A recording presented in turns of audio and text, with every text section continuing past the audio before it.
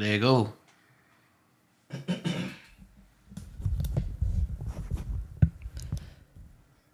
I think we got it. We should be good. I don't know. I don't know if till a nigga hop in here. Pause. Hold on. Test it out. See what's up.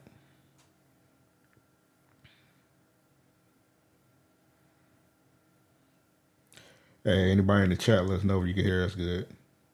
It's been a minute. This nigga forgot. That's how does it. Yeah. I say it sound good. What's good? All right. Oh, let me just share it.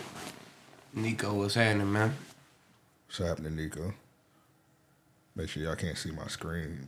Y'all don't see no porn or nothing. Man, boy, I had a crazy experience with that. With what, nigga? So, you know, I keep the multiple tabs open. Yeah. Well, I try not to look at that shit on my phone, but I've No, I wasn't on my phone. I was on my laptop one day. Oh, okay. And I got called away. I had to make a move, like, instantly, right? Yeah. Nigga, the whole screen was tabbed up. You know what I mean? Mm-hmm. So somebody ended up coming back to the crib or whatever, and like I was looking for something for them, and it was like two of my homies, and my computer was asleep. Man, that bit woke up. Nigga, it was so much porn on the fucking computer. Nigga said, "Oh, that's what you was in here doing." Damn. Bruh, the shit was tabbed up, dog. Hey, let us know if we like lag or anything. We decent because I haven't done this shit in a minute, so I might could be a little iffy with it. I'm gonna be honest. If a nigga see me looking at this shit, I'll be like, all right, we all look at that shit. You know what I'm saying? I'm a grown ass man. Like, I'm a grown ass man, dog. it is what it is. But 30 tabs is a bit excessive. You know what I'm saying? Like, yeah. Only time I think, yeah. The nigga, I let this nigga hold my phone. yeah. Old dude, and this chick, she had sent me some pictures, and I let him look at Instagram, and I don't know what he was doing, but he was like in my photos. Oh no, he actually hit the upload the photos, Yeah. so you can see the gallery. And he was like, I don't know what I hit, and he handed me my phone, and it was her, and I was like, well, old nigga.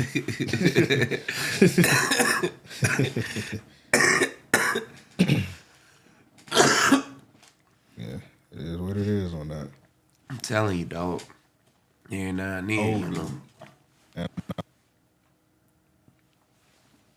Hold on, y'all have to give me a second. I'm just trying to figure this shit out. I haven't done it in a little bit, so I probably need to do a next time. I need to get like an intro so I can do this like behind the scenes before we actually go live. I'm telling you, man, something.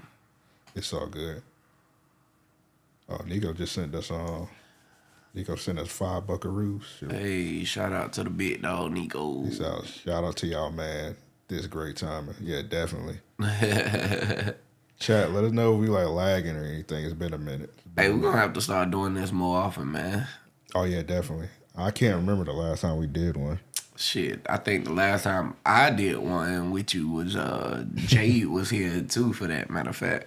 Nah, she was like on the third one. We did one after that. Okay. Yeah. Do you want to talk about that real quick? Ain't really much to talk about. It was just the shit was funny because it came out of nowhere, man. Like, she just turned up quick. Like, yeah, I think it like struck a nerve with her probably. Boy, I mean, did it, my nigga. Nigga said men are the prize and she lost it. I wish she would have attacked your ass instead of me. Yeah, I was the one that said it. And she jumped on me. I was like, hold up, dog. Man, you the one that, man. Let's be honest, dog. You like to debate. Yeah, 100%. I think everybody knows this by now. I could debate whether or not a fucking you know, a fucking seashell is a mollusk or some shit. You know what I'm saying? Like, You love to debate. Because you ain't just do that on, you did it in the Jade episode. yeah. You done did it on the Leah episode. Yeah, I debate all these hoes. You know who else you did it on, and I had to tell you, like, hey, bro, relax a little bit. Who that? You remember when Brooklyn was on? Brooklyn. The dark skinned chick. I think I remember who you talking about. I remember who you talking about. Yeah. I was wilding on that one. Yeah, he was wilding on that one. I had to tell you, like, hey, bro, let her talk. Oh damn. Man, you was I drinking? Yeah, you drink most of the time. Yeah, well that's my issue. Matter of fact, I got some Hennessy White in here. Oh, this nigga balling, bro. Ain't Hennessy White like $100 a bottle? Yeah. This nigga, man. Nigga, bro, that shit $100. I'm gonna tell you what, man. Like I realized, so Hennessy might be my new drink of choice. Really? Really, dog. Like for one, like I said, on the regular hen dog, I don't ever have a hangover, right? Mm. But on the Hennessy White, bruh, I said, you want a little sweet? This shit so smooth, bruh. It's ridiculous. I done had Hennessy White before. I'm good. Bruh, this shit so smooth. I really want to drink this shit out the bottle. Well, I'm about to go get me a cup real quick. I ain't sharing it with you, so you go ahead. I mean, I started to, but I might have to, put this on the hoe. I'm about to say, I feel like you'd be wasting a cup. You sharing it? You about to drink it with somebody else eventually? I mean, I'm waiting to see what this chick talking about tonight. Oh, okay. Yeah, go ahead and share it, bro. You know what I'm saying? Really, that's about how much a nigga need before like you go out. I'm telling you. Yeah, you need about that. I started my day with a honey pack. All right, bro. This nigga is sick of it, That nigga put a honey back on a chicken biscuit. I do need to try that one day. Well, the honey pack, it ain't really like flavorful though. That shit tastes terrible. I got one. I just never had one. I mean, I just never used it. I never had to like use it. Yeah, my shit was sitting for a little while, and they got an expiration date on it because I done had it about a good little minute. I don't think so, man. I had mine probably like 2 months or some shit. I bet it was just in my book bag and shit. Shawty hit me this morning. This other chick was like, is this gonna be on YouTube? This only on Patreon, right? No, this on YouTube. Oh Lord. Hopefully she don't find this shit. Yeah, she had hit me and was like, come through this morning, and I said, cool. Nigga took that honey pack. I said, it's gonna be a good day. It's gonna be a good day. Early morning honey pack. That's crazy. Bro, it was actually insane. Nigga chased that bit with a monster. I took a blue chew before, but it didn't really do nothing because I apparently got to take like multiple of them. Oh, got you. I just had maybe 2 or 1. I ain't never tried the blue chew. See, like I say, I've taken the honey pack a couple times, and I just do that shit, so a nigga be Energizer Bunny in that bit, boy. Yeah. The bounce back crazy. Yeah, yeah, definitely in the morning, but I don't know, bro. Once you done, nigga, you be like, all right, bro, I got other shit to do. Trust, bro. With a boner, trust, bro. Nigga, I put a book in front of him like this. I had to take my ass home this morning. I say, shit, I'm finna go to sleep. I gotta let this blood flow calm down. Nigga got sleep on his back like a vampire like this. Hell no. That's crazy. No, I don't do the pack attack. I'll leave that to y'all niggas, man. That's y'all stuff right there. Yeah, man. Hey, look. One thing I've realized is I'm here for the experience. You know what I'm saying? We got one life to live, dog. So I'm finna take it. Yeah. Take it to the max. Yeah. Hey, niggas I think Paperwork Sam in there. We good? Like we lagging or what we looking like? We looking pristine? The sound quality good? Give us some feedback. I know the football game on. Who playing? Dallas and Seahawks playing? Yeah. Matter of fact, I need to check the score on that. You put a parlay in? Nah, man, I wanted to. I've been wanting to fuck with Prize Picks, dog. That shit seems like it's pretty straight. I wouldn't be shocked, nigga. Have you noticed like everybody got like a prize pick membership now? Yep. I mean, they little promotion or they gimmick, whatever it is, that shit going crazy. It's like you get all 6 of your bets, right? You get 25 times the 25 times the Appreciate that, Kojo. Yeah, everybody said we straight. So appreciate what's good, y'all, Joe? boys. What's good? Kojo, Brandon, what's good? But yeah, you get 25 times your winnings. So like the last time I did play a prize picks probably like once or twice. I think I put like $50 bets down. You know what I mean? And you can win like $12.50 off that shit. Nah, the game ain't over. It's actually 35-27. The fucking Cowboys are ass. 35-27? Yeah, man. The Cowboys are ass. Them niggas started out hot. Yeah, well, I think when I checked the score last, is Gino playing? Mm-hmm. When I checked the score last, which was probably not too long ago, that bit was like 28-20. They already left? Nah, that's crazy. Yeah, man. That's Dak. That's y'all quarterback. I don't know who in the chat. Well, shit, Cowboys fan. Cowboys just kicked the field goal, 30-35. Them boy, man, if they lose today, hang it up. Hang it up. Them niggas got a great record playing ass teams. The boys looking beatable. Everybody looking beatable this year. Everybody except for the Jaguars. Talk that shit, man. Let me see. Which one is the round of applause? Yeah. Shout out them Jags. Yeah. Yeah, boy. You going to the game? Not this one. Niggas gotta go to the Ravens game. Got to, for real. That's primetime Sunday. For real. Whatchamacallit, what's good, no man. Before Macaulay Culkin went down, that Bengals Monday night game. Yeah. That shit was set to be. Yeah, that was gonna be the one. Bro, that was set to be fire, bro. Yeah, I knew like Earl was about to come through. He canceled this shit once Macaulay Culkin with the injury. You don't need me. Joe Burrow, one of my favorite quarterbacks, honestly. Like I think that boy is spectacular, honestly. I fuck with Joe Burrow. I like Joe Burrow a lot, but it's just like nigga, he a fucking in the AFC. Yeah. Just like I like Patrick Mahomes a lot. But he in the fucking AFC, so it's like I can like him but so much. Right. Yeah. I feel like all the quarterbacks I like is in the AFC. I like Lamar too. I love Lamar. All in that fucking AFC, so it's like and every one of these niggas is in our way right now. I like CJ Stroud. Yeah. Hey, he been showing out too. Jesus.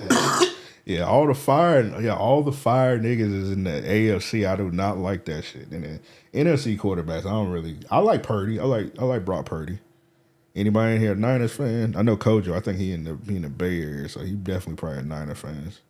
Oh yeah. He already talking shit. He said except for the Niners. Niners beat the fuck out of us, so I don't know. That might be one team that could beat us. Boy, the Niners, dog. The Niners. What sucked was they got all of their players back when they played us. Yeah.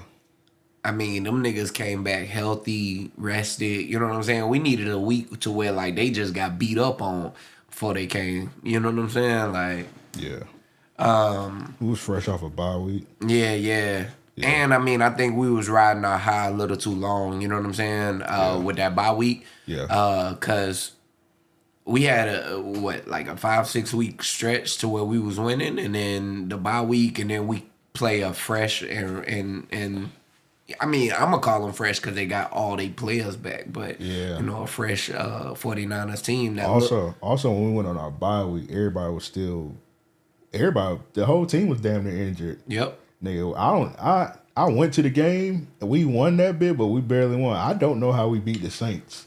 I think the Saints was just so ass. Yeah, but like everybody beat up fucking Trevor. His fucking knee was coming off the bone. Mm-hmm. I think the game after the Niners game was the one where he said his legs finally stopped hurting. So yeah. Hey man, it's looking good for them Jags, man. Yeah, I think that we going to the ship, man. Yeah, I'm just putting it out there. Yeah, we're going to the bowl, bro. We're going to the bowl. It's gonna be in what's that? I think Vegas. Mm-hmm. Vegas. Mm-hmm. Yeah. Shit, if all goes well, I might rob me a bank and go out there myself. Hey, I was watching this one dude. He's like and it's true. You get cheap ass hotels in Vegas for nice. All right.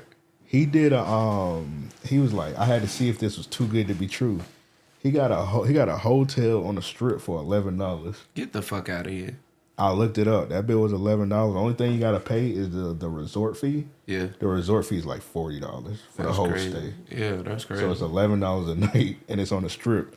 And he looked at it. He was funny because he was like, he had to put like a black light to check everything. He said, I gotta check this hotel. It's too good to be true. Straight up. He looked at it. He said it wasn't no bed bugs. It wasn't no skeet on the stick. It was something on the toilet. When he checked in the toilet, it was like some nut at the bottom of the toilet. That's funny as fuck. But I was like, hey, niggas not at the bottom of the toilet, so I don't know. So he's straight, bro.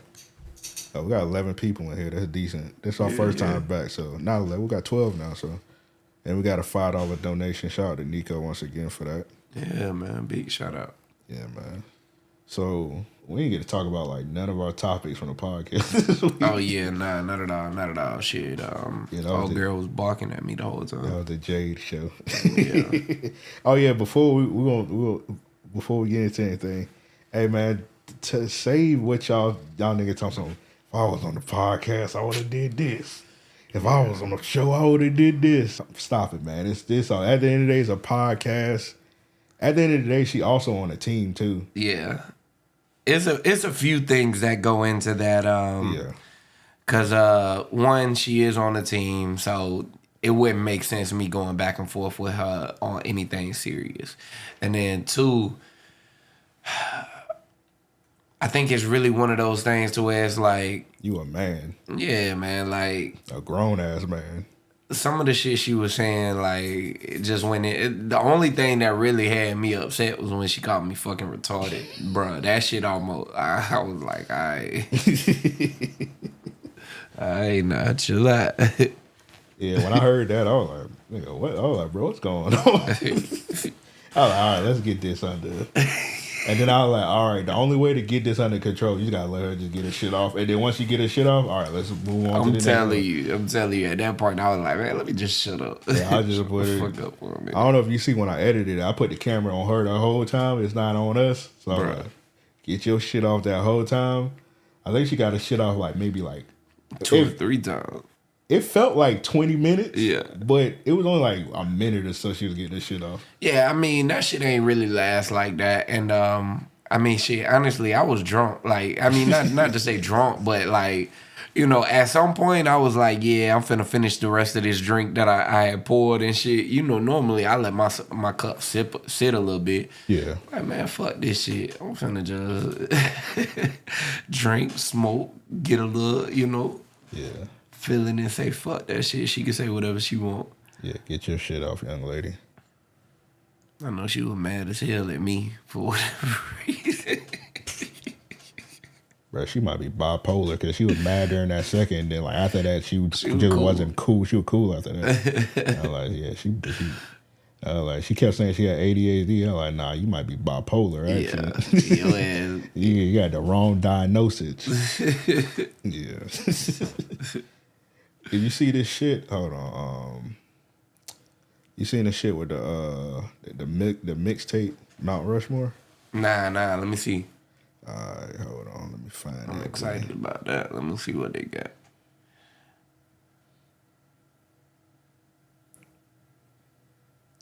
We gonna do 60 fucking miles. Bro, stop singing that song. I'm sorry, bro. That shit stuck in my head. These are some crazy pictures, bro. Yeah. These are the craziest pictures they could have used. Hold on. Putting 50 Cent on there is actually disrespectful. It should be all Southern artists. Like, what the fuck is 50 Cent doing? I think they put 50 Cent on here to like... That nigga got one mixtape that niggas even talk about. He got a couple mixtapes. He got like The Power of a Dollar.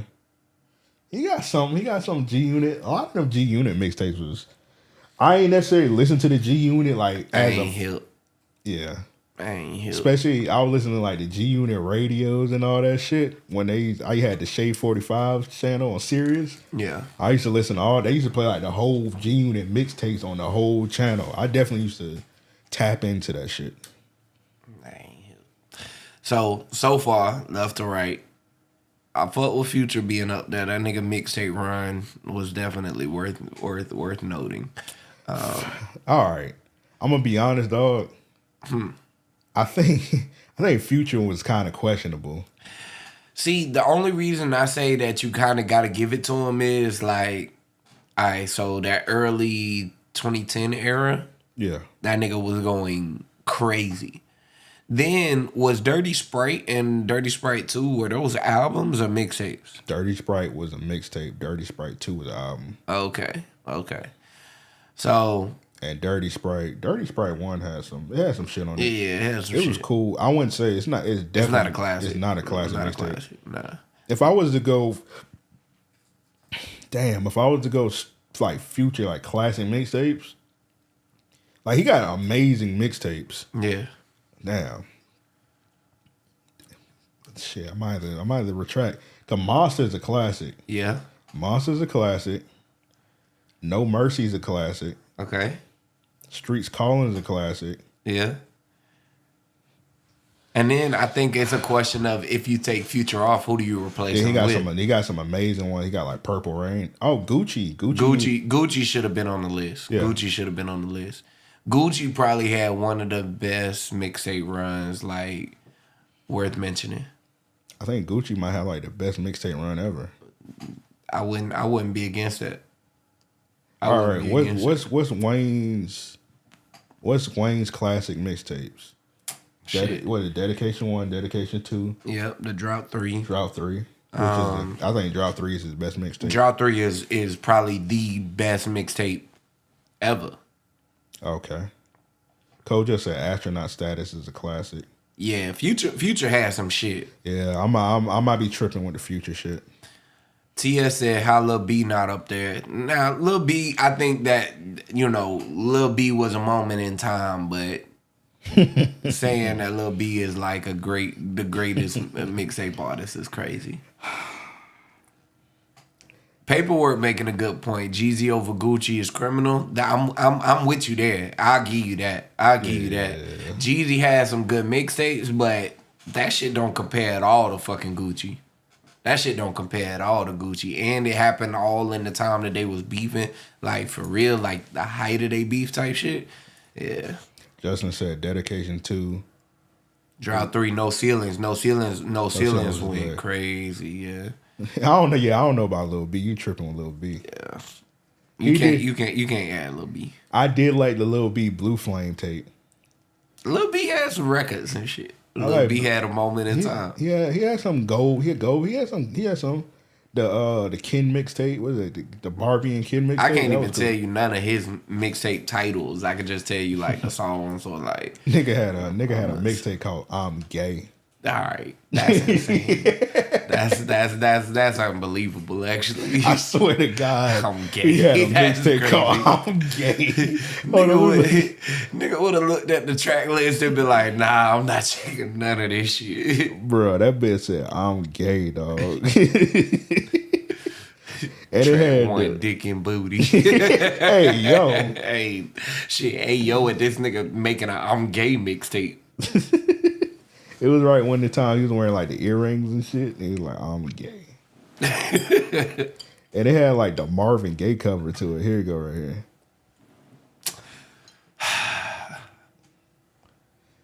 That bitch say I'm happy in question. Was Lil B a minstrel show? To a degree, yeah. Oh, I would say so. To a degree. Damn. To a degree, he was. Man. You gotta give him that. Hey, so I like Sexy Red music a lot.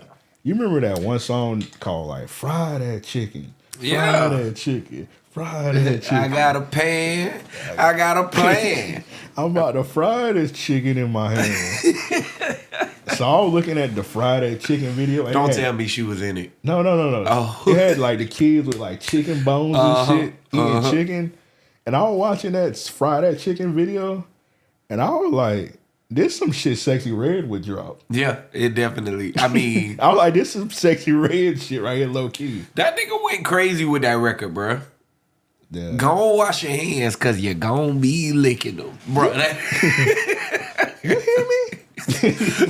That's one of my favorite. That's one of my favorite like parody songs, dog. Fry that chicken. Fry that chicken.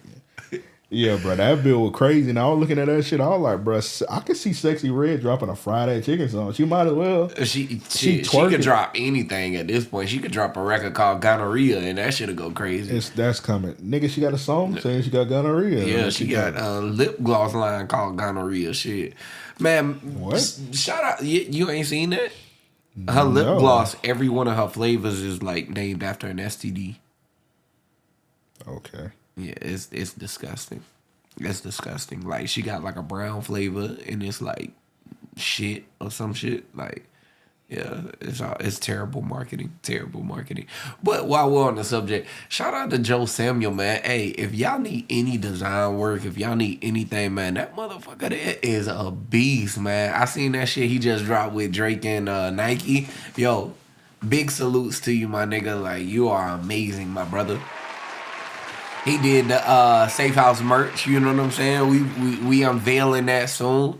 Yeah, I'm excited, but golly, man, I seen him photos today, and I was just like, this dude is incredible. He don't miss. Yeah, I'm telling you. Under pressure, he don't miss. I'm telling you. Salute on that, man. When you dropping the Safe House merch, I'm putting you under pressure. Man, putting you under the hot seat. I gotta order the shirts this week, so I'm gonna order the shirts this week. Try and get those expedited down here, and for shizzle. We're gonna try and get them. I want to get them pressed up before we like unveil them. You know, actually start showing them off to people and whatnot. But like I say, man, Joe went so crazy on the shirts that, man, it's actually tough for me to keep this shit under wraps. Oh, this nigga balling. This nigga saying ain't doing pre-orders. We doing. I mean, yeah, I'm trying to go. We putting them shits, letting them rip. You know what I'm saying? Straight out the fly, like, yo. All right, what else we got? You said it's not an RAOP store, it's Safe House. Yeah. So it's the Safe House. Set a fucking example. That's the acronym for safe. Set a fucking example. The goal with the Safe House is to be like a resource for creatives and you know, just people with a vision for the most part, man. Y'all know, like, I started doing the rugs, like, out of the apartment. Amp has been one of my biggest, like, supporters and all of that shit throughout this process. That nigga invested in me early on. When I said, hey, I want to do this, I want to expand on it, he was like, I bet, here's what we'll do, you know what I'm saying? So, to go from my apartment to the studio here to my garage to the store, you know, it's been a crazy journey. I think we're coming up on year 4 of me making rugs now. We're starting to expand into other things like we talked about. We're going to do the clothes ourselves. We're doing the 3D prints and shit, man. Just got a lot coming, but we're set to open January 6th. I'm busting my ass right now to try and get a lot of shit done. In the meantime, we just got everything for the store, like, aesthetic. So I'm going to be spending the next week or so building that out. And, man, I'm getting excited, honestly. I got a pan. I got a plan. I'm about to fry this chicken in my hand. do. Yeah, Safe House. That shit about to go up, man. I'm excited for it. Yeah, so Adam, it's going to be somewhat like an art center. It's going to be somewhat like a retail store. It's going to be somewhat like, you know, an event space. It's going to be a culmination of everything, though. Again, there's so much space in the building. It's actually unbelievable. We got 1,200 square feet inside, 5,000 square feet outside. So we just want to make sure that we're doing the most with it, doing as much as we can. We had Honcho So Thorough up there. He shot a video. That's I'm really excited to drop that soon. You know, I won't be dropping it, he will, but you know what I'm saying. Yeah. We produced the shit. we're gonna be doing some live performance kind of things out of the store. We're going to be hosting classes, teaching people the rug making, teaching people 3D printing, little stuff like that. But I'm excited about it all. I'm excited about the events. I'm excited about the merch that we drop. Like I'm super excited about the merch. I've been calling Joe and texting Joe like crazy, like shit. I'm surprised he don't block my ass. You know what I'm saying? One day I think I called this nigga at like 9:30 in the morning. I was like, "Hey, bruh, Leave me alone, nigga. I'm ready." Hey, yo. Pause. Calling a nigga 9 in the morning. Pause, man. I'm talking about the designs, man. Like I'm ready to get to work, man. Nah, man. That's crazy.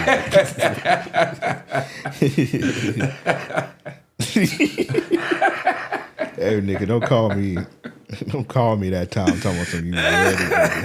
That nigga ain't answer, man. It's probably a good thing because that probably would have been a crazy start of a conversation. Yeah, bro. Good. Yeah, you did good, Joe. Don't answer this nigga, man. Yeah. Just seen a random woman just shaking her ass. Shit. Did you know the nigga Decam? Yeah, man. His little challenge been going crazy, man. I spent like 30 minutes watching that shit. That nigga going crazy. I was about to hit that nigga. I was like, bro, when you get that winner, bro, you need to unveil a winner at the podcast. I need to hit that nigga up. I'm telling you, hey, yeah, he might have just earned himself an interview. I'm like, hey, bro, look on announce the winner on our show, man. Yeah, he was going, yeah, bro. That's He going crazy with that shit. TS, man, it's crazy you even ask about that. TS just said, how bad is carjacking get jacks? They just stole a Fed car in DC. DC? Yeah, in DC. District of Columbia? I'm assuming so. I don't think it's the comics. Oh, well, you said DC, Duval County. Oh, so you mean like up there? He talking about jacks though. You don't really see niggas get Man, I don't think he talking about Jax. The nigga said Jax and then said DC. Oh, my fault. I didn't read the whole thing. That's my fault. I'm a jackass. So yeah, I was gonna say like the carjacking scene isn't like big here. Yeah, it's not. It's like non-existent. Man, yeah. I ain't gonna say it's non-existent. It just doesn't. It definitely ain't non-existent. We know that. Yeah, non-existent are crazy, but you just don't see niggas getting their carjacks. I talked to my brother today. Matter of fact, he holding his head. What happened? I talked to my brother today. He holding his head. You know, he gonna be gone for Christmas. Damn. What this nigga want, man? We got ignorant ass Eric calling. What's up, man? I want to battle Joe. I'm tagging Toe. Gay. But if I pulled a trade in Eric Snow, yeah, see, you ain't ready, boy. Hold on. You ain't ready, boy. Oh, let me connect this nigga to the Bluetooth. Hold on. I see you done started. Gun sort of bust short. But it's retarded, niggas. All right, bro. Don't be on our shit saying slurs, nigga. That word was used 13 million times on the podcast. Shut up, nigga. Yeah, we banned that word. Hey, look. Hey, this ain't no nigga finna call me retarded. I slap you. All right. I just woke up and I just woke up and I see y'all were live streaming. Hey, Joe, why do you have a different number every time? I need a new number. Man, fuck you, nigga. I was gonna call you today, but Amp thought I was gonna harass you. I wasn't. Bruh, this nigga. He was. He all right, be quiet for 1 second. This nigga listened to the episode with Jade. Right. He hit me up talking, laughing and giggling and shit. He talking what's Joe's number? I'm not telling you Joe's number.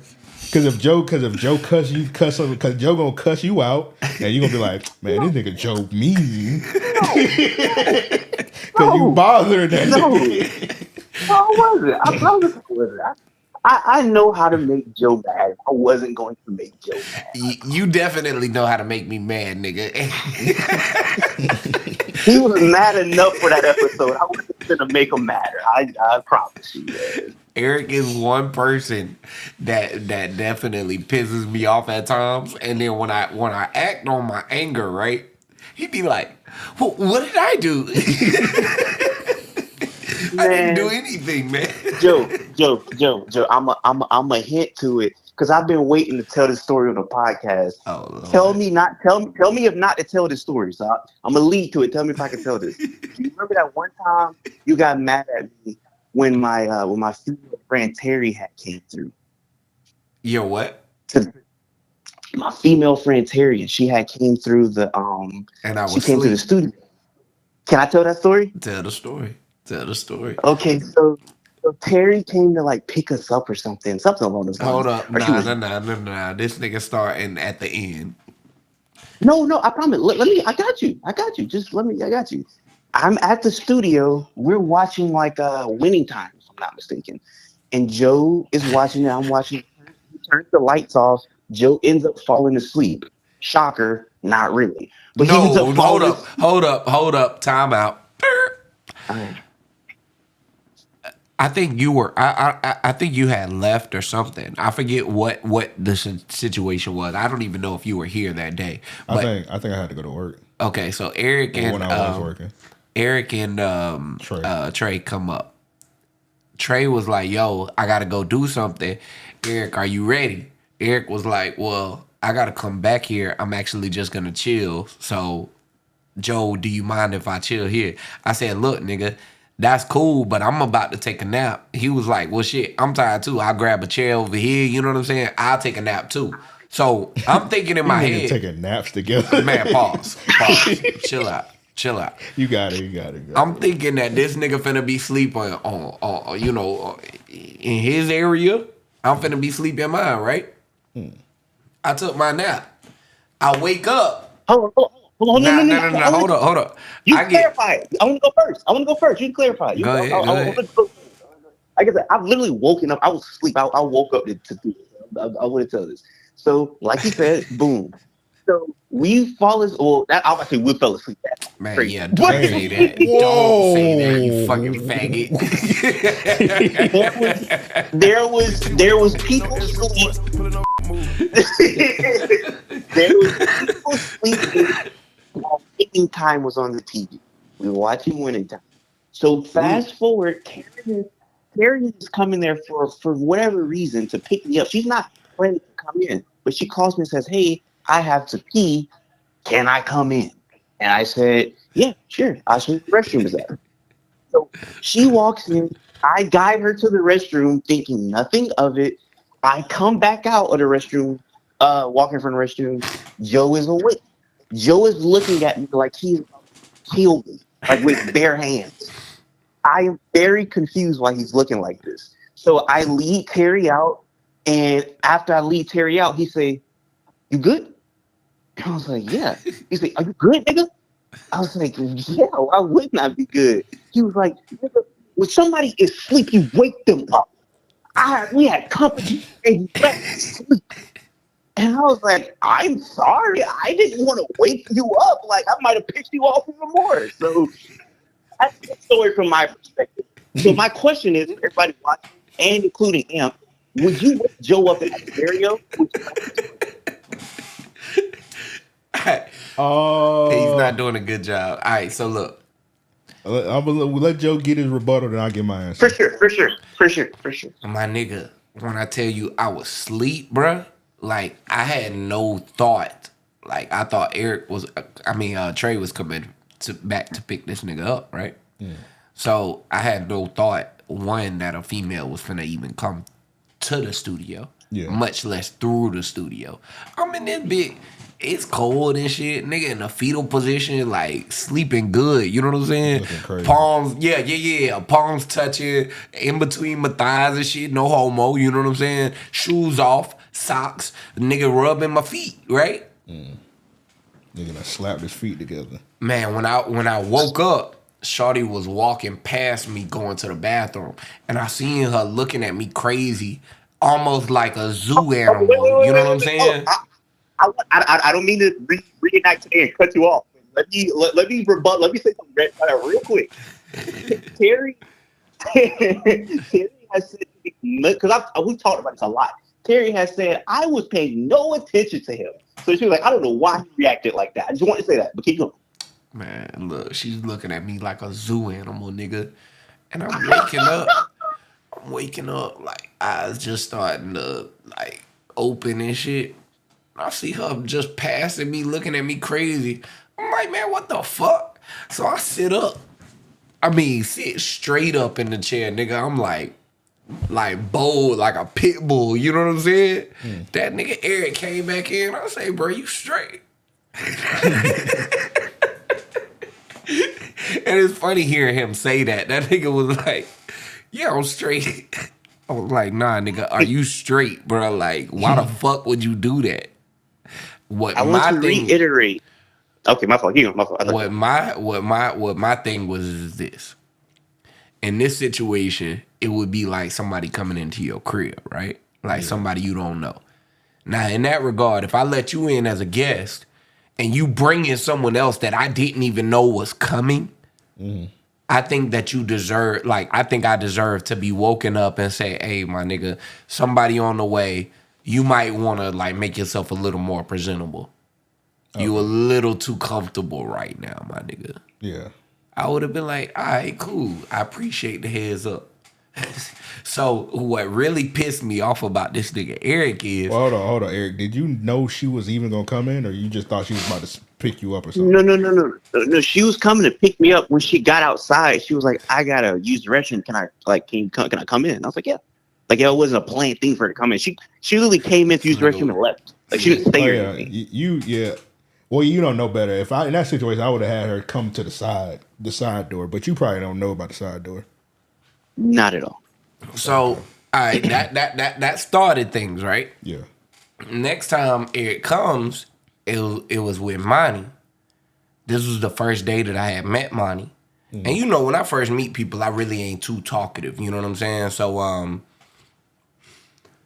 when Monty came in, I ain't really speak to her at all. Like, I don't think I said 2 words to her that entire day, right?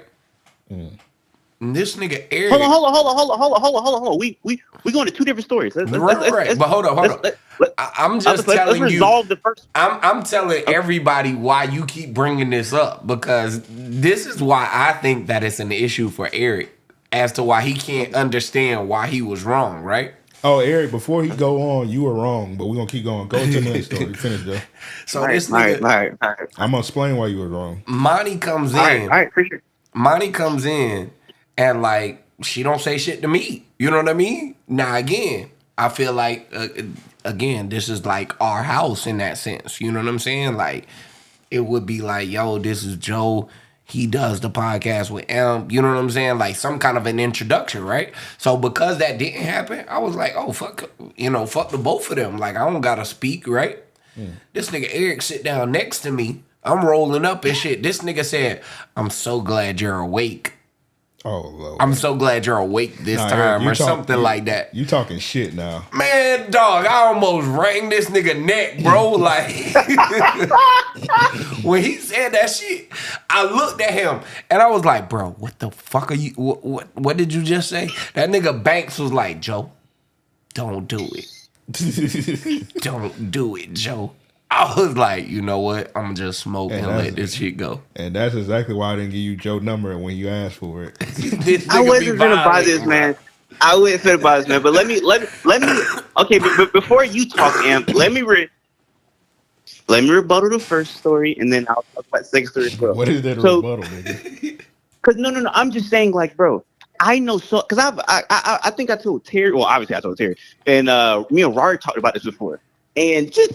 I know how certain people are. You ever wake a nigga up out of his sleep and that nigga, what the fuck you waking me? Like, nigga, you're mad you wake him up.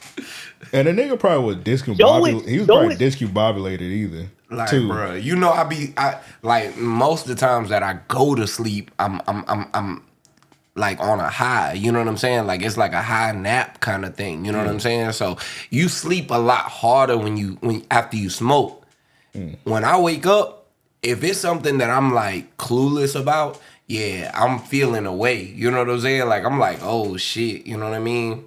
Yeah. See, look, I got you now for future references, but in my brain, I'm thinking, oh, it's Terry. Like, she just has used the restroom and the lights are off. You really can't see anything in there. And he's like in a very dim part of the studio where he sleep at. It's not like he's got a spotlight on this nigga, like, look at this sleeping ass nigga. Like, it wasn't like that. It was very dim. So I'm not thinking like nobody paying attention to him. And literally, me and her talked about this so many times. She's like, I don't know why he was tripping. I had to pee. I didn't care what, I wasn't looking at that nigga at all. So that wasn't going through my brain. But see, For I don't future give a fuck references, about I got her. you. It ain't got shit to I do with got you. her. I got you. And I said for future references, I got you. I'm saying that was what I was thinking. I was just like, I'm gonna take this girl to the restroom, take her back out. I was thinking about waking you up because I know certain niggas don't like to get woken up out their sleep. So I'm like, all right, I'm not, whatever. But now I know. Everybody different because it'll be another nigga in the same spot to be like, nigga, what the fuck you wake me up to tell me that for? You know what I'm saying? Like, nigga, it could be a nigga like that. So everybody different. So I didn't know.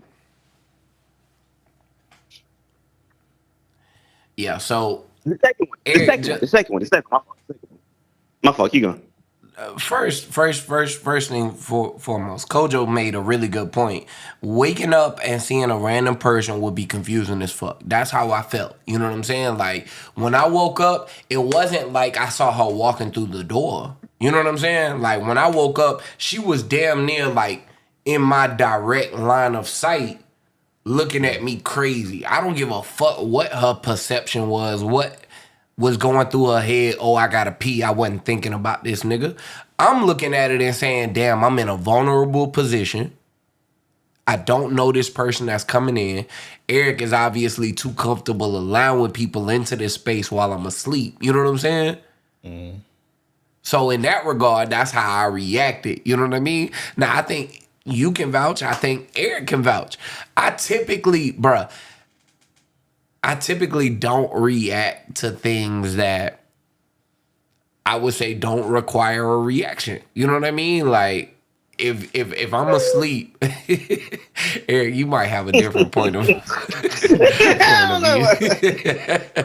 But if I'm asleep and I wake up and see someone I've never met a day in my life, you know what I'm saying?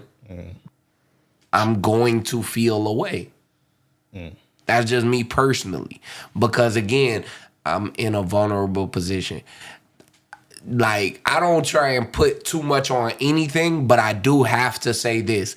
No one knows what niggas live like outside of the personal encounters, right?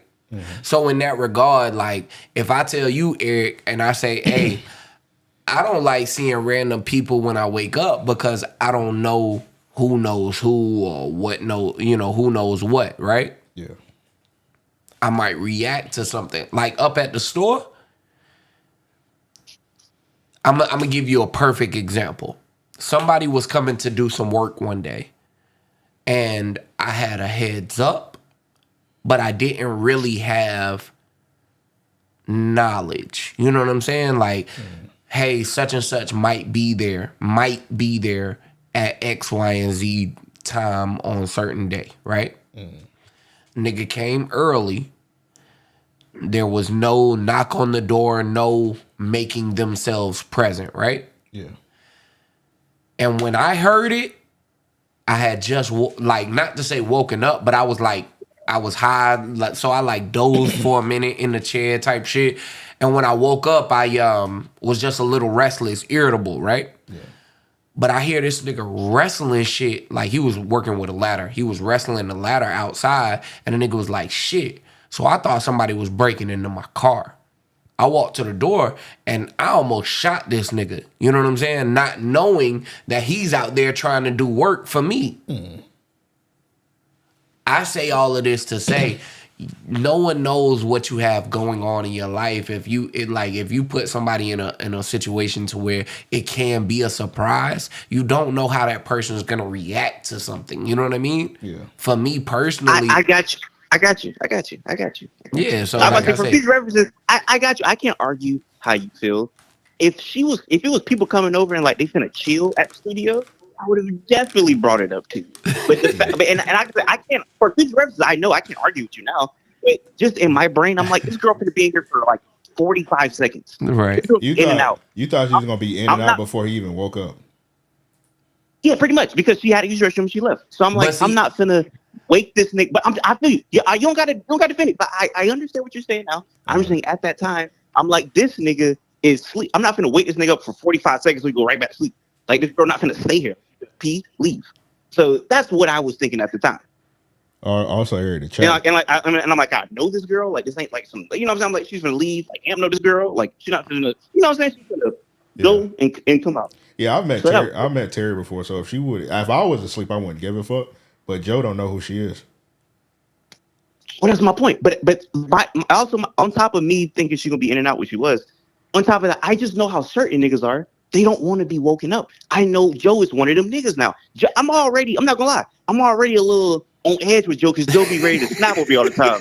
So I'm kind of like, I don't want to wake this nigga up and he snap on me for wait. That's what type of nigga Joe is to me. Like, I'll be real with you. So like, you gotta understand where I'm coming from. He said, Ike Turner. Look. Would I also be wrong if I woke him up and if Joe was like, nigga, what the fuck you woke me up for? Like, you see him sleeping over here. You know what I'm saying? Like, I had a long day. I'm like, oh, my fault, bro. You know what I'm saying? So it's just like, if people was coming over here to chill, I would have 100% be like, hey, it's people coming over, just so you know. Right. But I knew it was Terry. Amp know who Terry is. I know her very well. She finna be in and out. Like, I'm not finna bother this man for this. Hey, bro, somebody finna be here for 30 seconds. You know what I'm saying? Right. Let niggas sleep. Nah, trust. I can see it from your perspective, but at the same time, and I see it from yours too. I was gonna say you kind of got to take into consideration that I'm a good bit older than you are. You know what I mean? And I'm not trying to like stress the age to say you a kid, right? Nothing like that. But that was him. I'm saying it more so. You don't know that, but you're like a meme amongst people that I know, and like I have a lot of people. You said I'm a meme, nigga. Yeah, you a meme.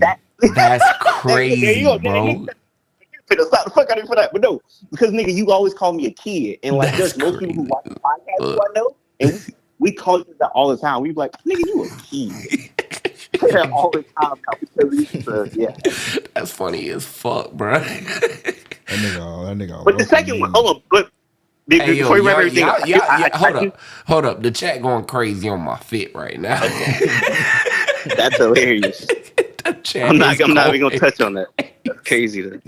Hey yo, fuck y'all niggas. Every one of y'all niggas. I'm not even gonna touch on that. That's crazy. I've been dying laughing since I seen Psychosis. Yeah, the garments are interesting. That's crazy. But hey man, look, the for one, thing, I got a fucking cold, man. This is the warmest. Like this vest, bro. This bitch come with a heater in it, nigga. I'm talking like 90 degrees. You know what I'm saying? And the heater in the studio stop in the red room, bro. That bitch do not come. Bruh. That bitch do not come back. Oh, yeah, y'all pass that. Room for sure.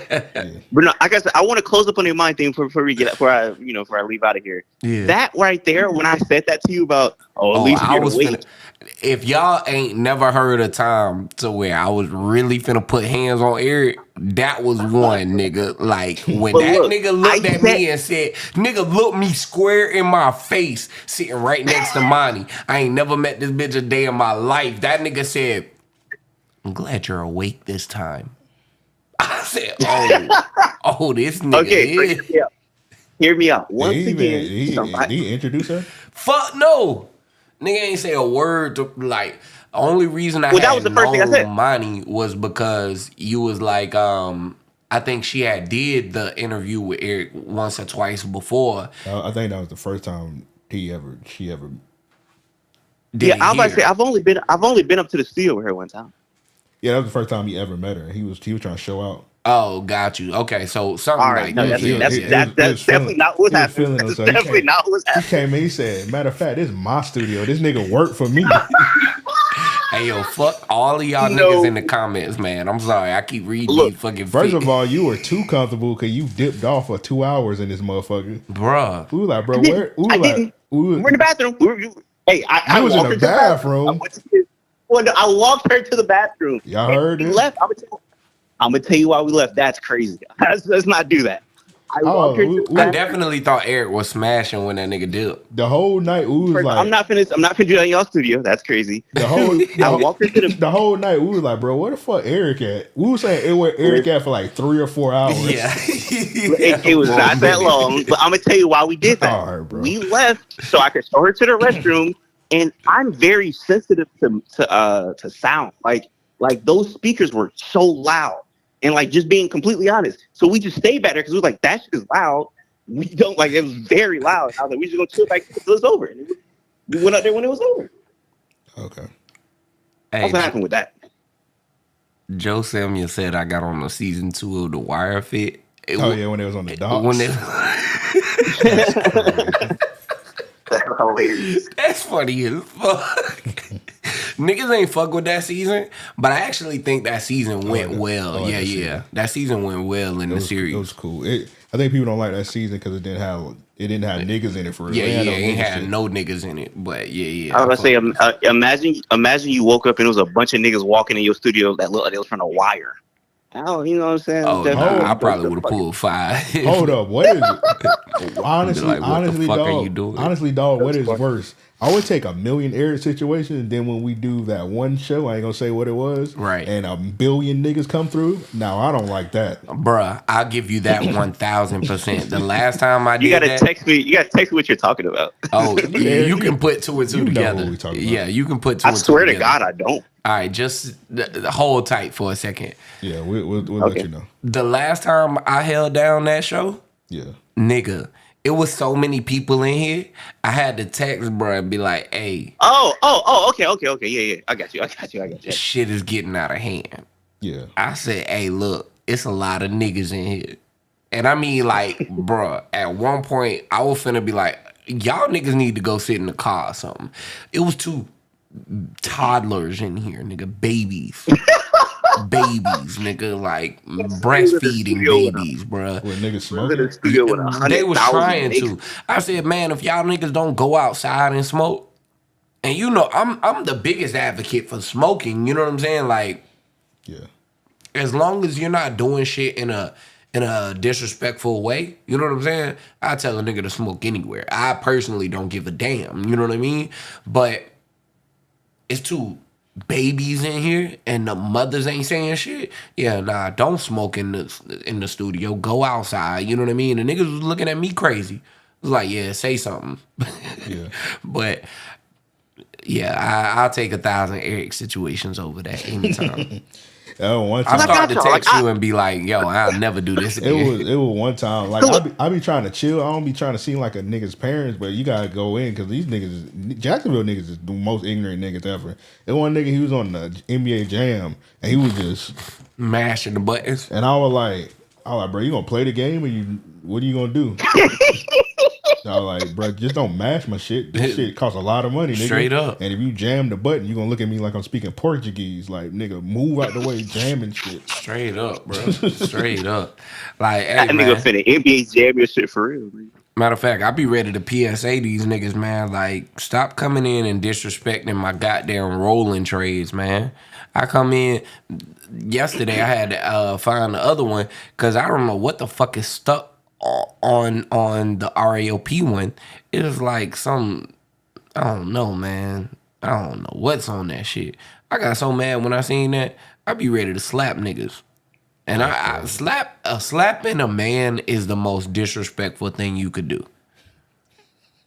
It's like 2 things: spitting in a man's face and slapping him. That's why I don't slap box. I be done killed a nigga.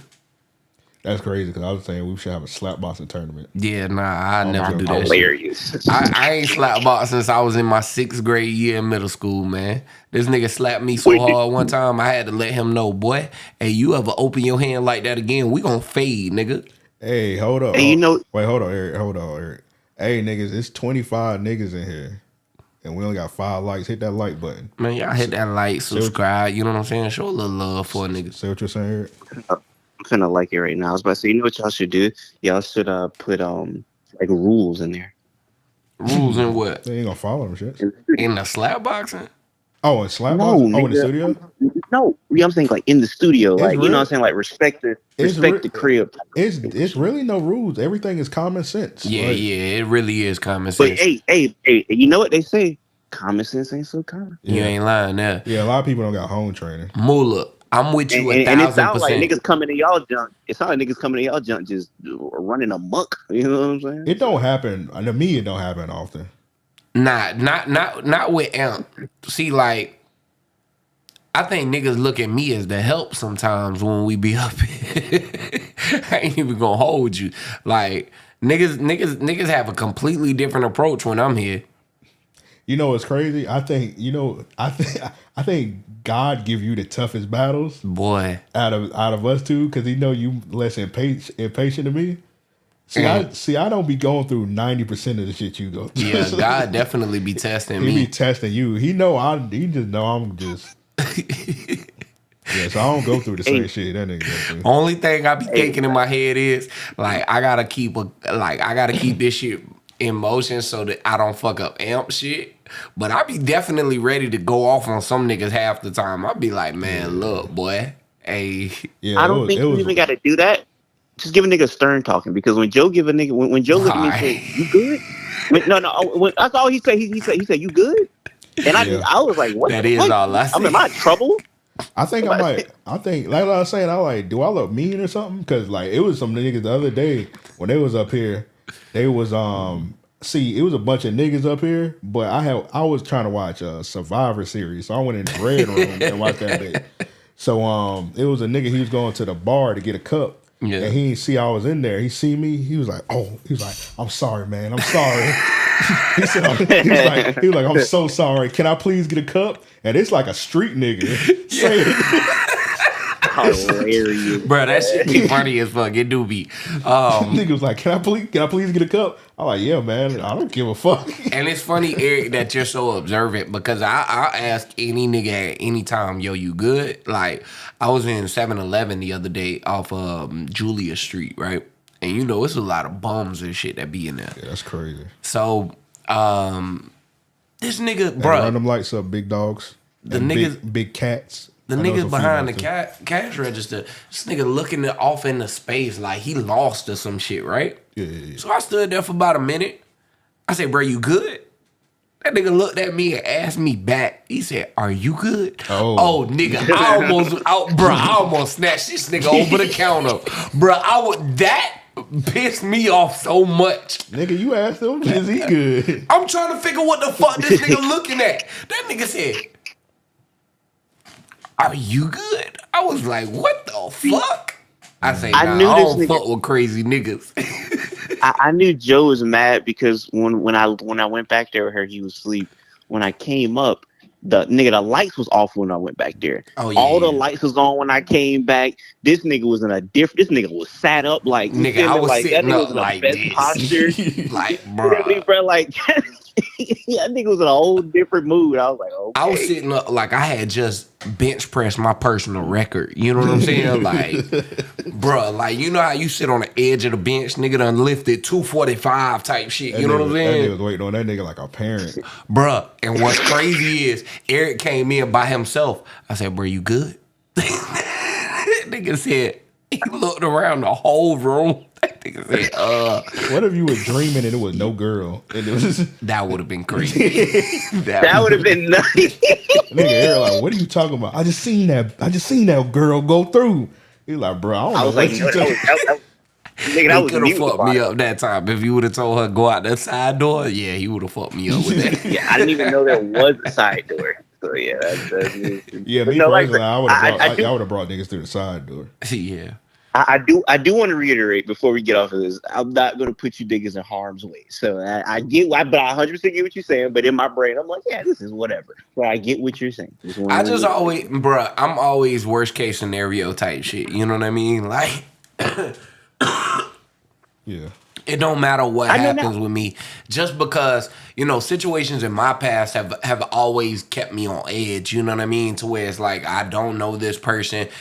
even though they might not have like bad intentions type shit, you know what I mean? We're in one of those situations to where anything could happen. You know what I'm saying? So, Also, when you sleep, bro, when you sleep, you kind of vulnerable, bruh. Nigga, like 3 weeks ago, I was in my apartment. I was sleeping on the couch. Fucking maintenance man just opened the door while I'm asleep. Yep. And he said, "Hey, you need to." He was like, he's like, "I was seeing if you was all right." Well, nigga, what you need to check on me for? Nah, nigga. Yeah, that would have got your ass killed, boy. I was like, bro, you better fucking nah. Nigga just came in that bitch. Fuck no. He was like, he's like, he was stuttering. Yeah. He was like, that nigga was trying to rob you, bro. I was like, bro, what you got going on, nigga? Yeah, that would have scared me. See, if I would have asked that nigga, you good? That nigga would have never came his ass back in there again. That might need to be a new thing to check somebody. Like, you good? You know, like straight up, I'm gonna tell you what. One reason why I asked that shit though, for real, is because it's like a temperature check. You know what I mean? Like, no matter what situation you in, if you see a nigga looking confused, are you good? Shit, you should have asked. You should have asked Jade that.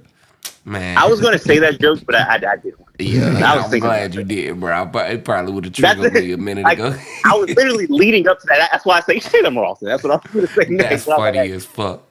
Man, hey, Jay lost her goddamn mind on me that night. I can't even believe that shit. And I was trying to give her props and shit beforehand. Shawty just went ballistic on my ass. Hey, as a viewer, can I make a suggestion random as a podcast? Go ahead. Talk to me. I never want to hear y'all in my life talk about our men the prize ever again. I feel that should be a banned topic. That should never be a topic ever again. It was never supposed to happen. It was kind of not. Yeah. Well, that was my fault. The love for the debate. I'm the one said it. I didn't. I'm the one jokingly said it. Jokingly said it. I ain't thinking. Yeah, but I stood on that shit when you said it. I was like, fuck it. Yeah. I knew it was going to go down a dark path. When Joe did the old lock analogy, I was like, "Oh, it's gonna go down a bad path." Yeah, you gotta retire that. Oh, bro, that was such a good analogy, though. That's such a good analogy. That's your Hakeem Dream, Hakeem Dream shit. Yeah, you done use that bit. You done spam that shit. You done spam that bit, bro. You know, hey, bro, go ahead and retire that shit. A good lock. That bit worked for one key. You know what I'm saying? I knew it was off the rails when this nigga Joe said, "What do you bring to the table?" And he was dead serious. Yeah. Cause shit, I was like, "You a hoe, so what do you got for a nigga?" Nigga said, "You want to know? You want to know why y'all argue? You want to know why y'all argue? I talked to because speaking of, so you know the girl that I'm talking about that brought through the girl that I brought through to go use the restroom." She on y'all Patreon, Joe, which is funny enough. Are you serious? That's funny as fuck.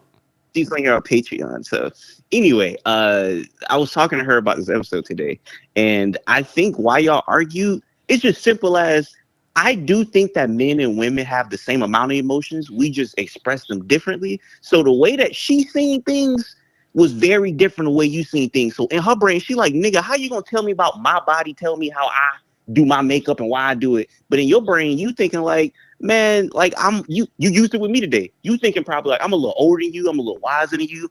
Like I done seen the block. I've been around the block a couple times. I know these things. So it was you know how people say like, that was like an unmovable object versus the unstoppable force. None of y'all was finna like let up on y'all argument at all. Well, here's the thing that I think that people just like genuinely have to accept. There's not a single person that tells you, hey, I do this for me. And it's just solely for me. My nigga, I might get dressed as fresh as can be, right? And in that moment, it might make me feel the best, right? But you know what that added initiative is? Damn, these hoes gonna love that shit. You know what I'm saying? The better I look, the more women react to it. Yeah. The more women react to it, the better I feel. You get what I'm saying? Yeah. And so check me out. Go ahead. I was about to say, I don't mean to cut you off, but this is literally perfect what I was talking about, how I feel like we just express our emotions differently from men and women. I'm a firm believer that women be doing stuff for dudes, but I think dudes do more stuff for women than women try to do for dudes. Like we try to impress the other sex way more than they try to impress the other sex. I'm a firm believer in Well, that. shit. So while That's the we bottom. always thinking that, That's the bottom line of men. Yeah. Like, that's my think point. this. But I don't think women are doing that as much as we are doing. Yeah, No. You're right. Yeah, Think this. That's the only point she had though when she said men are sex driven. Yeah, definitely. Because women will go to the club, they'll go to the club with the most shortest shit on, and they don't want to dance with one nigga that whole night and just dance with their homegirls. Men will put themselves in a position to where they could like, nigga. A man will rise himself to power just to get some pussy. You get what I'm saying? Yeah. It's like, oh shit, I need to make money. I need to get a nice car. I need to, you know what I'm saying, get a good job. Whatever it is that I think women are gonna respond to, men use that as motivation. And though it's for themselves, you get what I'm saying? It's just as much for the end goal, which is my pleasure. That goes both ways. That's all I was getting at. Like, yo, can't no woman tell me, hey, I do these twerking videos for myself. I go into the gym, I put on the least amount of clothes, and then every angle that I do shows my ass off because I'm trying to inspire the next bitch. No, you don't even like the next bitch. Her only You argument doing it because, huh? Her only argument was about the makeup because she did say girls be getting BBLs for dudes. Man, nigga, to be fair, she was projecting about that fucking makeup. I don't even want to talk about that shit because that shit came out of nowhere. No one even brought up makeup. No one even brought up makeup. She must have had an argument or some shit that day. Yeah, like she pulled that shit out of nowhere. After she called you retarded, she was sounding like she was about to cry. Yeah. That's another reason why niggas eased up on her. I was like, this, she about to cry. That's why I was like, I'm finna let all of this shit go. my two favorite parts of the episodes were Amp. My three favorite parts. One, Amp tried to de-escalate it, and he looked at Joe and said, you know, when she called you retarded, she said everybody's a little retarded. Like that. And I was like, nah, I ain't hearing that shit.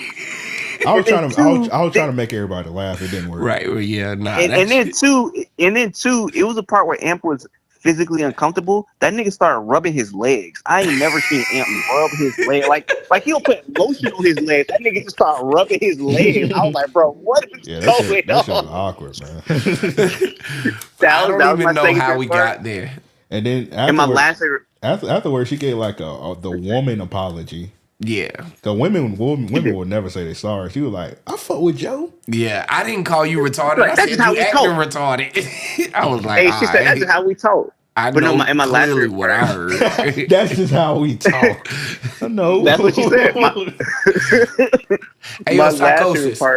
Here's the thing. I think that the whole lock analogy is a perfect analogy. It's just one of those things to where it is very misogynistic. No one, men or women, no one wants to hear that stupid shit. You know what I'm saying? But I use it with hoes. That's the only time I've ever brought it up. I use it with hoes just to say this. You're trying to act like you have so much value. And at the end of the day, it does not take much for your lock to be open. You get what I'm saying? So in that regard, what I'm getting at is if we had to, if we're going to do this on a you and I basis, then men are the prize in the sense that, hey, I have the key to unlock anything. You know what I'm saying? A woman, it takes a lot more in a sense for a woman to appeal to a man. You know what I'm saying? You gotta have a body. You gotta be pretty to some degree, which is the whole makeup thing. And that's another reason why I think it kind of struck a nerve, because I don't even think she wanted to do half of the shit that she's doing. You know what I'm saying? She's a proud hoe, but at the same time, I think she understands she has more value as a woman than she does as a hoe. You get what I mean? And in that regard, you spend so much time doing X, Y, and Z for these niggas to fuck. You know what I'm saying? For these niggas to fly you out, for these niggas to do whatever. When at the end of the day, you want something completely different than what you're getting. Yeah. And I was about to say, I just quickly want to say my last favorite part is when she said, nigga, who the fuck is Eric? Bro, that shit was so funny because I was like, man, you know Eric. That was pretty good. He said, "Who the fuck is he?" I was like, you were literally on this nigga show. Hey, also, Free My Nigga just dropped for anybody that cares about that. You talking about Sexy Red? Yeah, she just dropped that song. I don't know how long you was listening. We was talking about Sexy Red earlier. You remember that? I just woke up. I woke up and called you. Okay, just quick recap also for the people just joining the chat. You niggas remember that song "Fry That Chicken"? Fry that chicken. Fry that chicken. Probably not. It's probably before your time. So it's definitely before Eric's time. That was like golden YouTube. It came out. That's the first ever video I ever seen on YouTube. It came out 2006. Bro, that shit was such a fucking phenomenal video. Nigga said that's before my time. Like I'm born in 2008. Nigga, what? Nigga? No, bruh. Like I'm saying it to say like. Back then, it wasn't like you could just scroll on Instagram, Facebook, or some shit and see a viral YouTube video. You know what I'm saying? Like that shit really had to grow legs. I think that bill was. I think they played it on BET one time. For real? Yeah, let's say that's crazy. I had a MySpace page, but it makes me think about that video to where the nigga was like, "You can't." He was like, "I went to Chick-fil-A the other day." Unforgivable. Unforgivable. Yeah, there you go. Yeah. Oh, that guy. Yeah. Yeah, that shit was amazing. But I was saying this, I wouldn't be shocked if Sexy Red make a Fry That Chicken song. Yeah, that's hilarious. Cause that's on par with what's you like? I hate my baby daddy or something like Free My Baby Daddy or whatever. Yeah. Why she dancing with her belly out in front of like? No, it was fuck my baby daddy. Now it's Free My Nigga. She Sexy Red, like I like her music. I enjoy like her rise to fame kind of thing. Yeah. Her as a person though, you know what I mean? Like what she's promoting, I can't support at all. I like that album. She be barefoot. I'm sorry. We used to call them women foot draggers. Like, yeah, nah. That's definitely an old person term. Bruh. Yeah, that sounds crazy. Dog, let me see a bitch in some flip-flops. Them some foot draggers.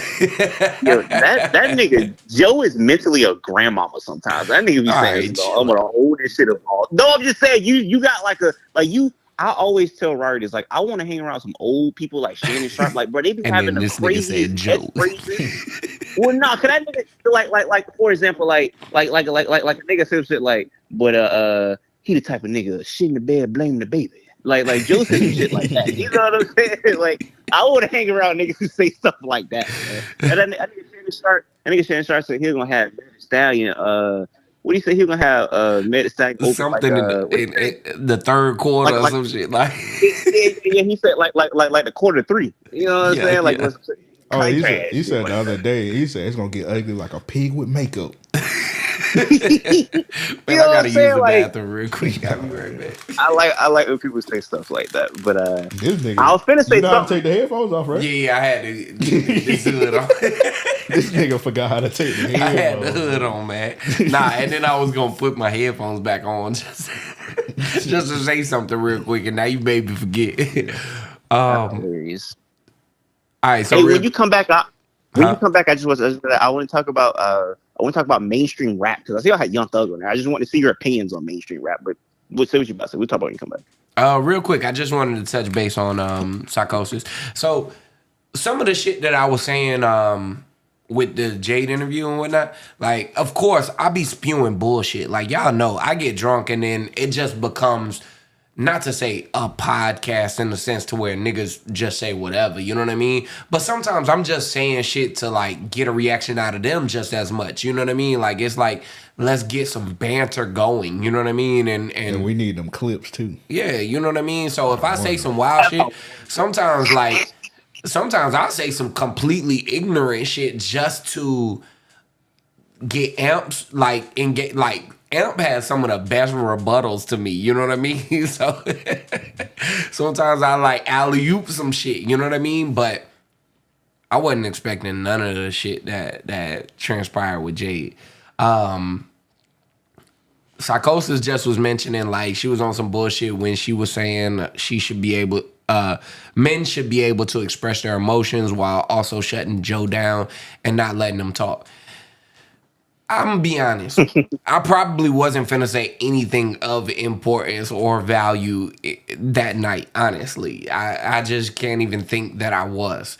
But that is a great point because that's what typically happens. And I don't think that is just from a woman's perspective. I think men do it as well. She made a really good point to where she was like, I think she said something along the lines of niggas will,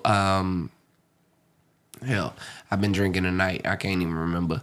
I think it was something along the lines of niggas turn up when women are being vulnerable or some shit like that. Maybe I saw that on an Instagram clip. I don't know. But it does happen both ways. I say it only to say everybody got their shit. But acting like, our shit don't stink is crazy. That's why, I be telling people, I ain't shit.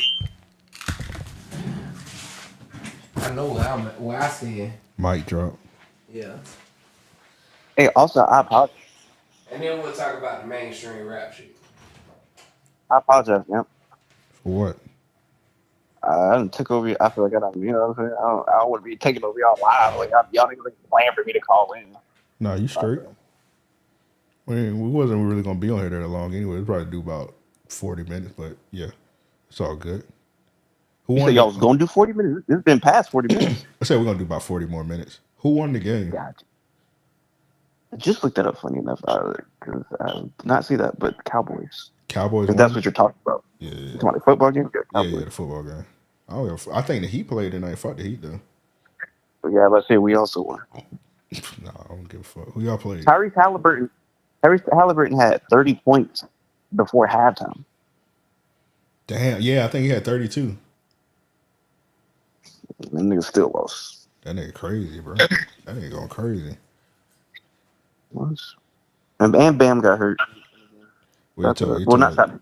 Do you say shout out to that? No, I was saying shout out to his winnings despite him getting hurt. Oh, it's a serious injury? I think it was like a wrist injury or something. Oh, damn, that's crazy. Real quick, hey, shout out to Nico. He donated $1.99. Eric, you should outdo him, bro. Send us $100. Send you $100? Yeah, send us $100. I should send you this 100 this nigga sent me to be in his movie. What? Bro, I got the most ignorant email. You're gay. What kind of movie this nigga asked you to be in? Bro, nigga emailed me and said he didn't say that. Let me find it real quick. I was talking to niggas in the chat. I'm just being ignorant. He said, "Hello, Eric. I have a 30-second voiceover script, then in parentheses, Floridian inspired. I'd like to commission the perfect voice to record after I come across your video." And he hold on, this nigga. Hold on, this nigga done locked himself out the studio. Hold on.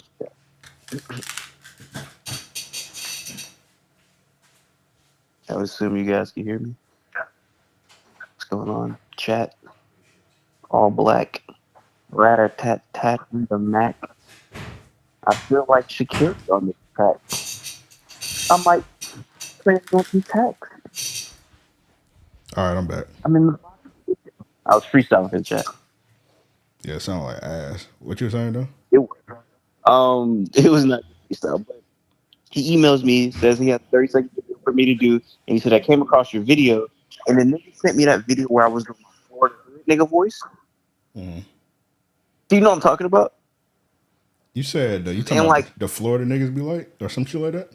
Yeah, and it's like something I did in high school, but it's like one of my highest viewed videos on YouTube, and I'm like talking like a Florida hood nigga. Yeah. And for whatever reason, that video is like a big video on my channel, and I guess that nigga like want me to like redo that video for like a voiceover in his movie. So and he paid. And he sent you $100. Yeah, he's gonna send me a script next week. That is ignorant. Ray, what you got? Just record that shit on the iPhone? I guess I might do it off of my microphone just to get good quality. That's insane, dog. Shout out to that. Eric said a nigga had paid him $100 to be in his OnlyFans. What? All right, that's not what happened. That's insane, bro. And you That's did? not what Yeah, he happened. did Man, it. shut up. And you believed it, nigga? Come on, I did it. No, that didn't happen. Nigga did that shit. I feel like I'm cooning it up though because I gotta do that voice. Nigga went to a Diddy party. That's hilarious. You feel me on that? I feel like I'm cooning it up because I gotta do that Do voice. I feel you on that? No, nigga. No, nigga. Nigga paid me $100 to talk like a Florida hood nigga because I got this video on YouTube where I'm like impersonating a Florida hood nigga when I was like in high school. By the way, when you could go on YouTube and like go to your analytics, like a video, and see like what did people type in to find this video, or a video where I'm impersonating a Florida hood nigga. People, it's like 17% people type in their YouTube search engine, nigga talking, Niggas, and I pop up. You just put niggas talking. No, not even nigga, just nigga talking. I pop up when you type that. Like, bro, come on, bro. Hold on. Let me see. Let me test it out. I would hope that don't pop up, but that's what you say when people be searching. Who is searching nigga talking? Crackers. That's a good point. My bad, y'all, for the sound. My phone connected to the soundboard, so y'all probably hear this. Nigga, cut your volume off. You can still hear him talk whenever I do that? Nico, I don't know what you're commenting on, but that is a crazy statement. He's spamming his Meek Mill joke. Bro, that is Coolin' like crazy. Coleman. That is. Hey, that nigga said you run it back for everybody to see. I put niggas talking and the nigga money video came up. Gang, gang, gang, fuck bitch, yeah, nigga, money, money, money, money, gang, gang, gang. Nigga, what is this? Money, oh my That is god, such a nigga, money, crazy money, video. fuck bitch, yeah, nigga, money, hi. Nigga, money, hi. Bro, is this like Indian, bro? What is that? Nigga, money, hi. Nigga dropped that Bro, shit. what? Nigga dropped that shit in response to A-Rap money, and bruh, I respect that shit. I respect that shit. Nigga money high. I Nigga can't money, even be nigga mad at money. that. He said nigga That money, is- nigga money. That is hilarious. Nigga needed a stripper in the video. Nigga money, that's funny. Nigga money, nigga money high. Nigga money. Nigga. That's funny. Nigga. That is my God. funny. Oh my god. That's funny as fuck. That might be one of the most ignorant videos I've ever seen in my Dog, life. that shit is so ignorant, Oh bro. my. Nigga money. Nigga money. Hold on, You let me- ever hey, I hold was about on. to say what happened to this nigga? What fuck? Oh, let me read this chat comment real quick. Oh, wait, hold on. Well, say what you was about to say first. Actually, say what you about to say first. I was just about to say what happened to Soy Chet? Remember him? Who? That was that nigga. Remember that nigga? 1, 2, 3, Oh, 4, 5, 6, 7. What happened to that I don't know nigga? what that is. I don't know. That nigga probably died of starvation. That's crazy. Yeah, okay, Joe knows what I'm talking about. And that's crazy. That's crazy. Joe knows what I'm talking about. And that's crazy. Yeah, this one went over my head. All right. That's crazy. Timberland co-signed that nigga, bro. He was like singing, counting to like 50 In the bro. trenches. Brad Yeah, was in bro. like the jungle. Bro. Yeah, That bro. nigga was in the middle of the. That nigga might have been in the middle of war, singing 1, 2, 3, 4, 5, 6, 7, 8, 9, He was in the 10. middle of Little Italy. Bro, you don't remember that? Bro? You don't remember that? Yo. I'm surprised you ain't see that. Amp don't see the ignorant shit. Amp just sees the ignorantly funny He see- shit. Nah, he see niggas getting beheaded in the middle of a wedding. Right. Shit Turn like that up. that. Yeah. Turn He that shit niggas up. see That's gore. crazy. Nigga, I seen a cartel. They had dropped a mixtape of them of their kills. That's crazy. Bro, you see You see how hype that nigga sound to say that, bro? I see yeah. big say that nigga Bro, hard saying. they had Raw 49 on that shit. All right. There's some Raw 49 music killing niggas. He like, that's that shit I like, mama.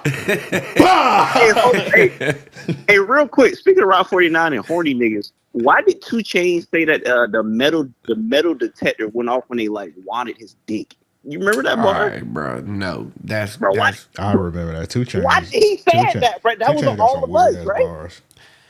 That was a crazy bar, bro. 2 Chainz is actually not that good. Like he's not a good rapper in any regard. He can be. I think he is. I mean, you're he can be. He can be. 2 Chainz. But 2 Chainz said he had marijuana in a Ziploc. You can hear him loud and clear. That's hard. That wasn't a good example, but yeah, he got some. He That's got. a bar. I think 2 Chainz can rap. 2 Chainz can rap. he You can like that, rap. Jay? You like that bar? He can rap, but he can't rap with rap niggas. I did hear. I listened to the Collie Grove too, and they got a song with Benny the Butcher.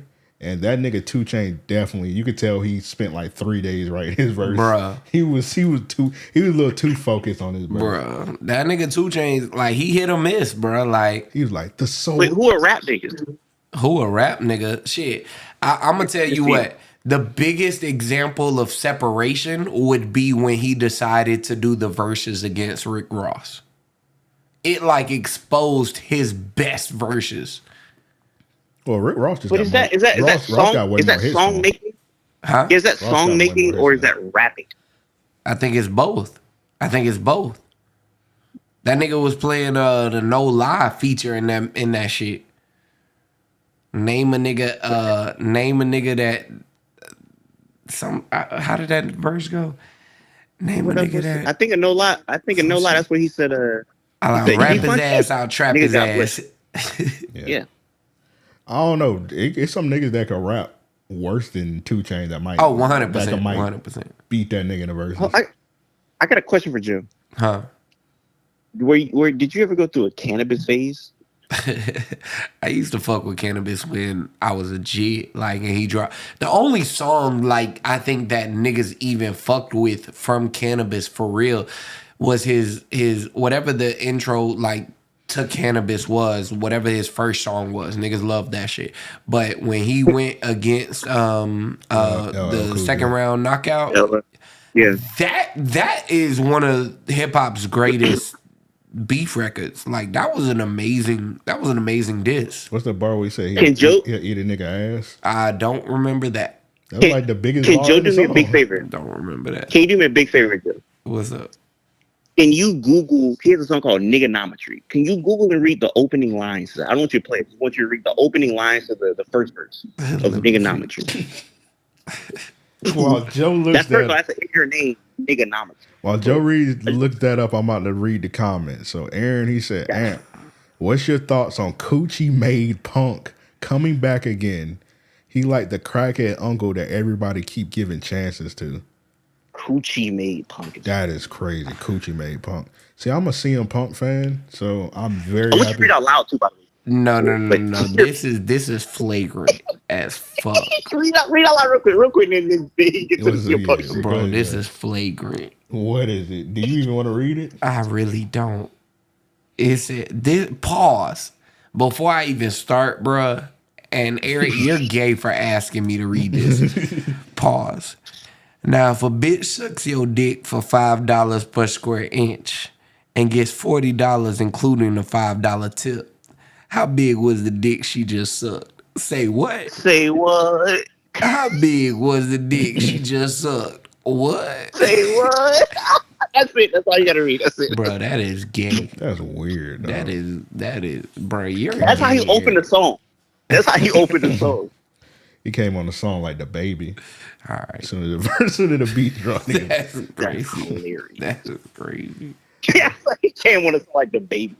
Hey, but yeah, it's real quick. CM Punk coming back to the WWE, man. I think it's an amazing moment. Mm-hmm. He did get a bunch of chances, but man, that man Triple H is very brilliant. You know, this time we're gonna make that money. We're gonna bury the hatchet what we had in the past. Fuck it, bro. Let's get this bread. And apparently CM Punk, he got like a behavioral clause too.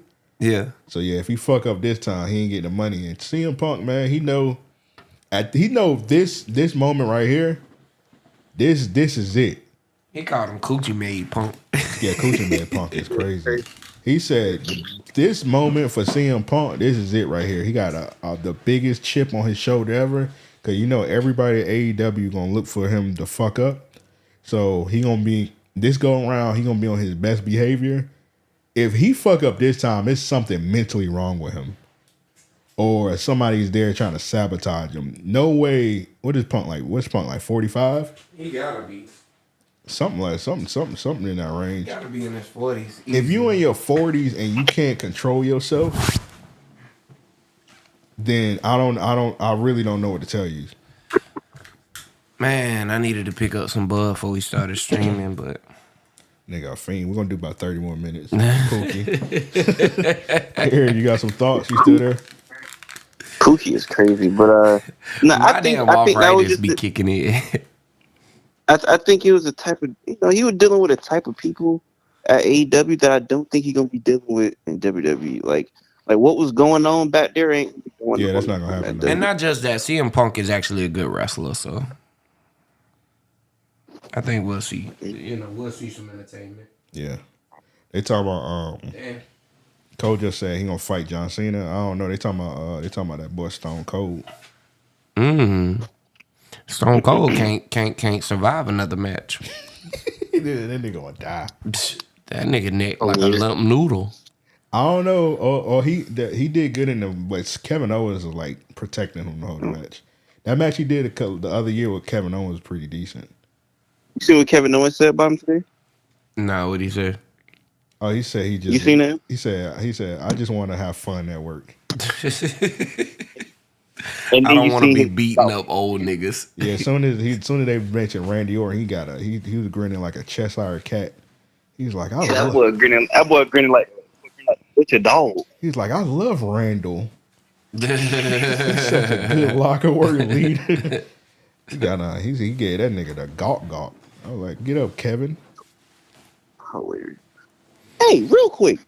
You know what I hate? What you The hate? dick riding, like the dick people saying dick riding, they overuse that so much. Like you can't support a nigga without you dick riding. It is the most annoying thing of all time. Like damn, that nigga just slid. Man, get off that nigga dick. It's like, damn, bro. I be ignoring that shit. That's something. Yeah, I was gonna say, like, if a nigga say that, they childish as fuck. Like, if you can't congratulate a nigga or, you know what I mean, like, give a nigga his praise, man, fuck you. I know y'all see that. I can't be the only one that be seeing niggas do that. I don't know. I don't be seeing that shit personally. Really? Yeah, I see that all the time. But I some just know. people do be on niggas' dicks though. Yeah. Now that I do not deny. Like, I be on Twitter. I got a burner account now, and I'll log on that shit and like I just see the viral posts or whatever, right? I don't follow nobody or no shit like that, but I'll see the viral posts and then I'll go into the comments and I be seeing niggas like legit dick riding, like asking questions on behalf of niggas that no one cares about. I'm like, yo, you might want to chill out, bro. Like a nigga post a picture of a chick and be like, he'll act like 5 niggas like, what y'all think? What you think about her? Yeah. Like, nigga, you need your daddy approval to fuck with her. Yeah, nigga, I ain't never seen that. That's crazy. I've seen that a couple of times. I've seen niggas, a woman go at a chick and a chick go at a dude and another nigga retweet something. Well, that's why he get more money than you. That's why I've seen shit like that. Yeah, that's why you got 5 kids and your baby daddy in prison. Yeah. Like, god damn, nigga did a hot tag for that nigga. Yeah, that's funny. See, I see the opposite. I see niggas saying people dick riding. Y'all be actually seeing them be riding. So yeah. I don't really see it. I don't be seeing literal meat. You said nigga, you seen literal meat. Literal meat. Yeah, niggas Almost literal. Niggas be dick riding for sure. And that shit, I definitely be like, hey, bro, you might want to go home and reconvene your thoughts. Hilarious. Eric Kojo said, who do you think is the best rookie receiver? Tank Dill, probably just because he's definitely having the most success. Who? Tank Dell for the Houston Texans, CJ Stroud. Another nigga that I hate in the AFC. So I would probably give it to him. I think that's kind of obvious. Yeah, that nigga. Yeah, that's fine. All right, Eric. We about to kick you off, nigga. We gotta finish this up.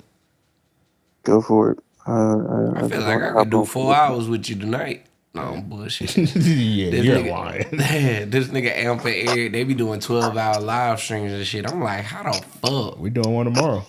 That's crazy. I might tap in. I ain't gonna be doing no fucking 12 hours, nigga. Half a day. Did y'all, Nobody That's does crazy, a bro. 12-hour live. That's thing. crazy, That's how- bro. did y'all Y'all talk niggas about that- Thug yet?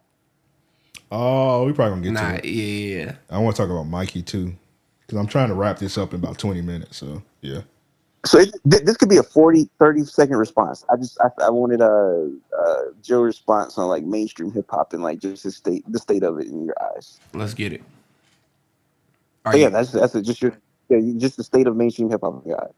I think that we're in a very stagnant place right now, just being honest, as far as mainstream hip hop. And I say that mainly because today it seems like that we're accepting anything like, prime example I would say is Sleazy World, like and I'm not saying that bruh makes bad music. I'm not saying bruh had a bad song or nothing like that, right? But he had a very popular song in like 6 months ago. Niggas was acting like he was finna be something, you know what I mean? You haven't heard shit. You probably won't hear shit from that nigga again. You know what I'm saying? I think that where female rap is today, like female rap is in a very lost place realistically, as far as there's no real front runner. You know what I'm saying? Like you can't even say Lotto is like leading the pack, or like I would put Cardi B in that same Nicki Minaj kind of bubble now, you know what I mean? But everyone under that, there is no clear leader, you know what I mean? I think that hip hop is just in a position to where we might see a shift soon. You know what I mean? Like when Soulja Boy came out and he started doing the whole Yule and all of that, and it became like a dance theme at that time, right? Now I think people are making quicker songs, shorter songs, so that it's more appealing for social media, right? So in that regard, I don't think that we're getting a lot of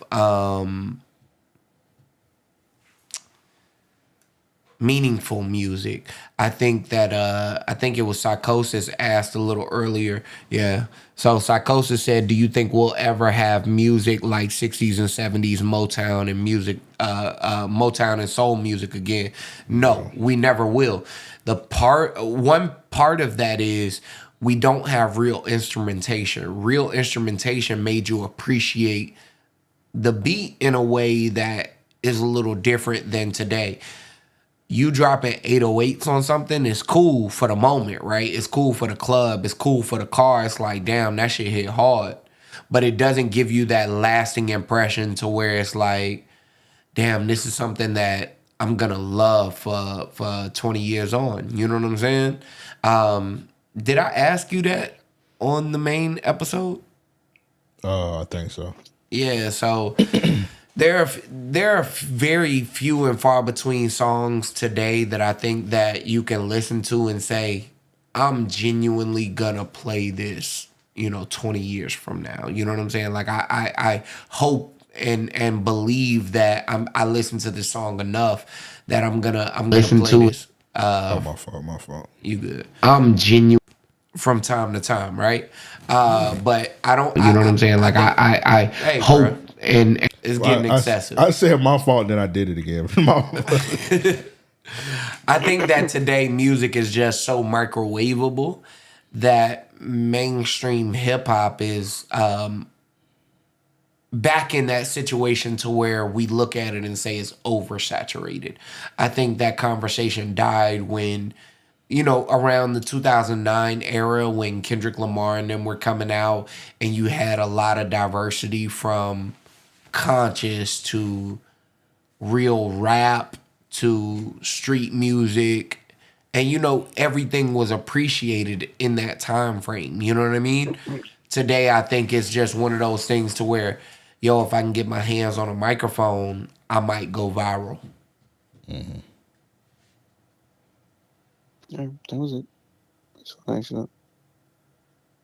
But I'm not the best. I feel like it's been that way. Like you talking about like microwavable. Mm-hmm. Yeah. It's been that way for a while, but I do think that Amir brought something good too. That when you said Sleazy World, he definitely has some snitching allegations, and it's not like the Boston Richie one where it's like unclear. Right. It's like that nigga snitched. That nigga definitely. So that fucked him up. But he did have a song. Didn't he have like a song like Lil Baby that was doing something, or there was what they was tried it? Or like Polo G. Yeah. That song was like undeniable. It could have been like a major hit, but like he got like them allegations. So here's something that I will say about hip hop today. We got to get away from the whole like every nigga's a street niggas kind of thing. Like even our OGs, we're seeing them come out today and be like, nah, this was just entertainment. Like real shit. You know what I'm saying? Yeah. So you looking to rappers to be this like hood hero that you thought they were, you're wildin'. It's only so many cases in history to where that's really been the case. Like Jeezy is one nigga I've always respected. I took Gucci's side during a beef, right?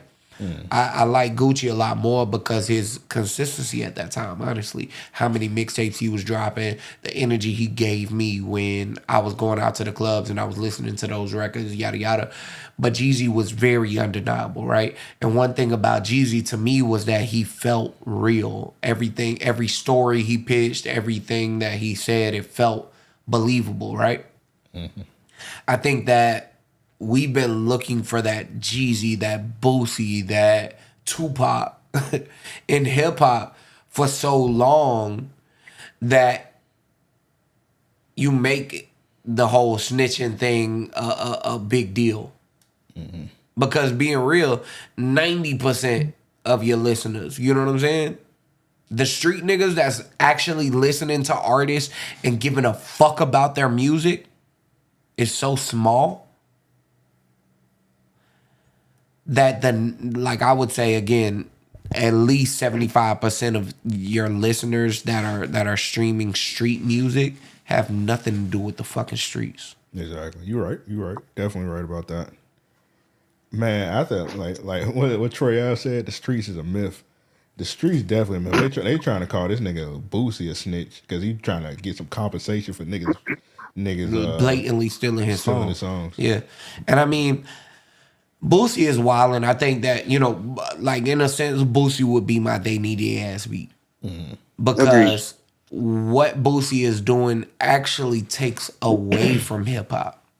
Mm. Like what he's doing today is really like, I saw a video today to where he was saying that he wants Rod Wave to use more of his music because of how he's streaming. But look at how big you're making after he get a percentage of it. Right. Okay. You're making this one situation so big. It's like, why the fuck would I ever, even if I was gonna continue to sample niggas' songs in the same way, why would I ever look to you to do it? You know what I mean? Exactly. Cause this is corny. Like Boosie is trying so hard in so many ways to stay relevant that it makes you feel like my idols are not niggas to look up to. You know what I'm saying? And I'm not saying Boosie my idol. I just want to make that clear. But again, like throughout time, there are probably like in history a handful of niggas that you would actually respect on how they move entirely, right? That's the problem in hip hop is we want to put everyone in your face at the same time. Yeah. It's 50 niggas that could all be legitimately like top stars. in the 90s and the 80s and shit like that, they used to limit it to where it was like one group was a clear front runner. One artist was a clear front runner. Yeah, Today it's it was like regions. Exactly. And you still had, again, a leader in every region. Yeah. And then you would name a region as the leader at that time. Today, you don't know who or where that could be. Just as big as Detroit is, Atlanta is always going to be as big. Florida has been as big. You know what I'm saying? So there's not really one breakout spot right now because everybody's neck and neck. We're doing everything at an even scale, more or less. You know what I'm saying? Yeah. So hip hop's like really weird right now just because we're trying to put on this street image with everyone and everything. That's why that little kid, the 60 Mile shit, that's why that little kid is even talked about in any way. Because he fits that vein, right? Yeah. But I feel like he's getting talked about badly. Yeah, it should be because he's fucking under 10 years old and he's rapping about running from police and stupid shit like that. And nutting in chicks' mouths. Yeah, when you showed me that video today, I couldn't believe it. But yeah, it's somebody clearly writing that shit, coaching that kid. And that's ignorance at its finest. You know what I mean? So I think that because hip hop is such like in a position to where it has to stay ever changing. Country hasn't changed in 60 years. They're still singing the same melodies. They're still singing to the same tempos, BPMs. You know what I'm saying? Hip hop has changed in that regard. Pop does not change. That's why I would say I don't know if the country fans. I don't know if the country fans would agree that country sound the same as it did 60 years ago. No, hear me out. I'm with you. But what I'm saying is, you listen to niggas today, right? And the tempo has to be at a certain speed in hip hop for it to be accepted by the general masses. It has to be, if I'm not mistaken, like around 100 BPM or something. You know what I'm saying? Like 114, some shit like that. Country might do a 60 BPM record to where it's a very slow melody. And it's still acceptable. Pop has the same essence, more or less, right? Hip hop is the only genre that has to follow a trend. And it's like, okay, dance music is doing well. Psychosis, you're right. Country did go more pop. But if you look today, you got a lot of black artists that are actually coming out into country and they're making more traditional country songs. Yeah. He not black, but you got Jelly Roll. He was making music with fucking 3 6 Mafia. And then switched it over. Now he's making country music. And I say that about all white rappers all the time. Oh, let's not. I'm not even gonna do that. Let's not do that today. I'm not gonna do it. Please. But Jelly Roll would be a perfect example for that. But what you call it? She's about to get in her country bag. K Michelle. K Michelle don't know what the fuck she want to do in life. Like much less music, but she might as well. It ain't like she about to blow up in R&B. Yeah, she never will. Yeah, you're absolutely right. God, dog. I'm just being honest. She damn near, if not 40 already. You can't pop after 40. I'm sorry. Not in R&B with the kind of music that she makes. Yeah, she make it like hood rat R&B. Exactly. And that's where I go back to saying we'll never, like Psychosis statement, we'll never get a 60s and 70s again because everybody in the black community wants to make young nigga music today. K Michelle got a song called I Hope Drake Loves Me. No, she doesn't. She does. If I Apple Music this and she actually, do you know how fucking stupid? Like she might have CTE. Hold on, let me find that, That's bro. hilarious. Bro, she got a song called "I Hope Drake Love Me," dog. I hope you're lying. The title might be off, but it's like "I hope Drake love me." Drake would love me. Drake would love me. That's Hilarious. insane, bruh. And it's actually a song. It's a song on the album. I want to look up the lyrics. I've heard the song. Yeah, she made VH1 R&B. I would be the apple of his eye. He would treat me like his grand prize trophy. Man, this bitch is stupid. Bro, she got an album. Bro, her last album called "I'm the Problem." Yeah, this bitch That's hilarious. She got an album called Damn, why am my squares just hitting all out of shit, man? Blank that shit.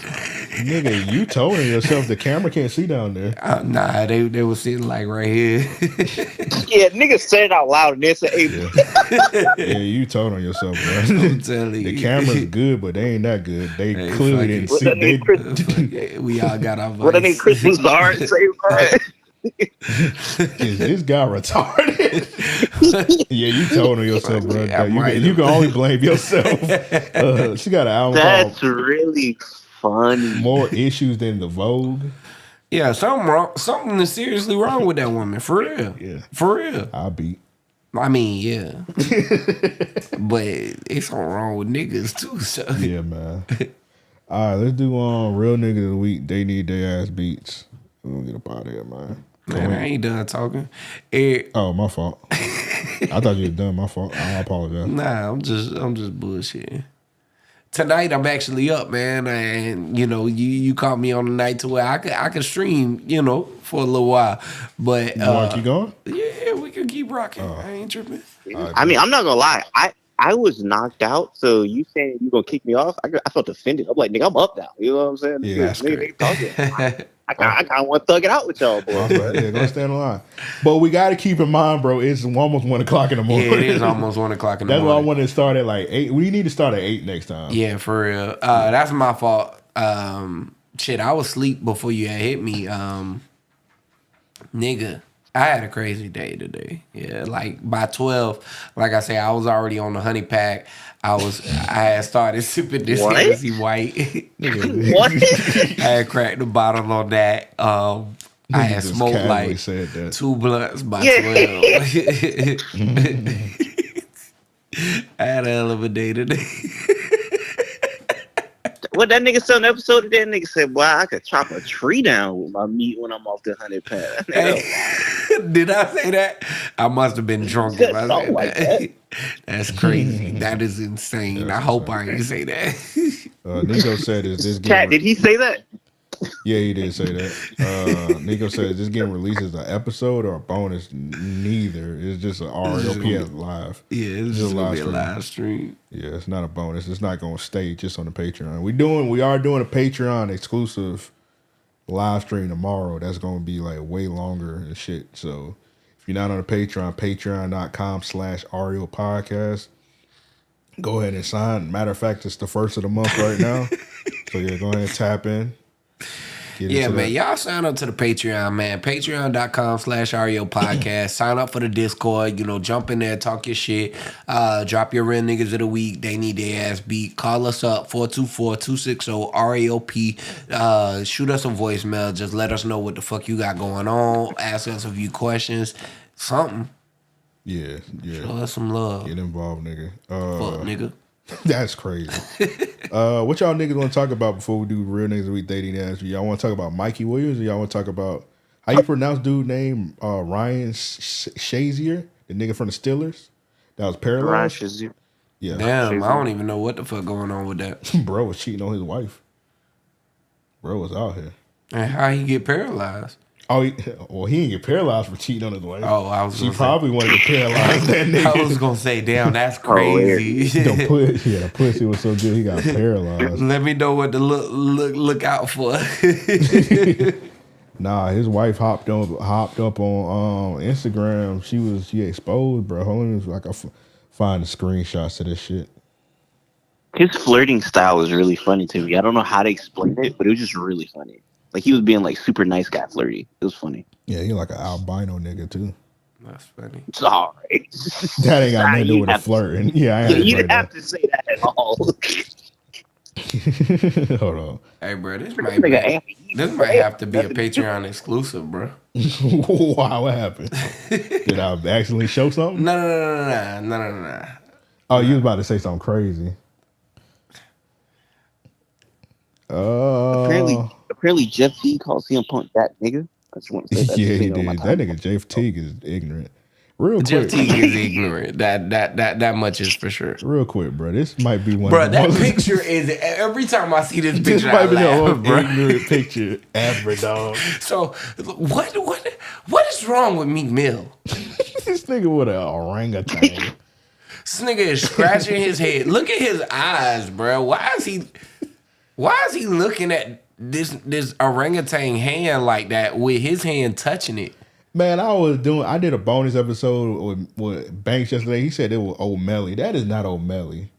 I don't know who this nigga is in the That's not person. O'Malley though. And I just went with him. I was like, okay, nigga, that clear. That looks nothing That's like not O'Malley. O'Malley. Yeah, That look like Banks is fucking- remedial. That look like Rich Homie Quan or some shit like that. I thought it was actually. That is not I thought it was a O'Malley. few niggas. I thought it was Sauce Walker at one point. I would go with that. That- That looks nothing like O'Malley. Oh, Melly is funny. Oh, Joe, by the way, that nigga Trayvon is a Sleazy World ghost stan. Like, we seen that nigga in public somewhere. That is And crazy. he was like, bro, you gotta interview him. I was like, bro, I'm not trying to interview that nigga. He was like, shit, nigga, I'll go get that nigga. And he went to go get that nigga. He was like, hey, man. Pause. I'll go get that nigga. Pause. Hey, so I end up interviewing that nigga, but bro, that nigga was geek to talk to that boy, man. I ain't know he was that, that boy never went. What Rory said, that nigga Trayvon like anybody that raps.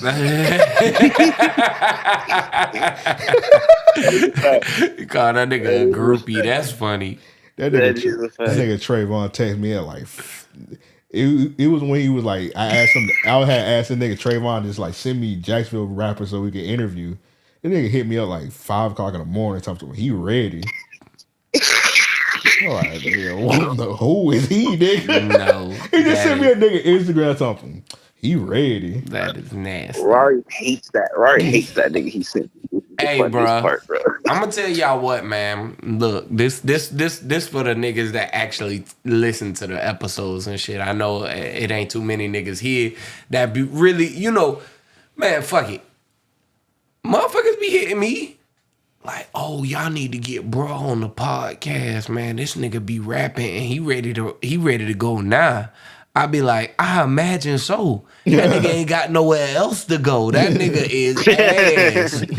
Boy, I be gladly putting them niggas on to the little link tree where we charge for that shit. Yeah. I be like, yeah. Have that nigga submit his application.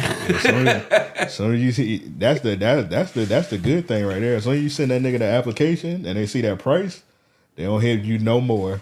Dog. I think I have a good question for y'all. First of all, before I ask the question, how much is it? 200. 200. Okay, so I have a good question for y'all. Because I know for a fact everybody you interview, you're not like a super big like fan of. I've told you that. Yeah. So this is my question for y'all. Knowing that you don't really care for their music that much, is it hard to get up for that interview? Because usually when I'm interviewing somebody, I want to interview them. But versus y'all, sometimes y'all interview somebody who y'all probably don't care about. So how is it hard to get up and do that interview sometimes? Even though you're getting the money for it, but still like, you know what I'm saying? Just like the motivation factor at all. Is it like, how do you get up for that? Actually, it's the opposite because the niggas that pay for it the people that paid for the interviews are way better than the ones that were free. Yep. Because the people they actually paid for it. So if you paid $200 or however the fee is, however we decide to charge you, you're gonna take it more serious because you paid your money. So obviously you're serious about your craft. So you're gonna take that interview serious. So I got more Hennessy up there. Nah, I think it's just Crown up there. Damn. Yeah, it is. I got some more Hennessy at the house. I feel like Joe don't like. Huh? I feel like Joe don't like nobody y'all interview. So like, how do you it get don't up be for like it? that. It don't be like that. Don't do that. Okay. I mean, I do. I know you're a harder critic than Amp. I will say that, or agree with that, to a degree. there are a lot of artists that I might not Look necessarily. at this shit off of this nigga with his monkey. Yeah, bro, this is a crazy picture, bro. That nigga look wild as fuck, bro. There are a few niggas that we've interviewed to where, like, you know, just being real personally, I'd be like, man, they music, alright, you know what I'm saying? But when we interview them, I think it's their personality that does. That was the free ones, right? Right. A lot of a lot of the few free ones, I'd be like, man, now Eric, a lot of the free ones, I'll be honest to say, those be the harder ones to get up for. You know what I'm saying? Those be the harder ones to make me say, all right, I'm finna stop doing X, Y, and Z, or I'm gonna put something on pause. I'm gonna reschedule something so that I can come and do this interview. Hell, it's been some of the free ones that nigga Imp will text me the day of and be like, hey, I forgot to tell you, but we gotta do this interview today. And I'm like, all right, I can fuck with it. But yeah, and when we were doing the freer ones, that was like a more of a portfolio thing to get like out there. But like, no niggas not doing free ones no more. Nah, for real, dog. That's why you don't. That's why you don't see as many as you did last year. Because niggas not. Shout out to them young niggas. Shout out to them young niggas I interviewed who did all the dancing music. I like those guys. Who? Oh, you talking about Twin Trey? Yeah. Oh yeah, that was good. I like that one. That was a good interview, and they do make some good music. Yeah, and they're very different type of music from what you hear in Jacksonville. And they're very serious about that. They're on the radar. They're just very serious about that. They did a on the radar. They did a on the block. Mm-hmm. They're definitely serious about their craft. Mm-hmm. So. Salute to them. Yeah. All right, so let's get into this Mikey Williams situation. Oh, we talking about we talking about Ryan. Ryan. The Shazier. Oh, yeah, the nigga Shazier. The cheating nigga. Yeah, that nigga. I mean, shit, hey, bro, get it how you live, but how the fuck did the nigga become paralyzed? It was in a football game. You done seen the clip. Okay. Nigga, he was a linebacker. It was like some years back. Yeah, he got paralyzed. He's not paralyzed anymore though. He was paralyzed for like he retired though. He can walk. That's crazy. Nigga say he not paralyzed anymore. That's crazy. He gained the feeling back. God was like, man, I'm gonna just punish you for a few years. You know what I'm saying? All right, his wife, she hopped on. He just cheated though. I think he cheated on her with a white woman. Yeah, he did with a white woman. Yeah. Hold on. Blow the picture up. I can't see that. He what is he? He black. He just albino. Oh, okay. No, he got alopecia. He's not albino. That nigga Nico said he Crondon. I mean, that nigga. Right. That's bro, that's the that white nigga woman, Chrome Dome. Bro, why all of them niggas look alike? Like him, Josh Dobbs, Charlie Villanueva. Like, yeah, I was just about to say, what's the NBA nigga look like? Yeah, Charlie Villanueva. They look all white, bro. All these niggas look like Maven. That's hilarious.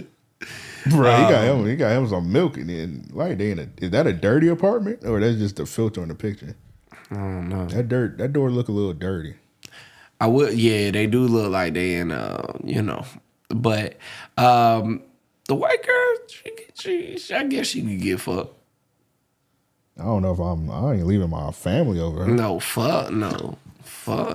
Bro, you know how much of an asshole you gotta be? That nigga was in a wheelchair, couldn't walk, and his wife was taking care of him when he was at his lowest moment. That's crazy. As soon as you got that feeling to walk, he said, I'm fucking on these other bitches. I'm finna fuck a white woman. Nigga said, I'm finna walk away. I'm about to run and cheat. That's crazy. Nigga clicked his heels in the air. Nigga walked out the wheelchair, he's like, I can't wait to cheat on this bitch. That's crazy. His wife hopped on Instagram. She said, a person that loves his family, this is what they do to their family. The wife that has been there for him since day one. Infidelity at its finest. I can't sit here and keep hiding anymore. You can have it. I deserve better. This is Ryan. He's a liar and a cheater. A That's paraplegic cheater is crazy. Yeah, that's insane. But that's when you know a woman is done. That's when you know a woman is hurt. Not that she made the post, but the way that she's talking in the post. Yeah. Andy likes anal. Huh? Oh yeah. He had like a book that said teach women how to take anal or some shit like that. That's crazy. I ain't got the screenshot of the book, but That's like crazy. that nigga was tripping, bro. If I don't know if he's half white, He gotta be. but if he's half white, the white was kicking in. Yeah. Just like when Tiger Woods was sending them, when Tiger Woods was sending them like the white was kicking in, or the Asian. Yeah, I just think about like bruh was wilding with this white girl. I'm gonna tell y'all what, Sam, Josh, this go for y'all niggas. When you see a white woman put her hood up, run away. Yeah, get out. No pun. That woman is bound to bring you hell. That's one thing I believe wholeheartedly. I'm trying to read these texts. The text messages, like the text ain't too clear on them. Hey, Millie a real nigga. Millie a real nigga. I fuck with Millie. Nigga say easy. I had some shit going on with a nigga that was in Millie area. I was like, hey, Millie, man, send me your info. That nigga sent me his number. I called him. I was like, hey, bro, I might need you to do me a favor, man, because I'm about to have to take a trip. nigga got Millie doing street shit. Yeah, Millie was about to get involved in some shit. I was wilding. I was ready to kill this nigga that Hold on, why do shout out D-Boy, damn it boy. Shout out D-Boy. Hold on, nigga. Why do niggas I ain't no goddamn milkman. I don't understand why I be getting the milkman allegations. You actually been wilding as of late, bro. Like, I got no white bodies. Yeah, I respect that.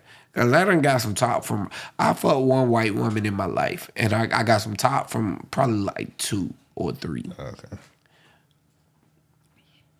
Yeah, this white woman gave me some head one time. That shit was insane. I thought she was about to kill herself to give me that head. I was like, golly.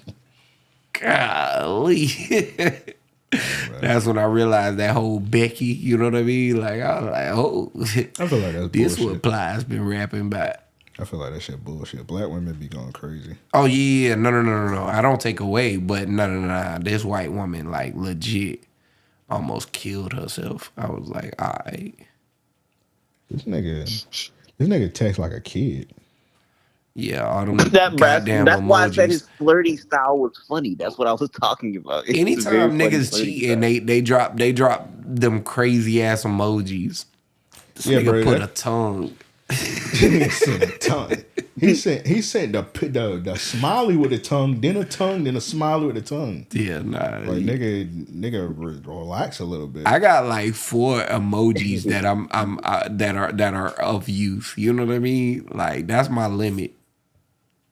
And put it on Miss Gladys. You ain't never been with a nah. A male monster is crazy. Nah, I never been with a white one. Yeah, I fucked this white girl, and yeah, I fucked the white girl one time, and I probably got head from like 2 or 3. I want to say it was 2. I don't know.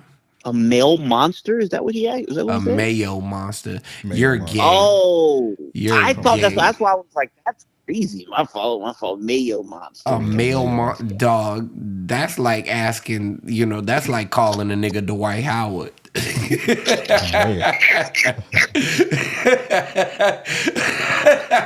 Hey, y'all having a mini debate about white niggas was pretty ridiculous as well. You said what? Y'all having a debate, you and Jay having a debate about white niggas. I don't know if you remember that. Man, yeah, I was like, hey, stop calling them that. Like, what the fuck is a white nigga? That and the Trump shit. Oh yeah, she was in her pro Trump bag. Forgot about But I be that. that same Trump shit. I be having that same debate with Banks all the time, and he don't get it either. The Republicans didn't, because he be trying to say, "Oh, bring Trump back to office." The Republicans aren't the ones that approved that stimulus package. Niggas be trying to give that shit the credit to Trump. Yeah, it was just situational. It was the Democrats that approved that shit. Yeah. So I don't know why Trump.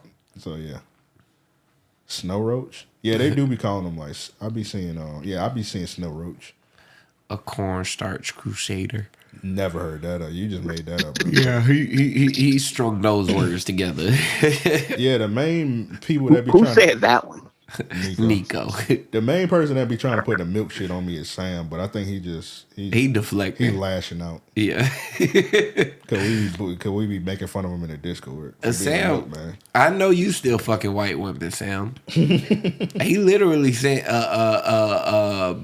a message in the Discord like 2-3 weeks ago about him going to a football game with a group of white women, and she bought him a ticket or some shit. Like, I was like, yeah, nah, she fucking. You remember that time he had recorded him in that MAGA house? Yes. Oh, bro, that's crazy. Yeah, I do remember that. Yeah. This nigga Sam was in the Discord recording himself in a Trump supporter house. Bruh, like the house was so crazy. I think they had like it was like a whole room full of like Trump Pence shit. Bruh, it was American flags hanging everywhere. I think they had a stuffed squirrel. I was like, yeah, Sam, you somewhere you shouldn't be. I was like, bro, why are you in this house? I was like, how do you even get accepted as a East African Muslim? Like, that's crazy. I'll never forget that nigga watching a YouTube video and seeing that nigga. Nico is funny.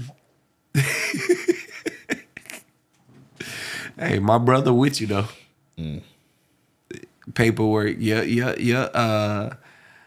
Shit, that paperwork ain't adding up. You need to do paperwork, man. But yeah, that nigga Ryan, bro. That nigga, did he speak out about it? I ain't see it. Who? The nigga think Ryan. Oh, Ryan. What is he gonna say?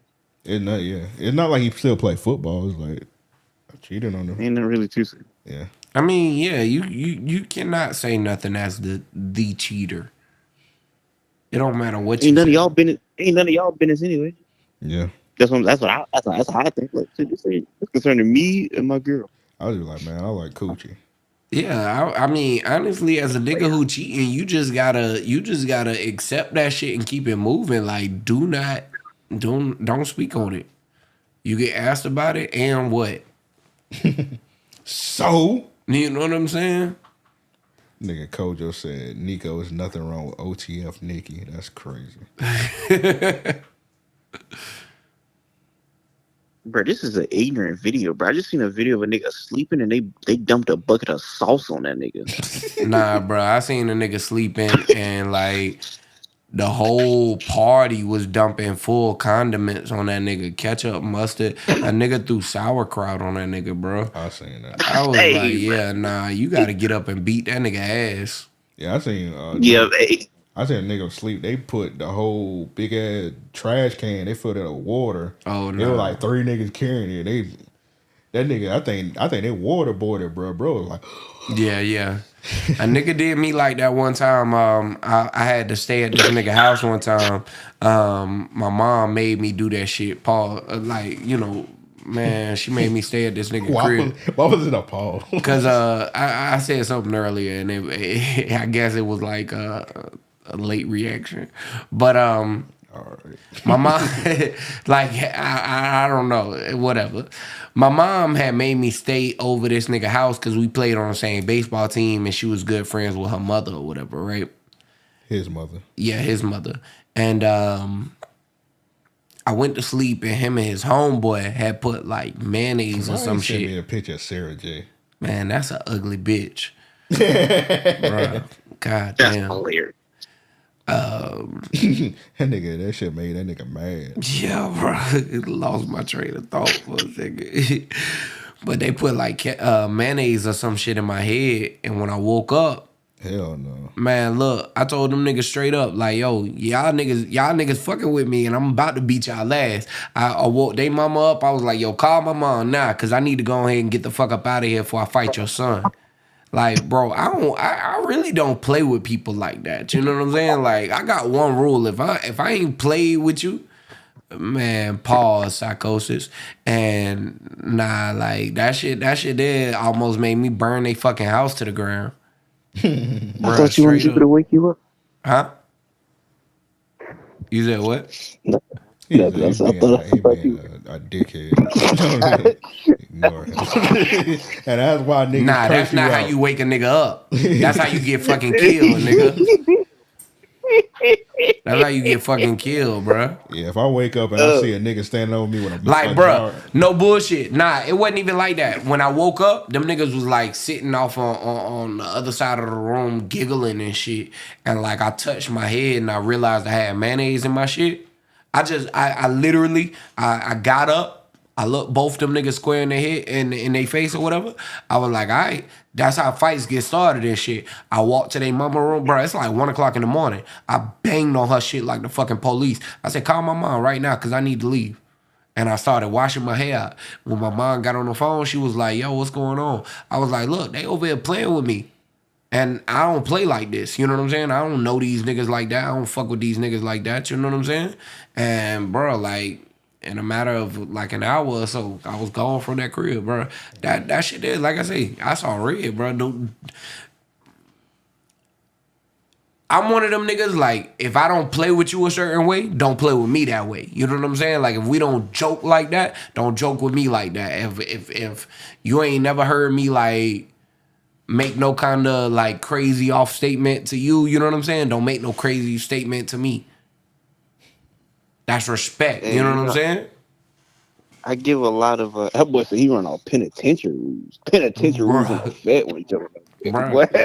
I just ain't never played that shit, man, since a that, G. that nigga Joe from the old law. Like, bruh, Hey, that since boy a from G. that old He from that old, he from that old law. That nigga had me so motherfucking hot, dog. Like I say, I woke up and I seen the mayonnaise in my head. Only reason I ain't really Oh tripped my was because God. I'm thinking in my head, like, man, like, one, mayonnaise make your hair grow, you know what I'm saying? So it ain't like this nigga made my shit to where it's finna fall out or some shit, you know what I'm Not saying? actual Like, mayonnaise, hair mayonnaise. man, I don't know what the fuck. I just was like, Not Miracle Whip, nigga. I'm just finna justify this shit so I ain't gotta kill this nigga. You know what I mean? Like, bro, that's how hot I was in the moment, man. I call like I say, I woke that nigga mama up and was like, hey, call my mom right now, you know what I mean? For your son get his ass beat.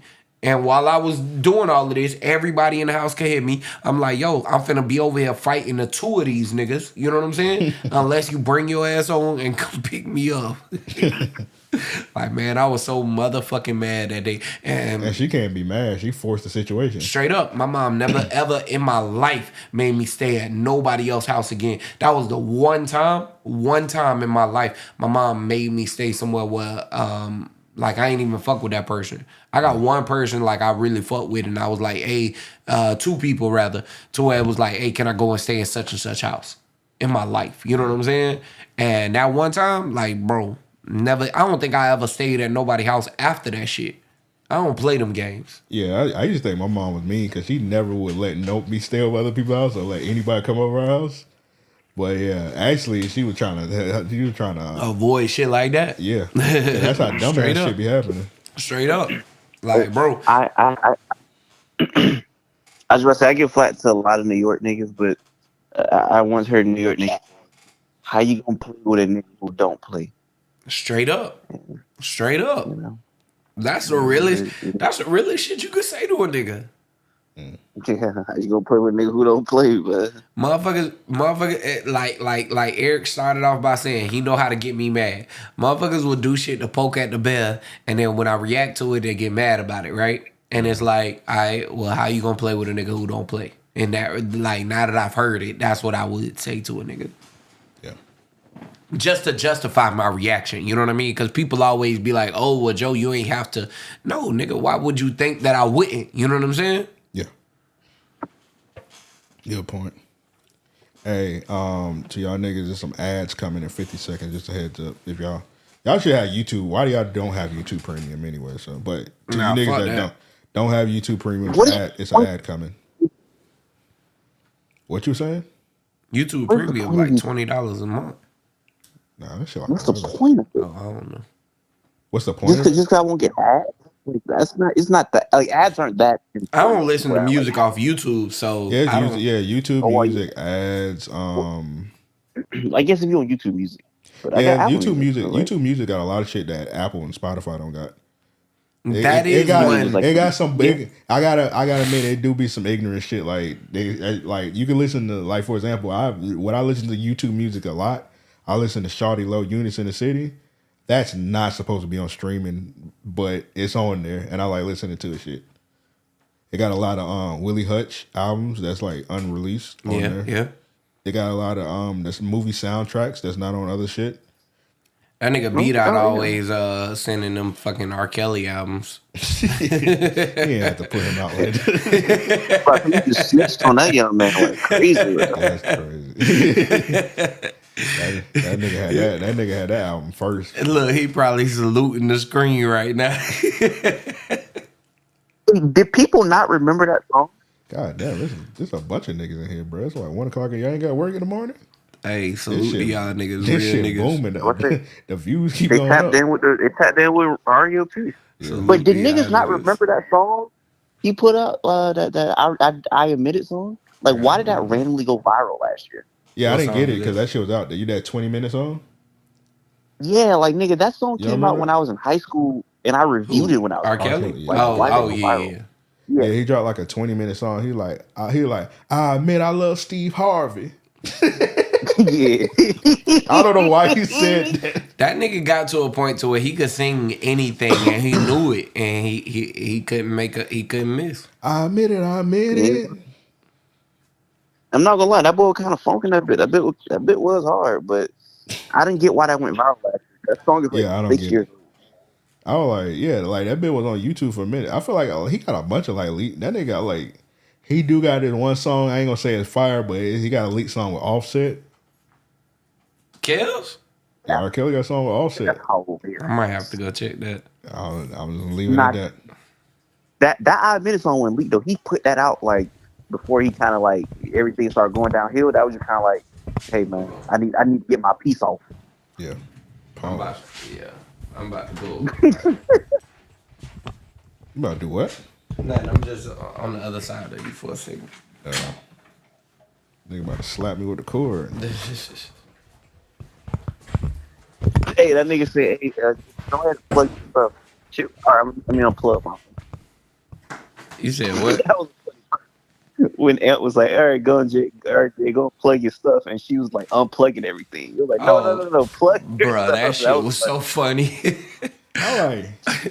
I was like, why would I say that? That is rude. G just legit was like, all right, show's over. All right, unplug it. That's what I said. It's not a call center because you know in a call center they be like, unplug your shit.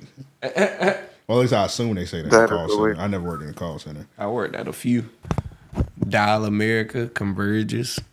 Convergys. Convergys had them hoes. I heard it has some. Yeah, I heard it has. I was just about to say every Web.com. female worked there. Yeah, shit. That's like a ongoing thing to this day. They probably got hoes at Convergys.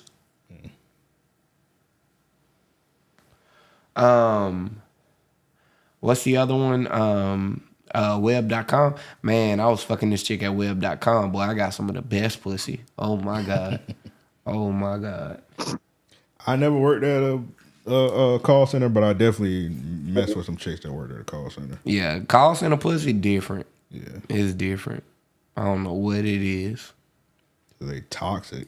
You ain't lying. That shit just be microwavable at all them 8 hours. Yeah. That pussy just heating up. They be doing what they want. You call up a chick working at a call center, you like, first of all, why are you on the phone right now?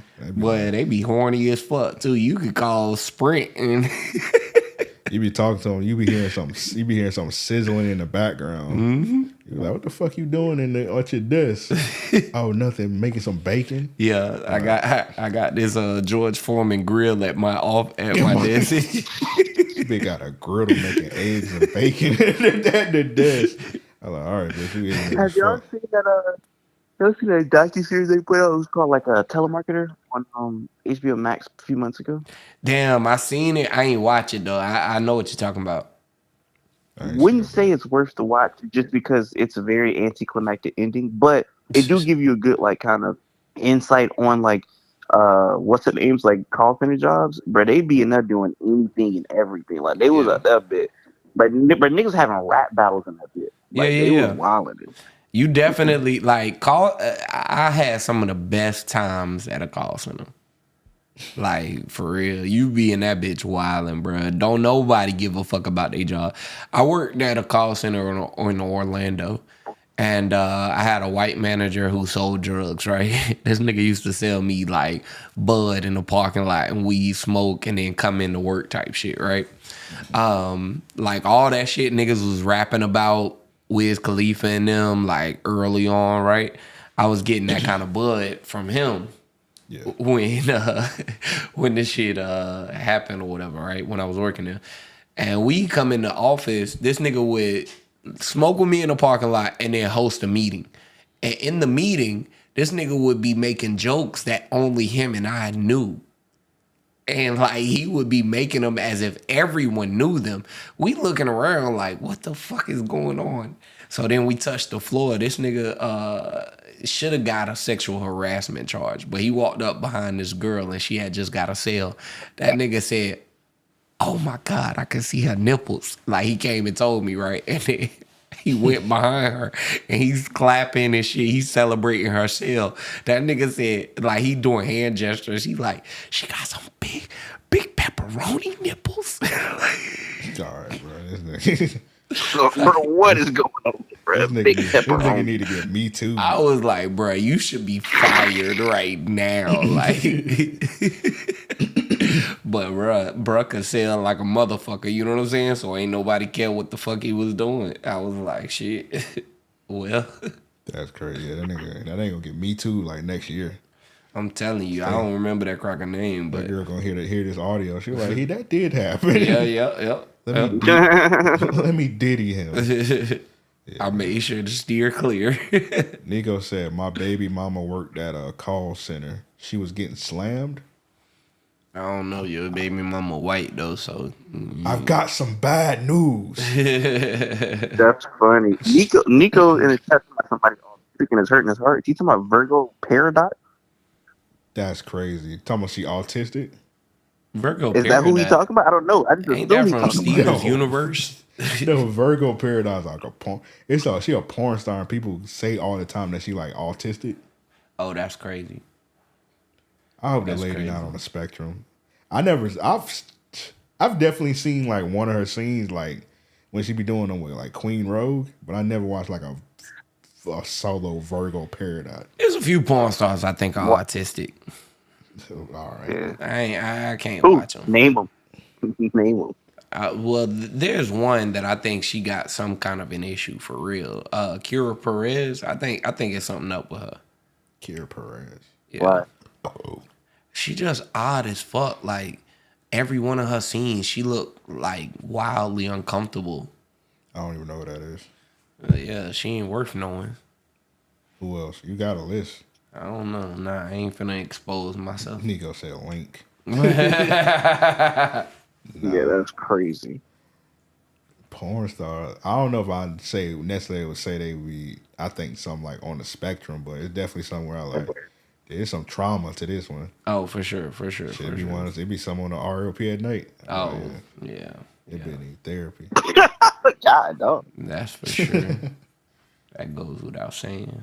Totally has nothing to do with what I was saying, so nobody get offended. But Eric, he's supposed to be getting whatchamacallit back on Jordan. She out of prison. Oh, for real? Yeah. That's gonna be interesting. What happened with that, Eric? Nigga hung up. No, that was a crazy transition there. But Yeah, that was a sick transition. Yeah. I'm praying she don't hear yeah, this. I tried to take it in real quick in the hope, but I have to hit her up. I haven't talked to her in a minute. Jordan Falls had 'Cause she some was big talking- ass titties. That's all I remember. Yeah, some big everything. Yeah, you ain't lying. If she hasn't, because she don't got She an was fucking Instagram no more. white man, and that's when I lost all interest. She fuck a lot of niggas too. I don't She know. just fucks a I'm lot of pretty sure everybody. she had a white. Pretty sure she had a white wife. Yeah, she had a white wife. But For real. She do fuck. She do be fucking on white men, but she do. I've seen a lot of her shit. She fucking on niggas too. I've only seen like 2 scenes of her, and they was both with white men, and I was like, "Yeah, you're That done." nigga just seen that. That nigga. you're done. That nigga said, "When is China? when is China that boy called a done? Chaba done? Well, I know he Chaba said China done, but that nigga called a Chaba done. Nigga talking about the nigga that used to be what Apollo Creed Cruise, Don Macedo. Nigga, you talking about Commander Z's? What's his brother name? Name used to be Don Macedo. Commander Z. Oh, yeah, Davocado, Commander Z. Oh, you can take that. Hey, you take that basketball hoop too, bro. This nigga about to knock down everything. I'm telling you, my bad, cuz. Nah, I ordered one for the shop. That bitch come with like a breakaway rim. That bitch got you getting dunked on. It's mounted to the wall and everything. Like that shit down there legit, bro. Nah, you finna get dunked on, nigga. It's finna be a Twitch stream of me jamming on amp for 30 minutes. Yeah. Hilarious. Hey, he did ask a good question. That's hilarious. When she coming back on? Hey, you talking about Miss People on China? Chopper Dub. Nigga said, yeah, bro. He nigga said Chaba Dub, bro. I think that nigga psychosis had a seizure while typing that. Chaba dude. Nigga had a stroke, bro. Who Nigga experiencing psychosis when he typed that. Nigga Nigga. said, who is Chaba Dub, bro? Oh, you talking about Miss China? That's funny as fuck. I don't know. I think I asked her like, oh, actually it's been a while ago. I asked her to come on. She said when she done with the album. She been done with the album a long time. Shit. I told her, I was like, coming up. she dropped the album last year, but I was like, we not about to talk about your album, so so yeah. Jay, that's messed up. Yeah. Hey, yo, real quick. The whole pause shit, like, is funny as fuck. Like, niggas can't say nothing. You know what I mean? Without it being like a pause scenario and shit. And I get a good kick out of that shit. I just wanted to. I'm gonna be go honest, on though. I record. do it out of a joke. I actually say pause a lot because it was like a nigga on. He left a comment on the Apple podcast shit. Yeah. And he was like, man, this is like one of the best podcasts I've ever heard in my life. But one of the dudes be saying pause too much. I think it's kind of lame. So I was like, all right, we about to turn up the pause. we about to say pause more. So when I be saying pause, like I'm This saying nigga it, amp is petty. I'm saying it out of pure malice. I'm like, pause. Pure mouth. That's funny as fuck. Damn, I meant to get some crown while I was up. Well, I gotta go to the bathroom, so I get some. Grab me that, please. Yeah. Por favor. I'm gonna be gone like 40 minutes because I gotta take a doo-doo. Damn, nigga. I'm joking. Hey, man, matter of fact, real quick, I'm gonna make y'all niggas laugh. My pops clogged my fucking toilet at the store. Bruh. That nigga took a shit one day and dog, the fucking toilet stopped working. I was so mad at that nigga. I was like, bro, we ain't got no plunger yet. I would make that nigga buy a plunger. Bruh, I had to get that shit. Dog, I was so fucking mad, bruh. But I couldn't be because, I mean, that nigga came and did a lot of work up at the shop. I was like, hey, man, I appreciate the help, but god damn, you done fucked the nigga toilet up.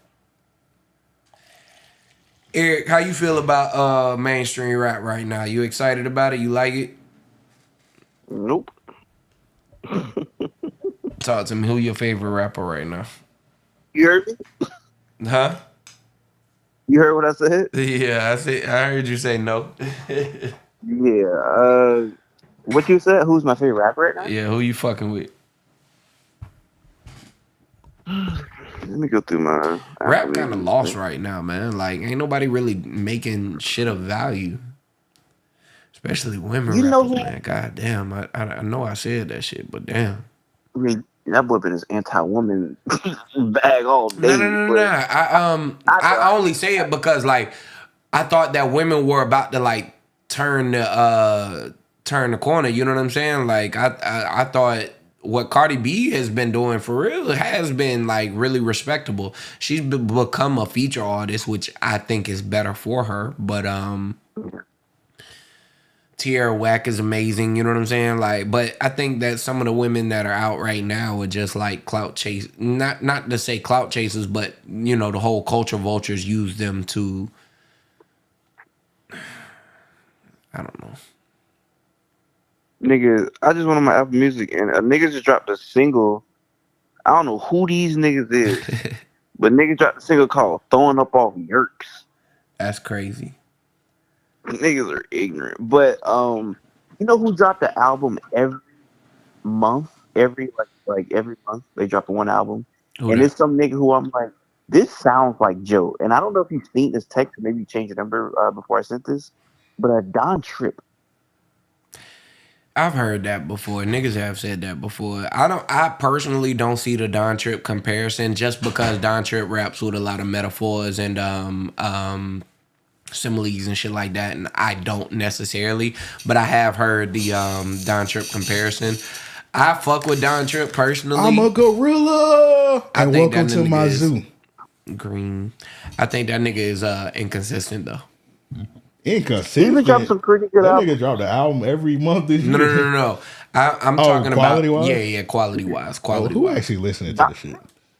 And Me, I've been listening to that's every what I album. mean I've been though. tapping with every album. Don Tripp is a really fucking good artist. Don Tripp is an amazing artist, but he's inconsistent in the sense that I Bring it down a little. Don Tripp is very, very talented. Don Tripp is very talented, but I think that he The gets Don Trip is really good.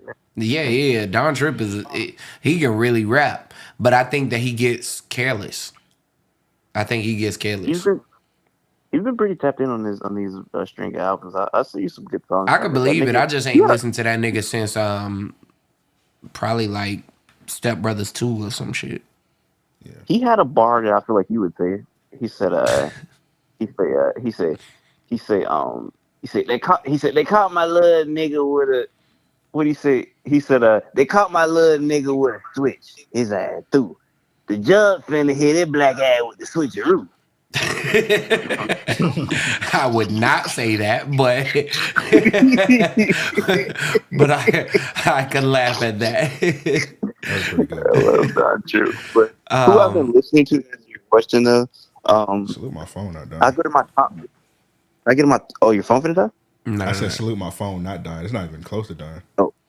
I don't think I charged that bit Perfect. not today. Looking at like my top 15 artists, top 15 is 4 of crazy. them are.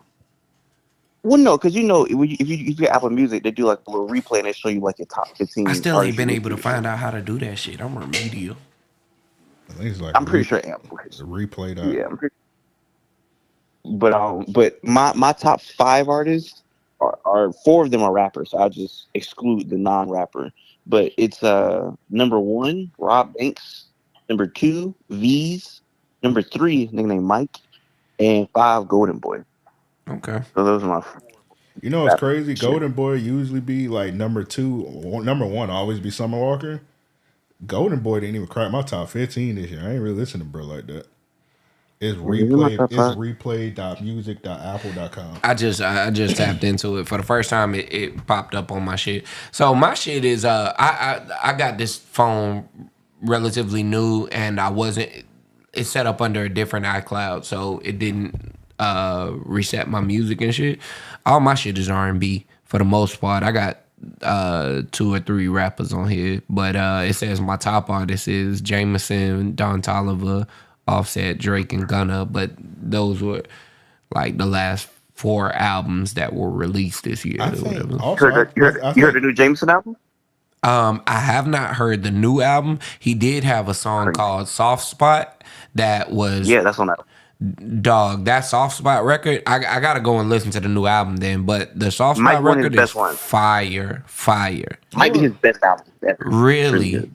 Are you serious? Really good. Cause Niggas did not tell me Jameson dropped a new album. I'm telling you, Kim Jameson dropped it out. Go listen to it. Velvet is an undeniable album. Velvet might be For sure. Velvet a classic. It's better than Velvet. Yeah.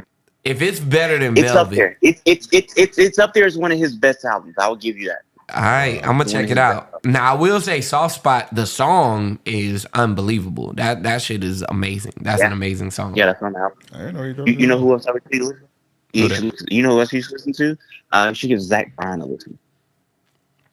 Zach Bryan or Brown? Zach Bryan. No, not Zach Brown. Zach Bryan. Not a R&B artist or a rapper. Country singer. How about say Okay. country? Yeah. Okay. Yeah, country singer. I would say that nigga, and when I do, spoiler alert, when I do my favorite albums of the year, he's going to be in there. That album. Give me a recommendation. That got me cold. You talking about Boys of Faith or what are we talking about? It's my Zach Bryan. Yeah. Because I got his last album. It's a self-titled album. Zach Bryan. No, nigga, it's called Deanne. On I don't know. I'm on Apple Music, nigga. Oh, okay. I see it. Yeah, self-titled Zach Bryan. That's what he's. I bet. Yeah, that there. Nigga, I fuck with country personally. Nigga, listen to that Hey Driver. I swear it ain't gonna get out your head. All right, I'm gonna check it out. I think I love where R&B. I love where R&B music is at today. I think R&B right now is making a amazing transition. One nigga that is an amazing songwriter that can't fucking sing, Brent Faiyaz. Yeah. That's super. Yeah, funny. Brent Faiyaz number he in my top 10. Yeah, that nigga can. Wait, hold on. Are we saying amazing songwriter? Yeah, he's pretty good. I like Brent. I don't know if I would say he's an amazing songwriter. I would say he's good at making. I think he's really good at making songs. Songwriter though. Well, I don't know if he's amazing. I think that when I'm saying songwriter, I'm saying it from a relatable standpoint, and I think that if niggas are gonna say Bruce Springsteen is one of the greatest songwriters ever, and his song never had anything complex to it, you know what I'm saying? You could give Brent Faiyaz that same regard in the sense that a lot, like damn near 80% of his catalog is very relatable from a day-to-day standpoint. You know what I'm saying? Okay. When I think of amazing songwriter, I think of like Party Next Door. I don't really know how to feel about Party Next Door because his music sucks. His personal music sucks. Yes, it does. Sucks so bad. Yeah. And like the writing when he writes for other people, it's amazing. Now that song he had with Rihanna, "Believe It," that was an amazing song. That song there was phenomenal. That song was fucking phenomenal. You ever heard Persian Rug? Yeah, Persian Rugs. I've heard that. I had a song called Persian Rugs that people Faiyaz, he got a live album. There's no fucking way. Yeah, just dropped the live album today. I wouldn't want to hear that. I want to hear how that sounds. I would never want to hear how that sounds. That nigga can't sing. He can't, but that's why I want to hear it. The laugh. Now, Frank Ocean is a nigga who can't sing that makes amazing music. Who? Frank Ocean. You say he's a good singer? He can't sing. No, yeah, he can't sing. Well, my favorite, I think people he's gotten better. I love the Dream. Yeah, that's what I was gonna say. The Dream can't sing. Yeah, I think he he's makes got way amazing better music. Yeah, I love his music. Yeah, can't sing a lick. To answer your question of fully, because I definitely didn't get a chance to answer your question about my thoughts on mainstream rap. It's very short. Just essentially, I think it's pretty terrible. It's in a terrible spot.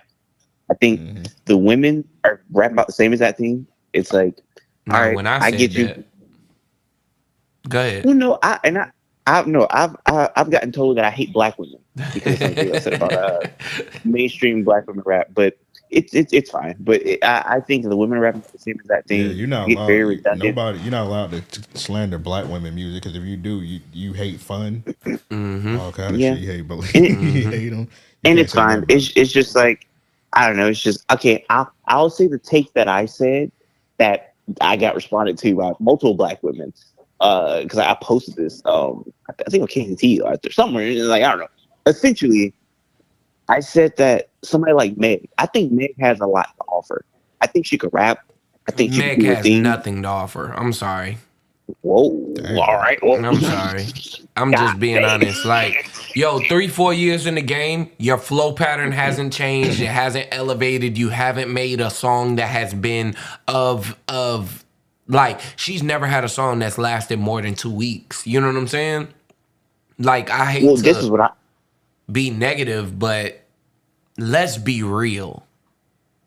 what I was gonna say was I think she can rap, but I seen the promotion video. I guess she was on this episode or the new season of Big Mouth, and it was like her character was like twerking, turning up or whatever, and I was just like, dang, bro, is Typical. Meg just gonna become Understood. like the twerking buffoon? I mean, Like, she's is she been just that like for Will? fucking 4 years now. That was the take I got killed for. But I wasn't trying to be detrimental or it was just like I just feel like they willing her out to like when he's mighty twerk, you get mad. You're just like, damn, that's all she do. Like she Yeah, just she was on fucking you know, She-Hulk twerking. Tell me she yeah, hasn't been that for 4 years. She it feels made like that her that's brand. Even now, when she's trying to go through this redemption phase, she's still in the same bag. Essentially, it was like, oh, I'm not finna be fucking, but I'm still finna be doing this same shit. That don't make no sense. yeah. But also on the other hand, I do think a lot of I do think male mainstream rap is also not in the greatest place because a lot of male mainstream rap is dominated by street rap, which is fine. But the street rap of today is by far, I would say damn near objectively, the weakest street rap we've ever got in history of street rap. 100%. Because simply said, all of these niggas are rapping about the same thing, and all they rap about is like kill, kill, kill, kill, murder, murder, rah, rah, rah. And it's like when you think about your favorite street rappers, even somebody like Boosie or Plies, let's take Plies for example. Plies will give you the ignorant music, but Plies will also give you I'm running my mama crazy or 100 years. Like he'll give you something like introspective. All Real of these quick, niggas now, they don't got no type of thought. I'm They just so all glad that kill, you kill, brought kill, up murder, murder, Boosie murder. and Plies. The last time that Yeah. we had this discussion, you and I was Rari brought it up, but I was on the fence about which was the better album, and I have to undeniably say, Badass is the better album. I went back and looked at it, like though I have a nostalgic view of the Real Testament, right? The Real Testament was a very slow album. There are not many like breakout records on that album. When you look at Badass, you could play a song for damn near every aspect of your life through Badass. You know what I'm saying? Going to the club, going, just riding through the city, fucking chilling with your peoples, whatever the case, right? The Real Testament has a lot of more dreary music. You know what I mean? Like 100 years, I'm on my dick. You know what I'm saying? It's like in that I'm in my grind phase. Like I feel like that's a mindset kind of album. The See, Badass album is just what's that? I don't talk about badass anymore because I get in trouble because of my take about badass. So just leave it alone. But yeah, shout out to badass.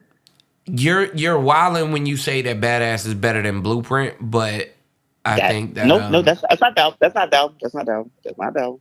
I'm comparing. They're both debut albums. Reasonable Doubt. what was it? Reasonable Doubt. Reasonable Doubt. Yeah. You're wilding Okay. still. One guy But, against it. One guy against it.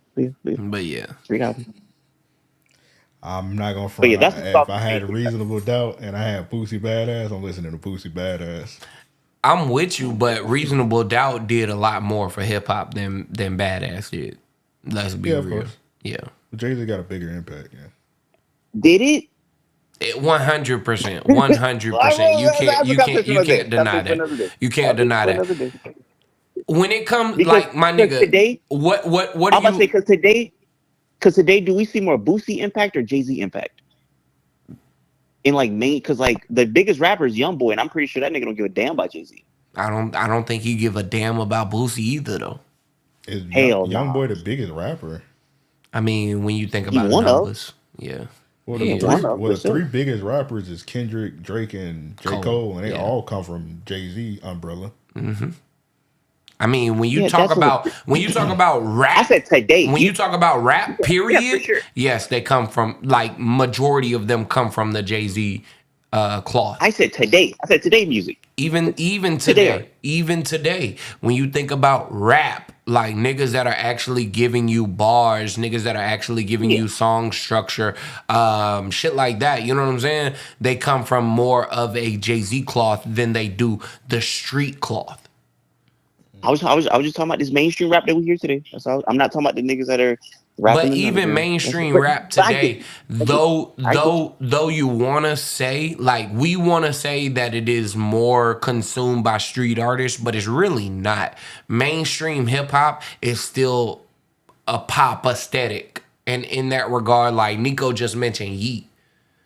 Yeet is a bigger artist than a Sleazy World Go, or whatever that nigga name is. He's a bigger artist than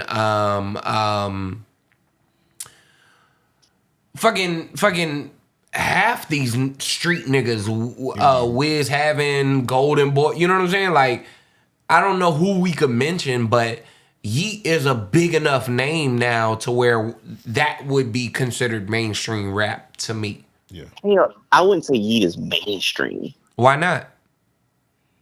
What is mainstream to you? Major And features, even if let's radio okay, let's airplay, say I don't think he's getting played on the Yeah, I don't radio, but think he could be. I don't know. feature just- songs, but- feature songs. He is, yes. But sure. Let's say Yeet is mainstream. That is one rapper. But most of the bigger rappers out right now are street niggas. Lil Baby, Lil Durk, Young Boy, all of these niggas like these huge niggas that everybody, you know. They're bigger in street settings, and I say that because like Jacksonville is one of those cities to where we are known for that. You know what I'm saying? Like our radio caters to that kind of music. It's not like you travel to Chicago and you're hearing who else did you mention outside of Lil Baby? Lil Durk and Young And who? YB? Boy, Lil Durk and Young Boy. Yeah, Did they play Young Boy on the radio? Every now and then. I mean, Young Boy has undeniable records. Young Boy has undeniable songs. like, yeah, like, nigga, street- I was asking because he always complained about getting blackballed. being blackballed. Sorry, I He don't is know. But yeah, blackballed. street rappers. He is blackballed. Street Young rappers boy run should it. be Young Boy should be bigger than Drake. Being real, Young Boy should be bigger than Drake. Young Boy has been consistent for the last like 10 years now. Did anybody see that continuously complex? progressed in a way to where if he wasn't such a street artist and matter of fact, not even to say a street artist, if he wasn't such a social fuck up, you know what I mean? Someone that is a liability from a marketing aspect, Young Boy would be bigger than Drake. Yeah. Did y'all see that interview with Complex went to his house? You Yeah. talking about Joe LaPuma? Mm-hmm. You're like, you Yeah, talk too man. much. That nigga was like, it's nice to meet y'all. I wanna welcome y'all to my house. Joe LaPuma was like, we actually met before. He was like, oh, okay. My favorite part is during that part where he like, welcome to my house. He was like, bitch, don't disrespect me. Mm-hmm. I'm gonna respect you. He say, nah, I give you the utmost respect. Now make yourself home, bitch. Yeah. I was like bro, very aggressive and welcoming at the same time. I mean, that's shit that I feel like you can respect though. And that might be my upbringing, you know what I'm saying? But I feel like a nigga that's talking to you like that is more respectable in a sense than a nigga that's pussyfooting around shit. You know what I'm saying? Like that, I'm gonna laugh. We're like, yeah, and I'm gonna respect the Do y'all think 100%. Do y'all think y'all could get a good Young Boy interview? I think so. Yeah. Cause I don't think that, like, you gotta think, Joe LaPuma and them, like, honestly, they even if you look at his demeanor in the way that he was questioning him, that's what I think oftentimes set YB off. He asked that nigga a dumb question. He said, what's your proudest fashion moment, Young Boy?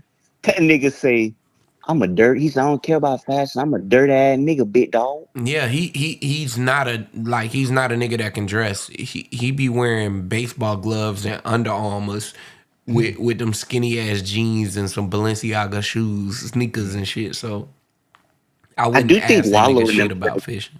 I do think Wallow and them finna get a good interview out of bro. I don't know if you seen how he hugged that nigga Wallow. That nigga like Bro, that nigga gave that nigga Wallow like a 30-second hug. Wallow might be one of the realest niggas in the industry right now. Yeah. I agree. Like, for real. It's a lot of things that Wallow does to where personally I might not necessarily like agree with from my perspective. Like, oh, I couldn't see myself doing this. I couldn't see but that's not my role. That's not my lane. You know what I'm saying? Wallow, like, doing all that motivational shit. At first, I kind of took it as a gimmick. I kind of took it as like, oh, he's playing into the whole social media thing. Yeah. But I genuinely believe that Wallow is really like, yo, I've seen the worst of the worst, and I've seen the best of the best.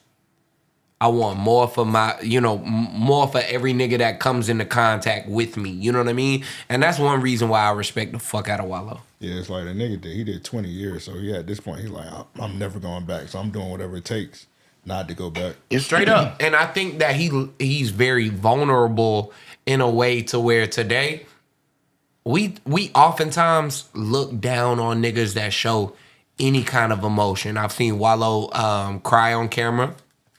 I've seen him express his love for niggas. I've seen him say to niggas like, yo, you saved me. I'm hoping I can save you kind of thing. You know what I'm saying? Like, I've seen Wallow in almost every instance. Like, even when he told Pinky he loved her, right? Like, it was on a social blunder shit, right? Yeah. And Gilly called him out on it. Yeah. One reason, like, for me, Wallow is very relatable because I don't think Wallow ever really envisioned himself podcasting, right? And that's kind of how I look at my role in where we're at right now, right? If you told me 10 years ago you wanted to podcast, I could have seen that. You know what I'm saying? Everything you did with Random Acts of Flyness, you know what I'm saying? All of that shit, right?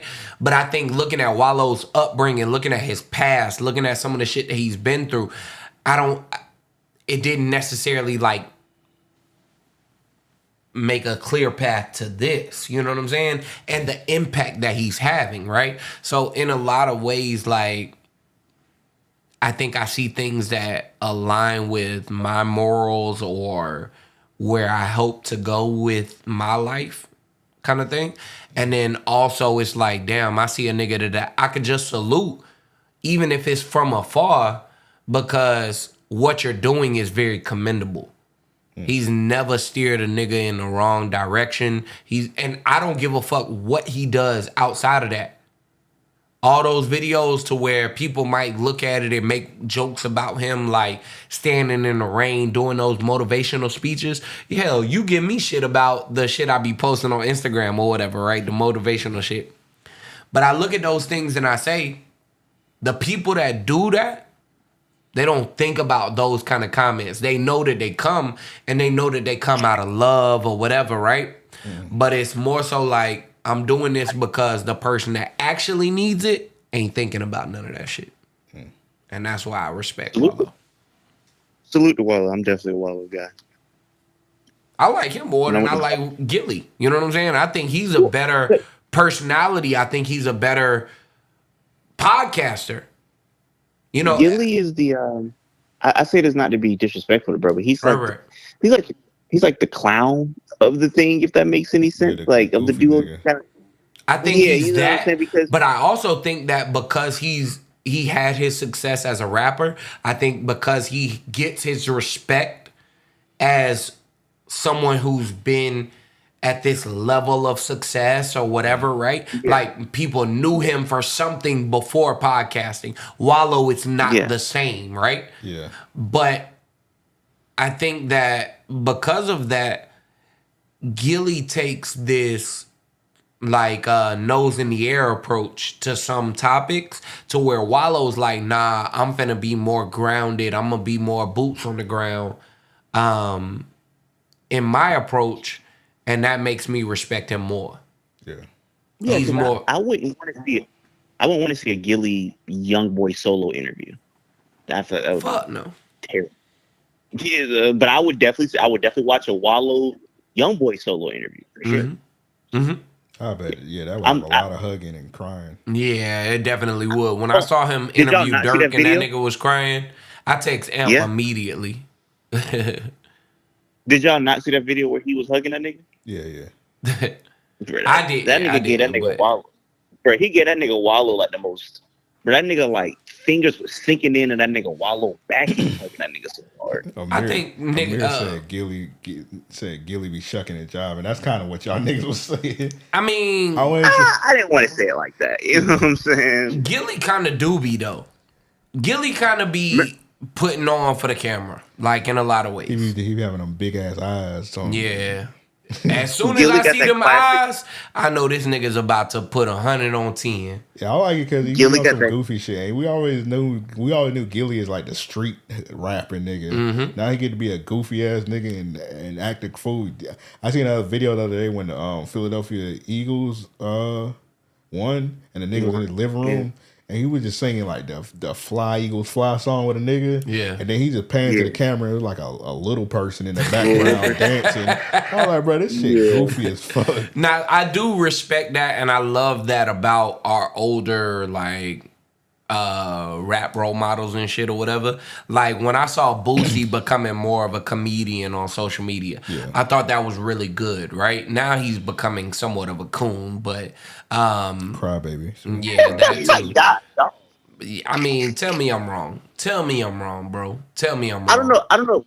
I mean, I don't know if coon is. I mean, I don't know how we're using the word coon, but I was about to say, y'all remember that classic Gilly video where he was like, "Black lives matter, nigga, all lives matter." Yeah. I mean, he was wilding in, but yeah. But why you say Boosie a coon though? Boosie just does a lot of shit to where it's like you don't have to stream everything. I think T.I. is kind of getting in that bag, to be honest. Like the shit with his son, that's not But that was his son record. But that was his son record. But hold up. That's not just his son's doing. That's a product of what he saw, what he's learned from his father. T.I. has been trying to get into comedy for the last like 8 years now. It's been that long? I mean, he's done it. He's done it ever since he like relinquished the whole King of the South shit. And I think he's done it in different ways. Like the podcast was one way. I felt like he tried to put his foot in with the comedy. Him getting into acting and shit like that was another way. T.I. is a nigga that's lost in his own regard. You know what I'm saying? And I think that his son is looking at it to say, in the same ways you seem desperate to stay relevant, I'm desperate to get that kind of attention. And I think that's I've never looked at T.I. I've never looked at T.I. as a nigga who's desperate to stay relevant. I don't know if Amp looked at it like that, but I've never looked at it like that. shit. I don't agree with that. Shit. Yeah, I've never looked at him like that. Shit. I think right now he's trying to repair his image. Since the gun charge, that nigga has tried to stay relevant. That nigga dropped a I'm Sorry album, and everything that he's done since has been a let me get in your face kind of thing. The nigga was like, him and his girl was on that whole Love and Hip Hop shit or whatever show it was. Yeah, they had their own show. Yeah. T.I. Attorney. Yeah, I like that's not something I expected from Rubber Band Man. Well, yeah, he kind of when he kept going to prison, it stunted his like growth, so he had to pivot in other ways. Yeah, and I would say that was a much more wholesome show versus like a Yeah, that was like another image because he had like the bad boy, the nigga who can't get right. Because he had that, he went to prison. Then he had a situation where I wouldn't say he got his homie killed, but his bus got shot up. His homie was named Falant. Bus got shot up. He just had like a bad stain on his day. So he was showing that, hey, I got a big family and I'm not all a street nigga. It's kind of like on some Huxtable shit. It's like I got this. I'm a family man too. I'm not just a fucking street rapper. So yeah. Right, and I think that it's become one of those things to where it's like let me continue to try whatever I can, what I've seen other people have success at. Yeah. To keep my name relevant, to change the stain on my name, whatever the case. I just personally, I don't know. I can wholeheartedly say I haven't respected every decision T.I. has made, and we're seeing now King's mistakes are a reflection of what he saw his father try to do. Yeah. You know what I mean? He lashing out. Yeah. I think social media in general has been a downfall of a lot of like older rappers. Like I didn't need to know that Boosie got his son molested. His what? Like I didn't need his son molested. I didn't need him to tell me that. You know that's like, what he said. Like when my son turned 13, I'm gonna get chick to suck his dick. Yeah. I didn't need to know that. You know what I'm saying? You know what I'm saying? He was wilding during that era. Yeah. Yeah, I didn't need to know that, Boosie. So, nigga was hiring strippers like on a regular to try and make sure his son was straight and shit. I remember that. I've never seen a street nigga. My fault, you go. I was about to say, I was about to completely pivot the whole conversation. So you might want to say what you got to say before I say mine. I was just going to say, I've never seen a street nigga beef with a gay nigga so much. Like, he was beef with Lil Nas X. Like, I've never seen that. Like, that nigga was... Boosie do anything to keep his name relevant. Like, and that's the only thing that I do not respect. He feed off that shit. He like, oh, this nigga know me? Yep. Like, that nigga was happy that, whatchamacallit was saying his name, Kanye West. Mm-hmm. That nigga I was like, Kanye know me? Like, bro, he disrespecting you, nigga. But I was about to say, T.I. low key, what's the word for it? I was about to say like a nostalgia act, because every rapper turns into that. Like, eventually, like, you just not gonna be that nigga. You gonna be that nigga. Right. You gonna get to a point, because it happens in R&B. It happens in every music where you don't sell as much. Like, right. You're gonna get to that point where you were selling like 500K first week. Now you about to sell 10K. Right. That's just who you are. I think it's called like a nostalgia act. He was trying to fight that, and that's where he at now. But see, it got sped up for him also with the prison. Yeah, 100%. Just like now, Wiz Khalifa trying to fight his shit. Like, that's the pivot. That's what you took. Nah, Wiz Khalifa has been that for a few years now. Yeah. Like, when he did that shit with Sam Smith, I think Wiz Khalifa's career was done at that point. Sam Puth. Yeah. That's not Sam. Yeah. What I called him? Sam Smith. That's his name, That's right? another. Nah, Sam Puth. Sam Puth. Who the fuck is Sam Puth? You talking about See You Again? Yeah. Yeah, that's Sam Puth. Who the fuck is Sam Puth? That's his name. The cracker that sang the hook is Sam Puth. That's not Sam Smith. No. That's two different crackers. Sam Smith is Sam Smith is the gay cracker. Yeah. Yeah. No, it's not. It's Sam Puth. Yeah. That song. Who the fuck is Sam Puth?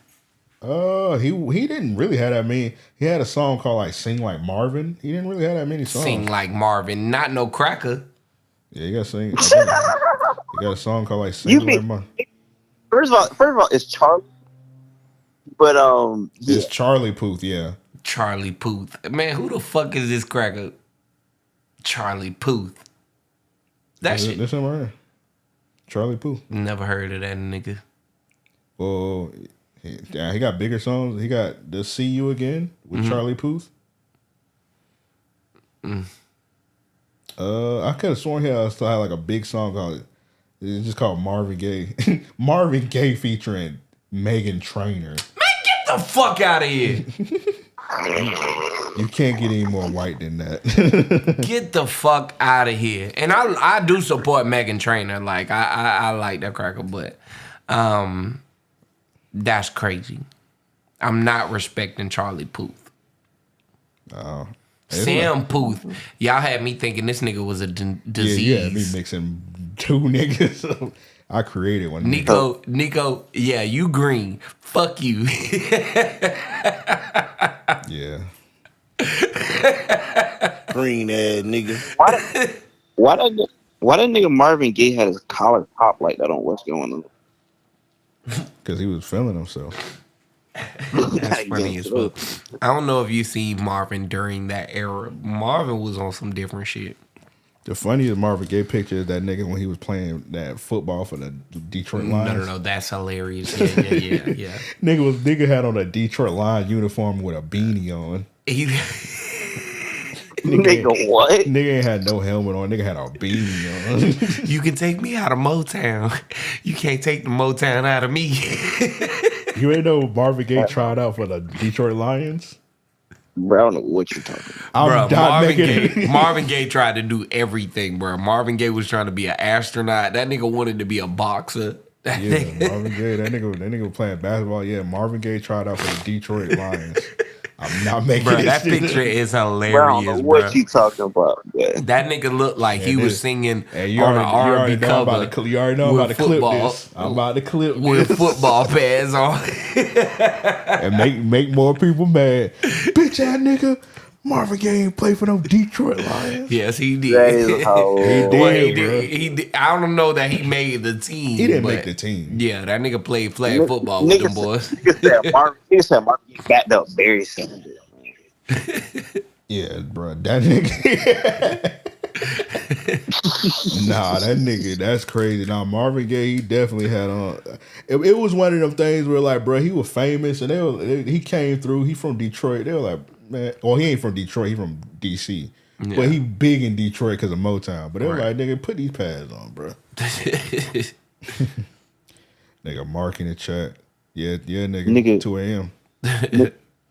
Nigga could have played for the Lions, but they found crack in his jacket. I think they literally found crack in Marvin Gaye jacket. I mean, they probably found heroin too in that nigga's jacket. Hand the side, bitch. They found smack, everything. Hey, Joe, you ever seen that freestyle? You know what I was referring to? What freestyle?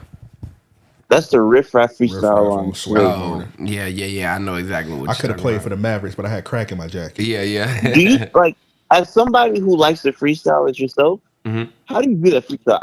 I like that. That freestyle is really impressive to me for a lot of reasons. Impressive? I wouldn't say impressive, but I would say it's entertaining as fuck. Like I'm gonna say it's impressive because it's very hard not only to freestyle, but two, to be also that entertaining off the top of the head. Because you know it's a cheat code. As a freestyle, you should know this. I think it's a cheat code with Los doing with King Los, where he'd be like, throw out a word. Right. That's way easier to do than actually coming up with topics off the top of your head. Straight and up. To make it that entertaining. Straight up. That is so funny to me. That's why it's impressive, because it's like, not only was this nigga, he had some cold little bars. That nigga said he put up in a candy coated Grim Reaper Jeep. I'm like, off the top of the head, that's kind of crazy. Like, what? You know? So, like, yeah, that is, it's like, I don't know. This nigga Amp pulling up the freestyle now. Such a good, I love it. I ain't on my actual YouTube account, so hopefully he actually wrecked this. I ain't gonna hold you. Yeah, handshakes, hugs. You want to see me outside, man? Take your fast to sleep. Hopefully it played. That bit kind of laggy. Let me take this picture down. Yeah, Buzz, I can't get over this cold, man. Good Lord. Cold as rose gold. You know what I'm saying? Cold as rose gold. I had to wear this big ass vest because of that shit, man. Like, this vest, matter of fact, this vest hard as fuck. Y'all niggas hating, man. This that Billionaire Boys Club, that bit reversible. You know what I'm saying? On the back, it's got the globe on the orange side. Then I flipped that bit. You know what I'm saying? Then it's got the Boy Scout patches on the other side. You know what I mean? I'm struggling because I got these monitors on the wrong side. Yeah, so when I scroll, this monitor's supposed to be on this side. So I'm struggling right now. I've been watching your ass all night doing this shit too. That bitch don't want to play. Oh, I got the sound now. That bitch gonna lag. Throw a beat on, man. Can you do that for us now, man? You gotta, you know. I ain't tripping. No, I never be tripping. I ain't never tripping, man. Especially. Okay, I normally wouldn't do it, but since Sway, you know what I'm saying? Sway, I got to. Come on, Handshakes, hugs. You want me outside? You want to see me with pancakes and drawers? Take your fat ass to sleep. I'm jumping out. Candy coated Grim Reaper G. I put you to sleep. I put you to 6 feet deep when it's in the ground. I blaze pine. I let my top I could have played for Washington Redskins 6 points. That was like the hardest I bar. might give you a 6-point dime, and this is a carry. This is a parent. I got more knowledge than both your parents combined. I graduated never. I didn't go. Like he wrecked that part there. Everything was fine. I banged genuine. No homo. I'm talking about it back in my trunk. That's CD. When players want to check, I eat check. Mix. Haters won't get in the mix. I got a fresh set of kicks. I play for the Phoenix Suns. I graduated in 1991. Damn, that motherfucker older than the moon and the sun. He got older than the damn solar system. I come through. I might pop trunk on your sister. I eat fried gristle and bacon with eggs and toast. Everybody, damn, my motherfucker right there. He balled the most. He balled coast to coast. He balled across 7 seas. You talking about, I'm in a gang, motherfucker, you on your damn knees till you gay. I play sideways and sway. We had a Chinese buffet eating on a Monday. It's a Tuesday. Make it feel like it's damn Ruby Tuesday, but it's Saturday. But it don't even matter anyway. I come through with diamonds and sapphires across my chest. Figured I was kin to King Griffey Jr. I come through. This nigga said he kin to King Griffey Jr. Oklahoma soon. I could have played tailback, halfback, or hatchback. I'm in a photo hatchback. Damn, motherfucker could have played for the Dallas Mavericks, but they found crack in my jacket. I'm here one of my socks. This motherfucker, damn, Mark Cuban said, man, you're gonna have to box one of these players because they're gonna take your position. Diamonds gonna glisten. We'll twist.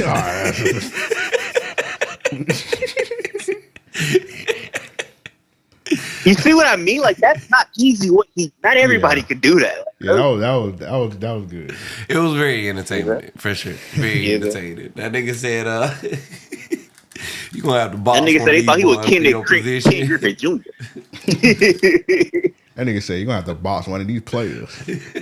Hey, imagine Mark Cuban sat that nigga down and really told him that, like, box one of these niggas out.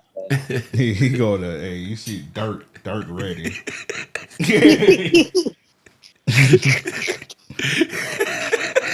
You be in Mark Cuban office, you be like, you got to box one of your players. You look out to the glass. That's my 6'7" rusher. You know what I'm saying? You see Dirk with some boxing gloves, like.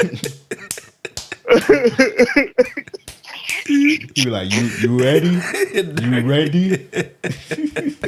Oh my god, so funny. That's funny as fuck. I'll be like, bro, give me like 10 minutes.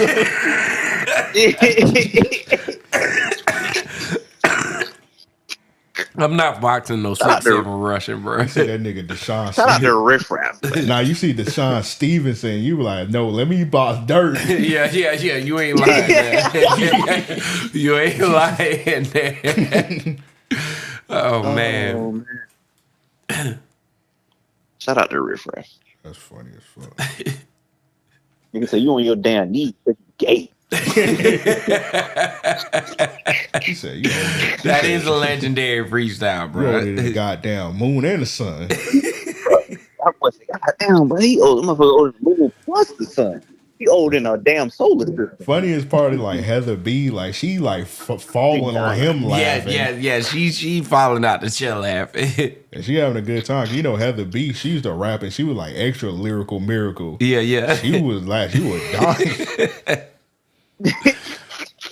Because it's really like, how is he coming up with this off the top of his head? That's what the whole thing and is. Like how niggas is he is like doing? laughing and he like continuing on. Yeah, he laughing too. Then like, fuck it. He in the gas. See, I done seen that, and I done seen that nigga rap under pressure because remember I showed you that video where he was freestyling on Hot 97. That nigga like Ebro just had like a straight face the whole entire time. Man, it sucks. This may be a wild question, but have y'all heard like his new music? Like he like making like legit like alternative kind of like electronica music, and it sounds decent. I believe that. I haven't heard it, but I mean he's always leading into different type of stuff like that. So that's the way of the whites. I think whatchamacallit had produced his boy band. Mandalorian. That's what I'm gonna start calling white rappers. Mandalorian. Well, I think like boy band produced like one of his songs. Like, bro, that bitch sound like an Empire of the Sun song. Oh, like, bro, that bitch sound kind of fire. I believe. I would say to be fair with somebody like Riff Raff, he has always like rapped over different type of stuff, so it makes sense that he would be doing different. Man, put on the instrumental. I'm about to freestyle. Okay, let's get it, man. Right. I want to hear a bar heart. Sapphire diamonds across my chest. I thought I was King Griffey Jr. What's tomorrow? What's today? Friday? Shit. I don't know. You talking about 2:00 in the morning? Today Friday, right? I think so. Yeah, nigga, you about to knock that damn Crown Royal bottle over, nigga. Shit, I almost tripping. knocked myself Hey, out. I ain't gonna lie. Damn, nigga, you the bro. clumsiest nigga ever. I'm clumsy, damn. God damn. Bro, you about to Hey, slap Joe. me. God damn. Hey, freestyle one of my beats in that freestyle playlist. Yeah, I'm about to switch to the account I'm now. about to say I made the playlist literally for these moments. All right, give me a You can second. never use it. That nigga Eric said I couldn't wait. Let me find it. The only rule is because the playlist, just press shuffle. I want you to see if you can rap over the first beat. Whatever that first beat is, just press shuffle. Just see if you rap over that. All right. Press shuffle? Yeah. Yeah, because you can shuffle the playlist. So he'll find it, and once you just press shuffle, This I nigga want you to playing rap over Geek whatever Up. beat. I don't know what the beat is. So obviously. That's what popped up. Bruh, this beat was hard as fuck. Yeah. That's a good beat right there. Set up high to the motherfucker. Right now, I shoot a nigga dead in the shit right now. Tell a bitch get down, she gon' have to vibe out. If I take her to the crib, she gon' suck dick now. She ain't even gotta lie. I don't know. This beat was hard though. Alright, let me see. Deuce, brand new cool. Got a little bitch tryna take off the roof, tryna take off the top. She don't get loose, she gon' have to get back to the crib. I'ma get her and a friend and I be double dutching. Niggas know me, I be.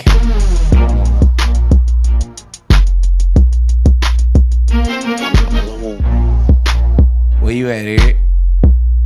I mean, it would be so offbeat if I tried to freestyle over this. I'm not the delay and everything.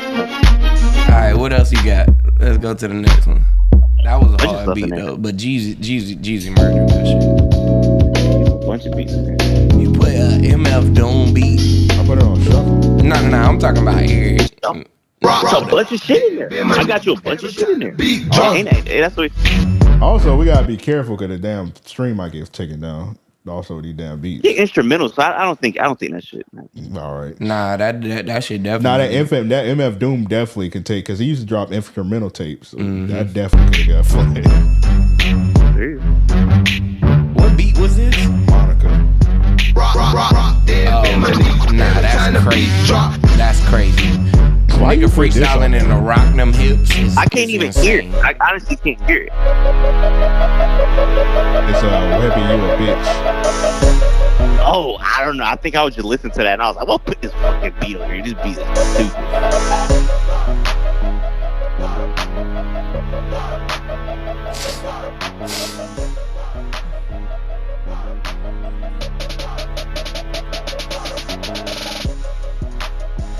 That'd be cool, but You gonna freestyle or what, nigga? man, I don't know. Skip that one.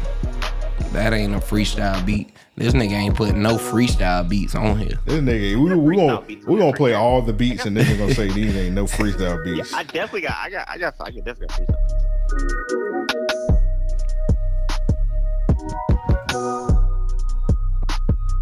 I gotta get on my little Tyler flow on this one.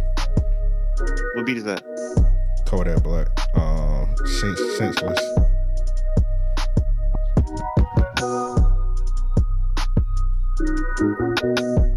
Bunch of rap count.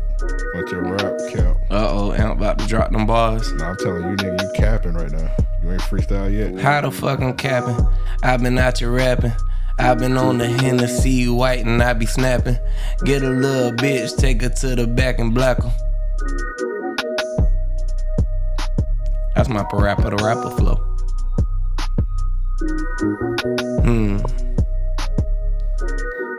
Ski. Hello, Tyler, come on. Not like that.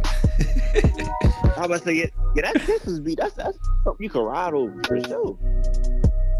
Man, that nigga, I don't know how you- I don't know how you- I'm gonna play one more beat, dog. Let's see.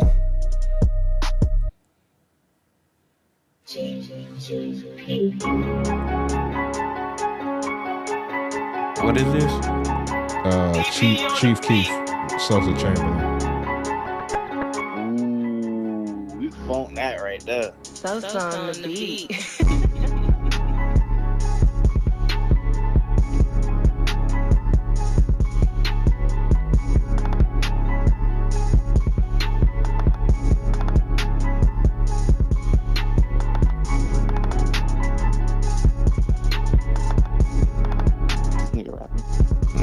This shit okay.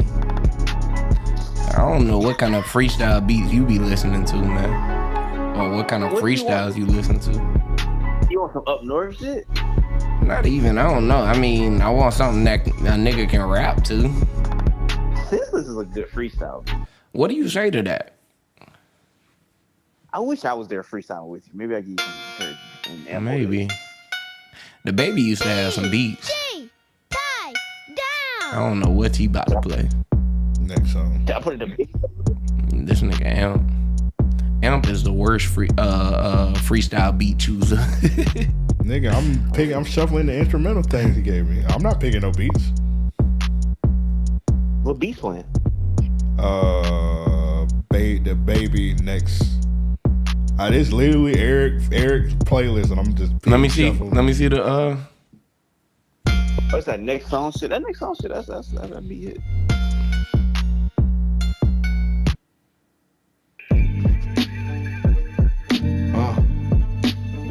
Hey, come on, nigga. We losing viewers, nigga.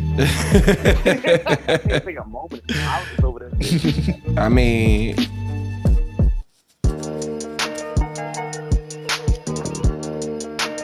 yeah, Eric, your beat selections is ass. But it's so many different. Chloe said there's no such thing as a freestyling beat, and I agree. I mean, that's real, actually. It's so many. You should write. Many different types. I'm I more got real hip hop beats, got southern beats, like all types of beats. I'm more an advocate of writing. It's a Project Pat beat playing right now. Blunt to my lips. You can't funk over that. Project Pat, one of the hardest artists ever.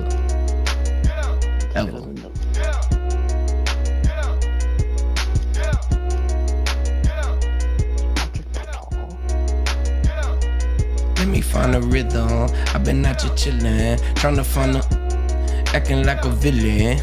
That's how that nigga used to rap. all beats get rapped over. You gotta take the challenge and slay it.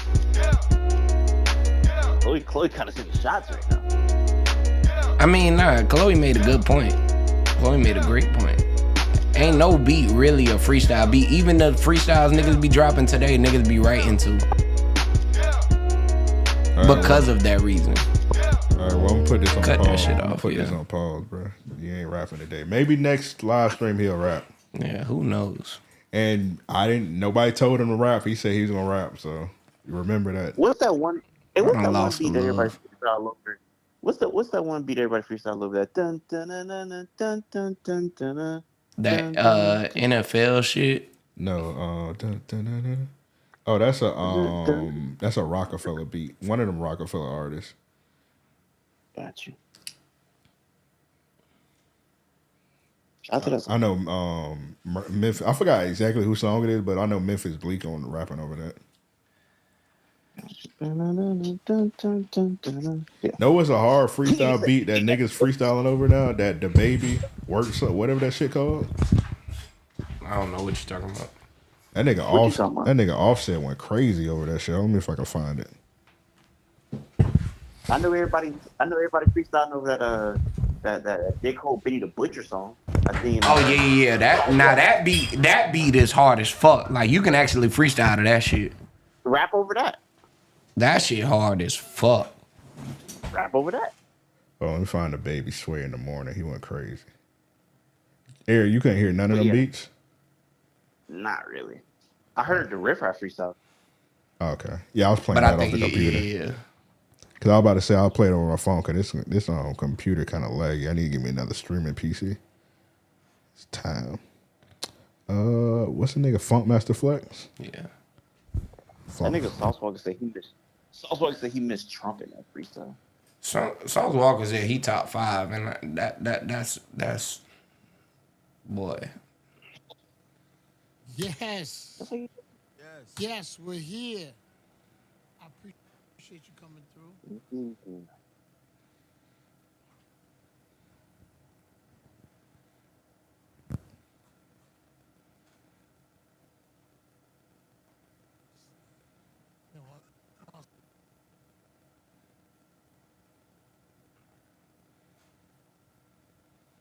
me get that. Is that bit playing low? What's today? Bars from Mars. Let's go. Let's get to it. Juanito, what you got, bruh? Oh, Yeah, that song. Offset did go crazy to this, but that's not a freestyle. Wait. Pause. That. You said you hated that beat, L. That beat is terrible. No, that beat's not good. The song's terrible, but that nigga went crazy over the beat. I thought you was complimenting the beat. Got you. Offset went crazy on this shit. No, that nigga Offset made that song. Yeah, I've heard. I wish he had. I actually really like that beat. You like that's crazy. I don't know nigga that. in the crib doing TikTok dances. That beat is completely noise.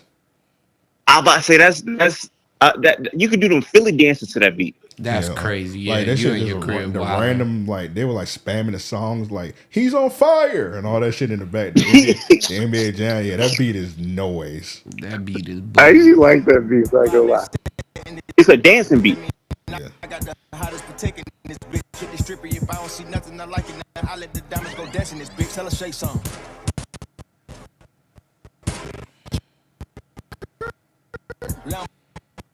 Cause they got a race on. Yeah, nah, that computer ass, bro. Like the playing it like that, it ain't working.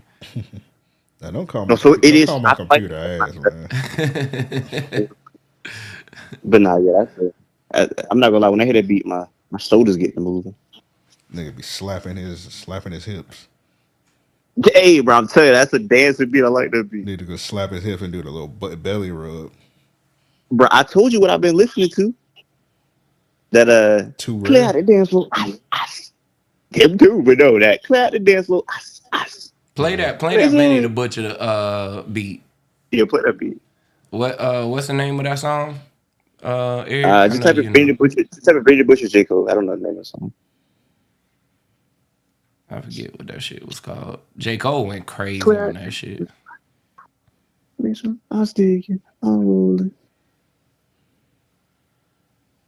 Benny the Butcher, J. Cole. Yeah, whatever the name of that song is. Oh, Johnny P's? Yeah, Johnny P instrumental. This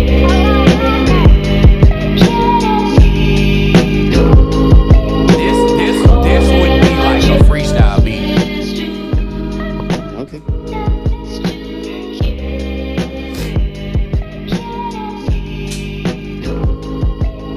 Look.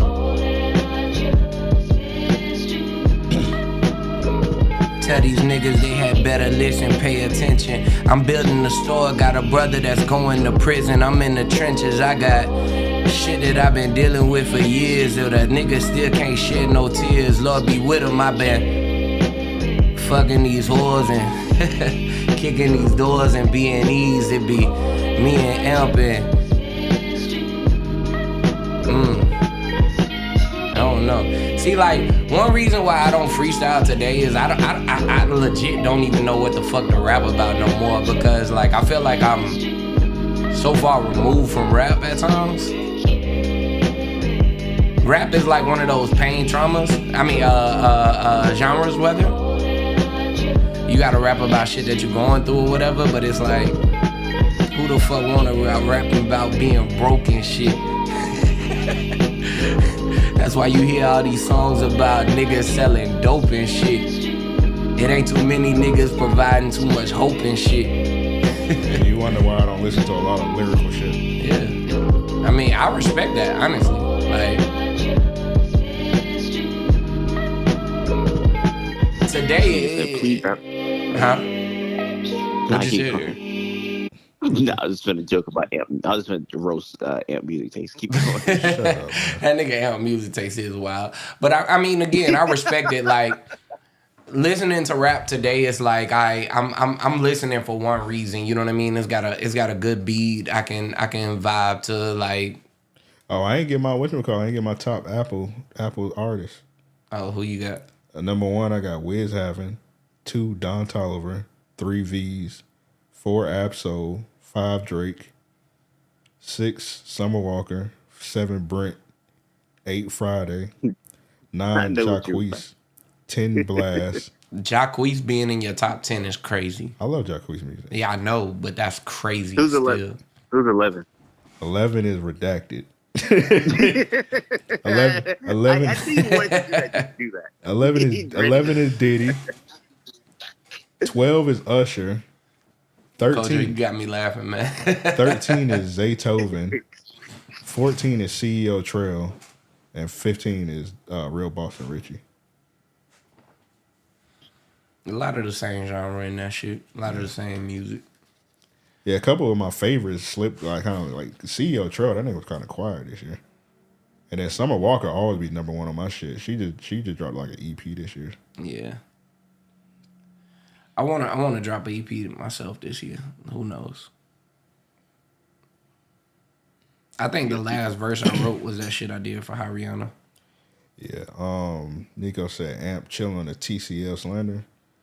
Bruh, stop. Yeah, y'all gotta stop buying them poor ass TCL TVs, man. Step. I ain't gonna say step y'all game up, especially Nico. You be flashing a lot of money, bro. Buy you a quality TV and stop buying TCLs. I know you be buying them every other year. Nico be bullshit. What is Nico, you buying what's socially acceptable, man. Quit with that shit. Buy you some shit you like for yourself. Yeah, buy quality shit. Stop buying that Supreme. Buy you a nice LG or Samsung TV. That's some real shit. OLED top quality. You were saying something, Eric. No, I was asking, what is like a TCL TV? TCL is like it's kind of like a Westinghouse TV. They like most of the time the TCL do make top quality TVs, but you gotta spend like $500 and something to get a top quality TCL TV. But most of the time, people be buying the TCL TVs. Like TCL will sell like a 65-inch TV for like $110 during That's Black crazy. Friday. Got you. But they don't last long. That's crazy. They last about a year. We got a 75-inch up at the shop, and that shit, boy, that shit like lifelike, nigga. What is it? I forget what the brand is. I don't want to lie to you. See me, I only buy LG TVs. Now this one right here, this is just in the back. This is like an insignia. That's Best Buy brand. Yeah. Nobody watch TV on it. It literally just put the logo up, so I ain't give a fuck about spending. It might be a Hisense. I don't know. The TV that we got up there. Well, you gonna be buying. My Hisense. You definitely gonna be buying Hisense another broke. TV next year. I don't know. Yeah, bro, my Hisense broke this year. Like literally, I was watching. I had a Hisense. I don't know. I gotta check I was watching a pay-per-view on Peacock, and like after the pay-per-view went off, it literally like my TV just went off, and it would not cut back on. And I'm like, bro, what's happening right now? I had my Hisense. I think my sister was telling me she had I think she either told me she had a TCL or a Hisense, and they like laid it down, and then they picked it up, and then it broke. That's crazy. They just simply just laid it down. That's insane. And it broke. I don't know. Whatever it was, we spent top dollar on that shit. I think the TV damn near ran us $900. You know what I'm saying, for the 75. So, Shout out to that. huh? I said Shout out to that. Oh yeah, I mean shit, that bitch better be straight. You know, I will say this. Nigga watched the Jaguar game like the last 2 weeks up that bitch, and I be feeling like I'm in the game up there. I need to get me a helmet and pads, you know what I'm saying? It's in the game. You're green. All right. Green ass nigga. Yeah, you're green. Niggas, 21 niggas really watching us right now, bro. It's 21. Can you do something for me? Y'all boys ain't got no work in the morning, man. Hey. Man, shout out to y'all niggas. Real niggas stand up. Yeah. I be wasting y'all niggas time talking about freestyle. Yeah, you do. Yeah, I thought you was gonna talk that talk. Nah, man, I don't have shit to say from a rap perspective today. Like, it takes everything in me to write a verse. Like, that shit I did for Rihanna, I wrote that shit the night before. And, man, I was like, what the fuck am I finna rap about? But a nigga did wreck that shit. I don't like listening to them creeping through the street niggas. I don't think I've heard that many like Good that ones. just blew me away. Yeah, nah, it's not many. It's not many. And every nigga come on there acting like they finna rap. Oh man, these niggas don't be rapping. Yeah. I'm trying to think one that like actually like blew me away. I liked it the Lil Fargo one. Like he wasn't like saying like I just liked his flow on it. He was riding the beat. Right. Yeah. That one was like that might be like one of my favorite ones besides yours. See, like if when I did mine, I was thinking like, okay, I want it to come off like the radio kind of rap shit. You know what I mean? It's not supposed to be like a verse that, just was written to, you know what I'm saying? If I ain't one of the nicest, I just live life like it. No disrespect, but I probably should have saved this for flex. I need a bomb, nigga. Mechanical pens at the ends of my arms, nigga. If I draw, we let the ink spill till it's invisible. This shit here ought to be criminal. My homie dropped a 4x3 and his day was miserable. He tried to make the league, and that's word to a lie. But me, I'm praying they don't call 12. I've been playing like Ja. The rules is different, but who we kidding? My homies move Bobby Brown for every new edition. I thought that line was so hard. My homies move Bobby Brown for every new edition, a few editions. They want smoke. I help to find a Buddhist in them, then make them dance out their jeans and find a true religion. Cross me and I crucifix them. Yeah, nigga, add them bars for your bitch ass.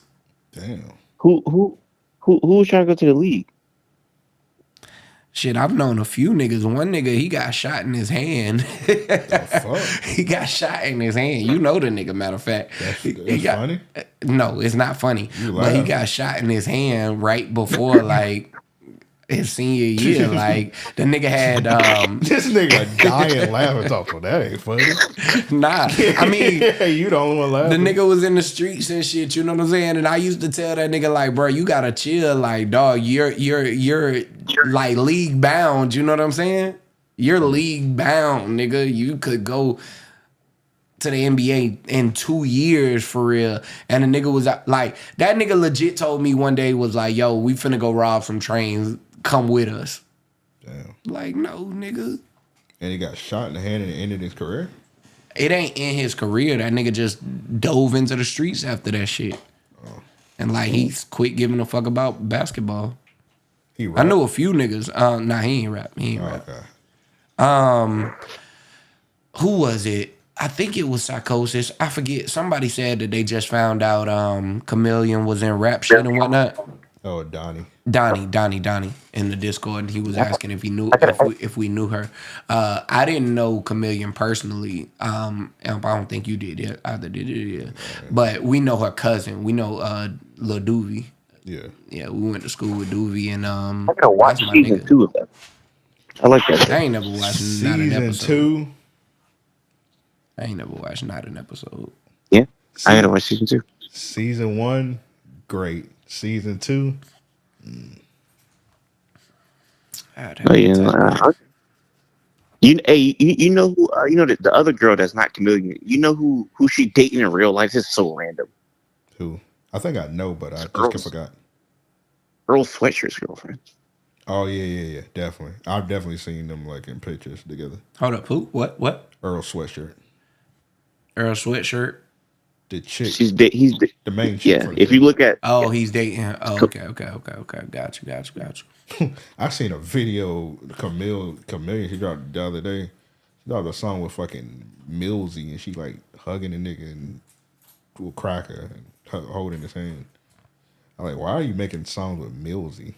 Like their music is like water and oil. Shaking my damn head. I don't know who Millsy is. Millsy is that white dude that's he signed to Jadakiss with all the tattoos. Oh, he signed to Jadakiss? Yeah, he be rapping like extra hard. All white rappers. I didn't know he was signed to Jadakiss, but I know who this is. Yeah, he signed to Jadakiss. He the whole, I'm a white guy from the streets and I know how to rap really good. I'm lyrical, miracle, spiritual. He look racist. He does look racist. He's from Boston. Miss me with that shit. There you go. What that nigga? That's that nigga Southside. I watched one of his interviews. He was like, I used to say nigga. I stopped. That's funny. Congrats. He's from Boston. And he got his head shaved with tattoos on his head. Definitely looks racist. Just like Adam 22. And you say lyrical miracle? Yeah, he's extra lyrical. I seen you ever seen that video where Southside was talking about Wale, and he was saying like he don't listen to niggas like Wale. He said nigga like Wale, that's that nigga got on my song trying to doing some lyrical disaster type shit. I ain't see that. Niggas be disrespectful. That's what I call lyrical. Niggas be violent. Wale gotta beat somebody up. I don't know what Wale gotta do, but that nigga do not get no respect from me. Niggas be violating that nigga. Like, not even like on no. Like, they just be little broing that nigga. That nigga a grown ass man. Yeah, I'll never forget when that nigga Meek Mill told him you ain't MMG. That shit was so funny. Like, you letting this nigga tell you that? Yeah, you can tell. Yeah, are they good though? Who knows? They did a song together, but that's about it. Well, they was both featured. Well, I listened to that. I don't know if y'all listened to that Rick Ross and Meek Mill album. Mm-hmm. Meek Mill is on every song except that song with Wale.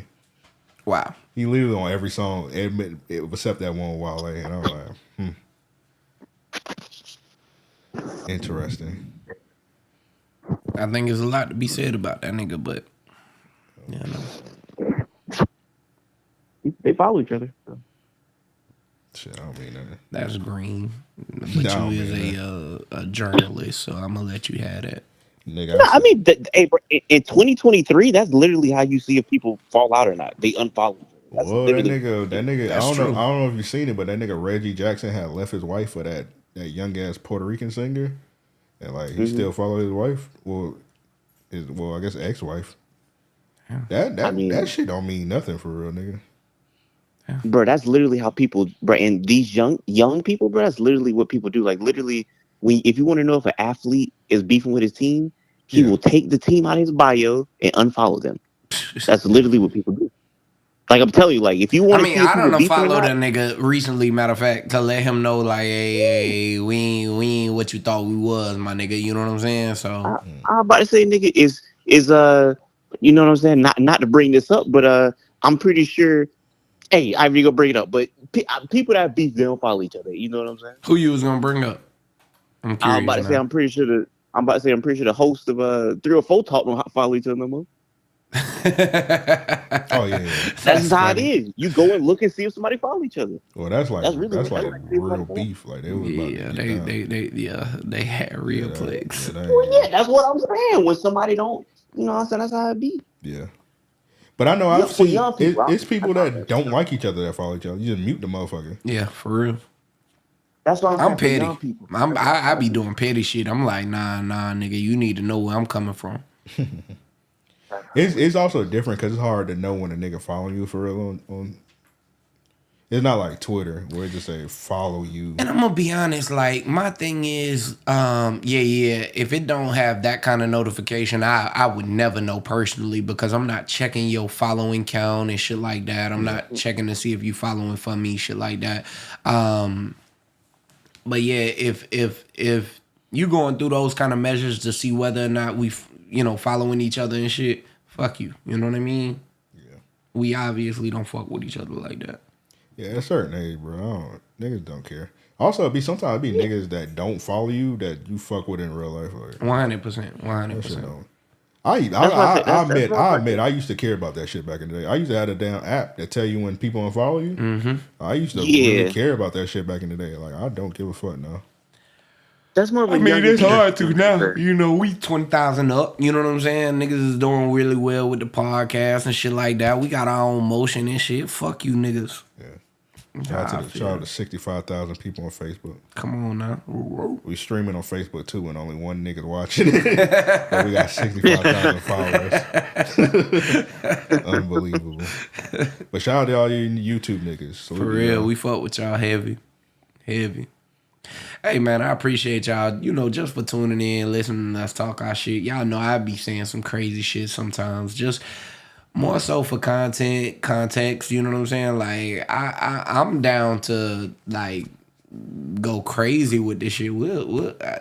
Personally, I say whatever the fuck. If it stimulates some engagement and shit, I'm with the bullshit. You eat ass. You gotta get that. Yes, ma'am, I do. All right, we gotta do at least like 7 more minutes to get to 4 hours. Man, shit. I ain't even realize we was going that long, but shit. Yeah. 4 hours. I told you I got you tonight, my nigga. Yeah. Yeah, you want to we do real niggas week they didn't ever ask me to get. Let's do it. Cause we ain't get a chance to do that shit this week. I don't know if I got a real nigga of the week this week. I'll play everybody else's. I gotta think if I had anything. To send those in, hit us up. Mail at raopodcast.com. That's mail at raopodcast.com. We gonna try to keep these live stream going every week. Yeah, man, we definitely got to step our shit up. I'm going to be honest, man. 2024, we going crazy. We going to be streaming here. We going to be streaming at the store. We going to be doing a lot. I got hold on. I got to test that internet at the store. Man, bring your ass up there, motherfucker. I got to test the internet. I'm about to fade this nigga. I ain't going to lie to y'all, dog. I've been trying to get this nigga amp up there every day this week, man. Like, this nigga here about to make me fight him. Now hold on. I was like, hey, so before we did the podcast, I told Joe, I was like, bro, I'm gonna come up there tomorrow.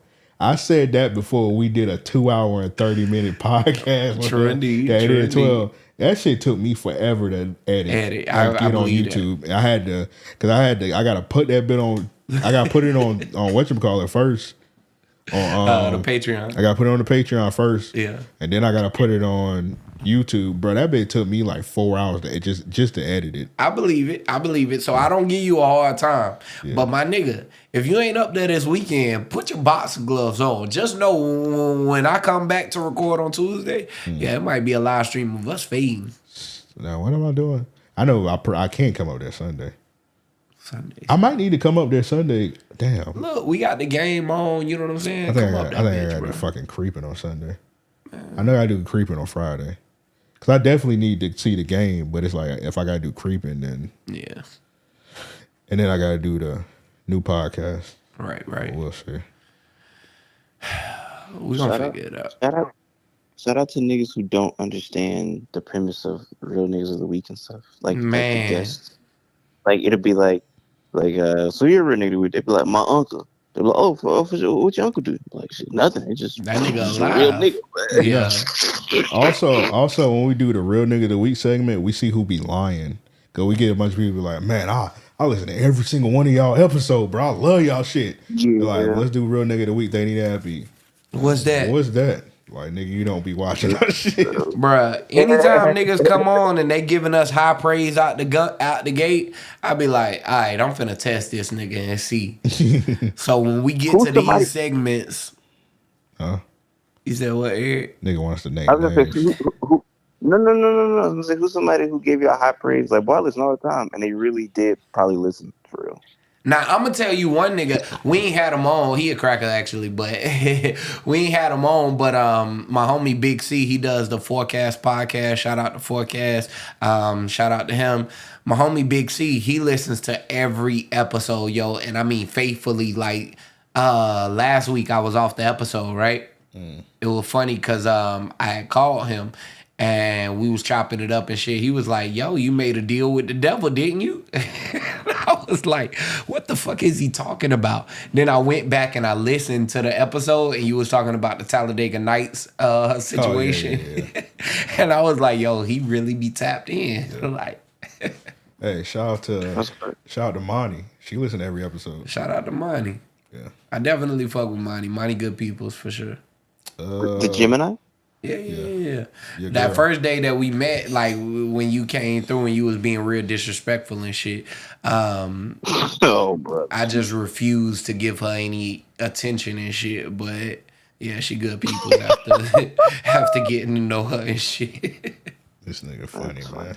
Hey, look, man, y'all know how I move. I don't give a fuck about nobody. You know what I'm saying? But you know, so many people. She good people though. Once we got to chopping it up and shit. Yeah. if I don't know you, if I don't fuck with you like that, you know what I mean? Don't expect too much from me. Yeah. Real quick, man. Shout out to Spotify, man. Our numbers in from the Spotify wrap up, man. Yeah, I see it. Yeah, man. We up 60% on the listeners, 31% on the stream, 72% on the followers. Y'all fuck with us. Go ahead and spread the word. Tell a friend to tell a friend. Tap in. You know. We the top podcast on 52 niggas. Come on, man. Top 5 on 143. Come top on, 10 man. on 218. Come on, man. And these just the Spotify numbers, man. Come on, man. What's that? 4.7K minutes? That's a lot of minutes. Yeah. Top in the United States. All that, man. Come on. What is this video? Oh, this is crazy. Oh, this is the Juice WRLD kid. Yeah, this video was actually disturbing. Oh yeah, I ain't gonna have the audio. I'm gonna save that for when we do the live show. Yeah. Cause I think I got converted. But my first real nigga of the week, man. Mm-hmm. Well, real y'all cool with the week, man. Shout out to CM Punk, man. He back. The demon home pussy. CM Punk back. He finally home. Can't wait. You claim I don't like CM Punk, bro. I love CM Punk. It's crazy, man. Keep going, man. It's all right, man. This nigga a hater, man. Next one, man. It's disgusting. You a hater, man. My next real nigga of the week, bro. Young Thug. He holding it down the court. Y'all think he gonna win? It's looking good for him. It's looking good, bro. It's looking like a circus out there. It's looking good for him, man. Bring that. Yeah, it look like a circus on his behalf music. too, nigga. that nigga lawyer broke down his case to the jury in anime. Like, what's going on? Crazy. Oh yeah, she did. She should have been Bleach. Yeah, she was like, you ever seen Bleach before? This is a filler episode. But his main lawyer got like a successful record. Like he got like a high percentage of wins. And I will say he's going through extreme measures to try and prove his innocence. So yeah. What the nigga said, he said Thug means truly humbled under God. Bro, I was like, yo, this nigga brilliant. That's better than safe. You know what I'm saying? Yeah, man. Yeah, I have no comment on that case. Nigga a coon, bro. Hey man, shout out to the yeah, you a coon. That nigga killed. That nigga. All right, whatever. He did. Look at him. Look at allegedly. Ready to implicate a nigga. This is crazy. I'm just saying. Hey, I ain't never had nobody. I ain't never allegedly got nobody. No black people. You know what I'm saying? That's all I'm saying. Man, shut up, Eric. Shout out to the homie Nick, man. Nick says go. Yeah. Another real nigga, man. He been doing some good shit out in the streets. He been giving some homeless people Chipotle. That nigga balling because when I go you definitely balling. When I go to Chipotle, I spend about $15. So he was out there passing out Chipotle burritos, and Chipotle seen it, and they gave him a gift card, man. He passed out even more. Yo, first of all, I gotta give a shout out to Chipotle. They sent me a gift in the mail. This is a Chipotle Platinum card. Chipotle Platinum card. They saw my video where, you know, I dropped off some gift cards at Chipotle so people can get some meals this week.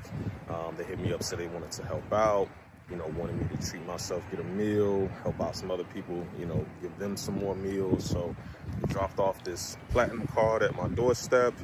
And yeah, I gotta find a way to get some people some more meals, but we'll be using this. I'll be giving away some more food, especially this week. If you're hungry, you need a meal, hit me up. Let's go to Chipotle. Drop this bad boy on the table. I got y'all. But seriously, Chipotle, thank y'all for that. I appreciate y'all paying attention, wanting to help out and assist. I think this is very cool. That means a lot, yo. And yeah, let's keep it rocking. Let's keep it going.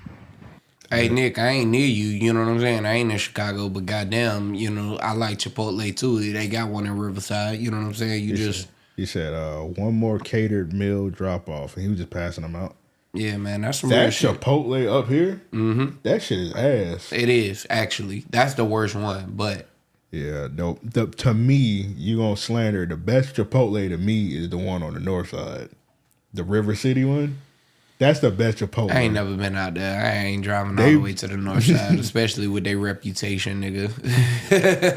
I'm just gonna drive to because the one on the north side like 10 minutes away from here, so I'm just gonna drive there. I hear that. They pile your shit up every time because I always get like the burrito bowl, then I get like a tortilla. Yeah. They burn my shit every time at the one up here. I was like, bro, y'all niggas suck. They either forget to give it to me or they burn it. That's funny as fuck. I was like, y'all niggas suck, and all the drinks be watered down. Like, I done got sick a few times fucking with the one over here, so I be trying to stay away from Chipotle. Oh yeah, definitely. That niggas definitely be tearing the bathroom up at that one. Boy, what?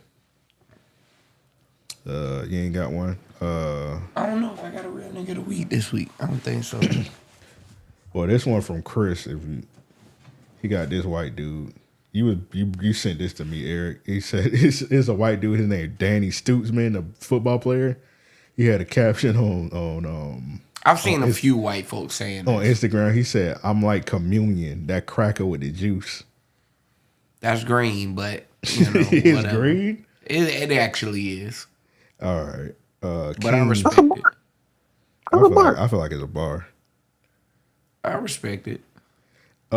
King said, and he's Sunday ready, by the way, too. Just want to throw it out there. He's what? He's gonna be playing football. He's gonna be playing football on Sundays. Oh, I believe that. Who he getting drafted by? Oh, you wouldn't know. I don't know. I'm just saying. Nigga, that's a Raven. What pick he probably gonna go?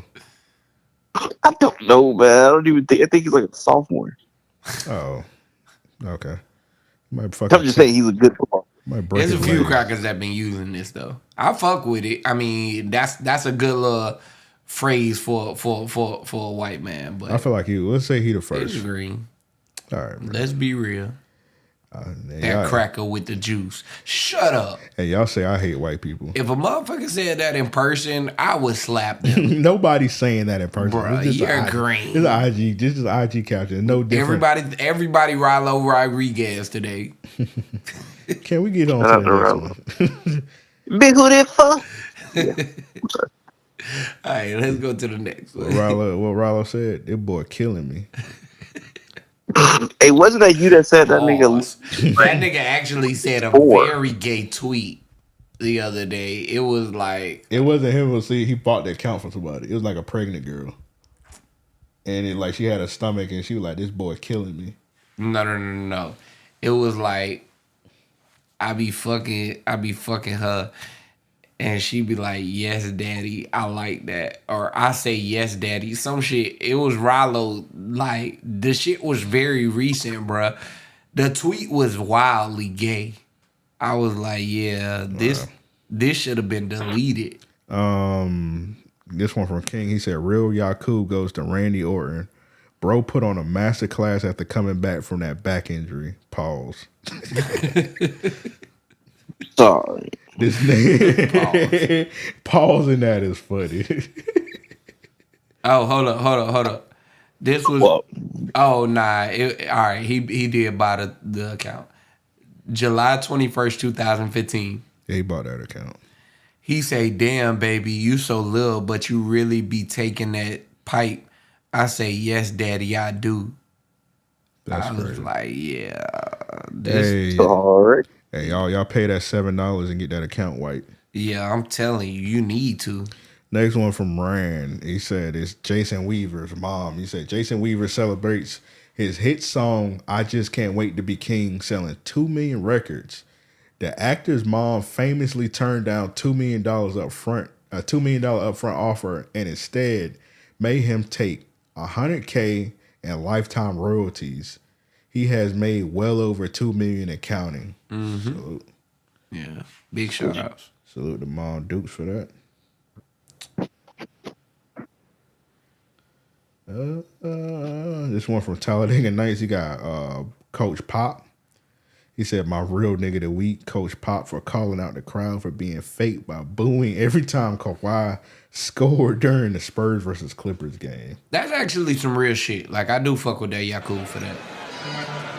Excuse me for a second. Pops on the mic. Stop all the booing and let these guys play. It's got no class. It's not who we are. Knock off the booing. to do that in the middle of a nigga shooting free throws is like that's some real respectable shit. I actually fuck with you for that. Yeah. Pop deserves a lot of nigga points. You know what I'm saying? Okay. I'm just saying if we had to give out some coins. It's getting late. If we had to give out some coins. Yeah, 4 hours in, niggas start saying stupid stuff.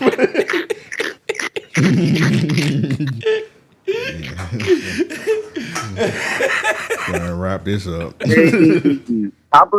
Popovich do seem like a respectable guy. I like Pop. For real. Yeah. I fuck with Pop. All right, that's damn, all. It's 3 o'clock in the morning. I gotta help a nigga move in a few hours, actually. Well, nigga, that's you that want to do the long stream. I tried to end it been 2 hours ago. Hold up. And I gotta get some pussy today. All right, bro, this nigga. I'm just saying, bro. Jade was right. Whoa. All right, that's funny. They need their ass. They need their ass beat. I got Nardo Wick bodyguard for fucking punching that fan out. Bruh. I ain't even gonna play it because I didn't want to get it flagged. That shit was so sad, actually. Like, for real, because like the video even said, he wasn't doing anything aggressive. He wasn't in any way coming off like a harm. It wasn't like he ran up on him to where it would have been a wild surprise. It was just like one of them things to where whoever it was, nigga had a bad day or some shit. You know what I mean? That's how it came off. And nah, it's that too, definitely. But Nardo Wick, he gotta get real security and not his random hood nigga. Homies. Yeah, that's real. That's real. That's real. Well, I was about to say that the little nigga that punched him, probably everybody's labeling him as security because that's what the viral video said. But that nigga's probably not security at all. That's just probably a nigga he beat with. Yeah, it's probably a nigga he beat with. Because that nigga's small. That's true. Yeah, definitely. That makes sense. Nardo Wick, he dropped a statement. He said, "I don't condone what happened to my fan George.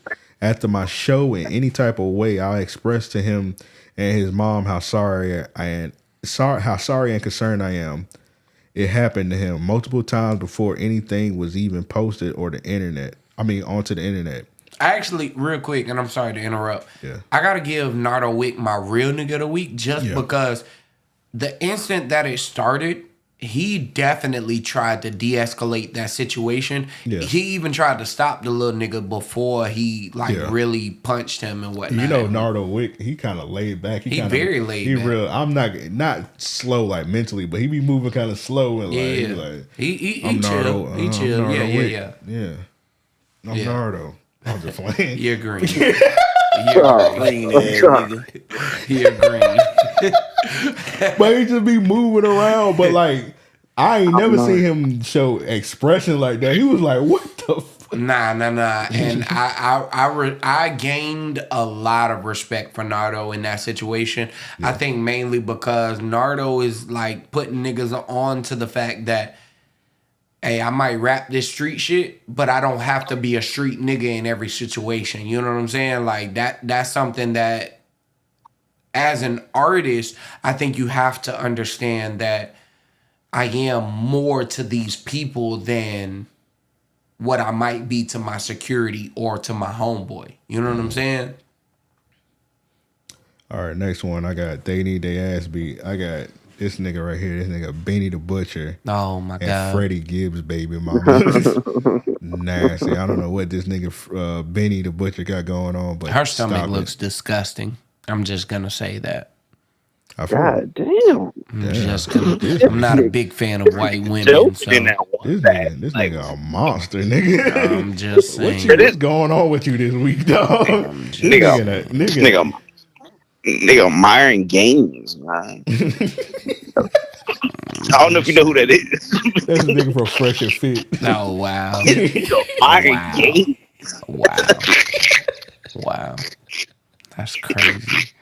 That's crazy. Comparing me to a fucking loser. That's crazy. That's crazy. I'll take it this week, but god damn, that's crazy. That's crazy. After that Jade episode, like I feel like I'm susceptible. Yeah, bro, you You in a nasty bag this week, bro. Goodness gracious. This nigga. Oh, goodness. All I'm saying is, I mean, that stomach looks crazy, bruh. You can't tell me I'm wrong. Bro, Did she just give birth? She just gave birth, and bro, it's like her fourth kid too, bro. Come on, bro. Goodness This not her first Did kid. did she get surgery after the birth? I don't know what the fuck is going on. Just stop, Joe. I'm just saying. Just stop, bro. Yeah, even though he should stop, I'm going to look up a picture because, like, I got to see what he's talking about. I don't know, man. Oh, I got it up on the screen. I thought she had the baby like 3 years ago. I don't know. Nah, she just had Freddie Gibbs' baby, but she got like 3 other kids too. Oh, I don't know. I don't know what's going on with this white woman. I don't follow her. She a white woman with a shaved head. Well, she ain't man. A white woman with a shaved head. She ain't G.I. Jane. She claims she half black. Half black. Who is she? Halsey? Shut the fuck up. I ain't say she half black. She said. I was about to say, but I mean, don't Amber Rose look like that? Amber Rose. You ain't never seen me accredit Amber Rose to being black. Oh, well, I mean, she'll credit herself to being black. So. I don't give a goddamn. Okay. Damn, nigga. Nigga, the black police now. Nah, I'm just saying, shit. She ain't my complexion. Goddamn it. Yeah, Joe sound like one of them Twitter niggas. I'm just saying. Everybody ain't black, man. Just because they say nigga. Fuck that. Fuck But that. you was probably don't mad get at that Tyler. Nigga pass, man. Yeah, niggas call him Little Tyler. Little niggas call him Little Tyler White. Oh, all right, that's bro. crazy. No. That's No. I was talking about a Tyler girl.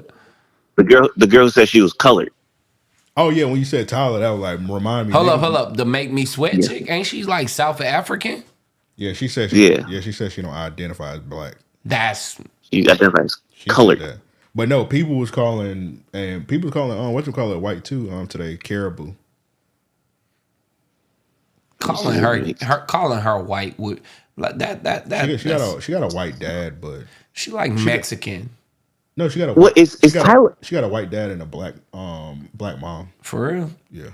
She looks like she mixed. She does look mixed. She does not look black and white mixed. Is Tyler mixed? Is that what she is, black and white? Yeah, she black and white. That nigga Yachty's crew is crazy. They said that nigga signed 10 dykes. Yeah. I like from that cipher, he got a decent crew. He definitely got a decent crew. It's just funny that they're all like of the vein. Said that nigga signed 10 caribous. Nigga said, I don't want to have sex with any of you women. All right, we about to get another misogynistic bag. Nah. I'm just saying. No, I'm not talking about. I'm talking about with the next they need to ask me. This one from King. I don't know if y'all ever seen this young lady's game footage before. Her name is Lil Ashley. She got some top quality game footage. Nah, I ain't seen it. She got a whole lot of ass in the damn whatever that is. Look it up on the hub or eROM. She looked like she with a nigga that's paying. She said, so this is her dad right here. Oh, that's crazy. I'm sorry. You don't see the resemblance? I wasn't looking for the resemblance. Not really. I was looking at that ass. Yeah, me too. Now this is crazy. She said, my dad made me a letterman for my OnlyFans. No, that's nasty. Hold on. She said, real dads love their daughter no matter what. I'd be damned. This nigga decided to stitch her with her ass in the air. That's a logo, bro. That's crazy. Nah, that's insanity. This the. That's crazy. That's crazy, bruh. To get her logo without her knowing, he had to like go on her OnlyFans. or her Twitter or something. That's some pinky shit. You know what I'm saying? When her father was like, I watch her films, all her films. Now she pretty big in the OnlyFans game, so I'm that assuming booty pretty big. Good Lord. Yeah, that shit. That's watermelon. I'm saying, bro, check her. 'Cause she got some quality shit on there. She got some ass on her. Yeah. Good Lord. She from Houston. Yeah, everything big in Texas. Good God, good, what they say? Good God Almighty. My God. Yeah. Great googly moogly. That thing is juicy. This is crazy. But yeah, that's. I mean, that ass is insane. We get it, Joe. God I'm damn. sorry. I'm sorry. I'm sorry. She has a huge derriere. Take it off the screen, bro. All right. That ass is something else. Goodness gracious. Well, it's still on our I was gonna say you got two screens, bro. That ass going dummy. Yeah, you really need to take that off because this nigga about to put back up the Meek Mill orangutan. I'm about to put the monkey back up. You on punishment? Let's look at the monkey now. That's hilarious. Look at the monkey now. You don't know how to act, bro. So we're gonna look at the monkey to the end of the street.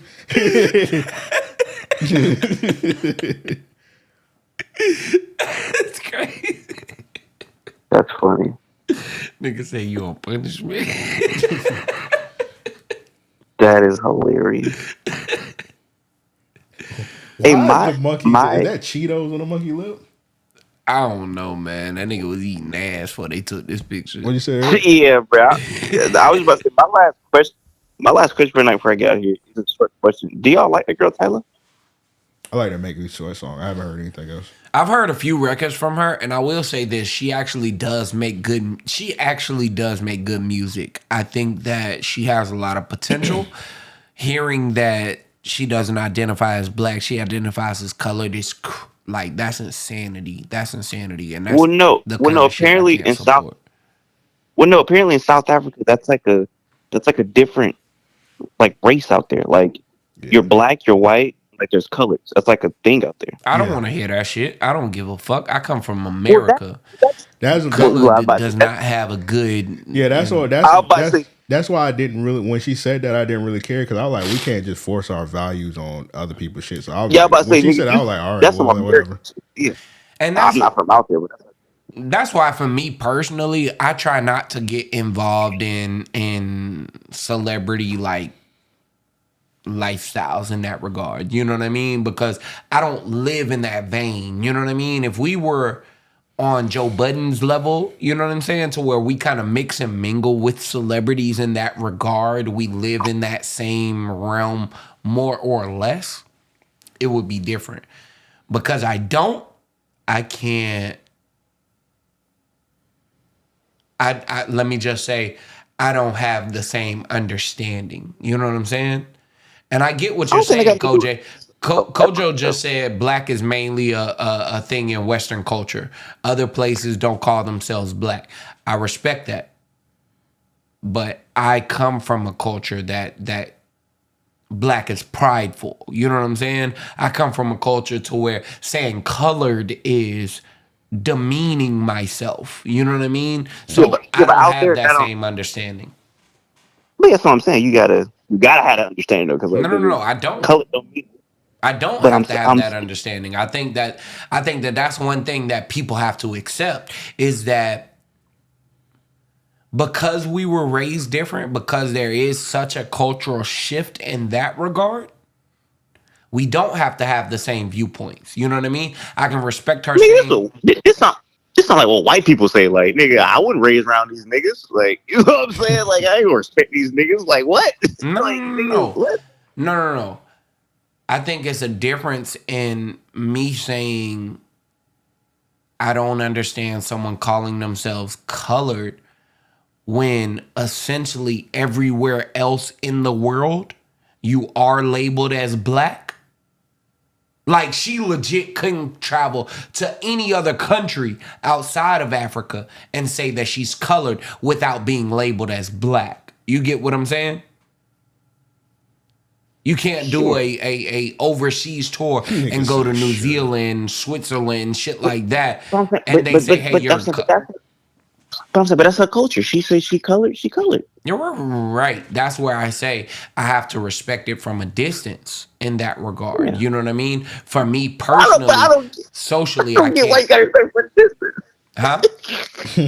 I don't get why you got it. I don't know. It's just like you being like you know how to be like American, like you just be like an American at this point. Like, hey, not culture.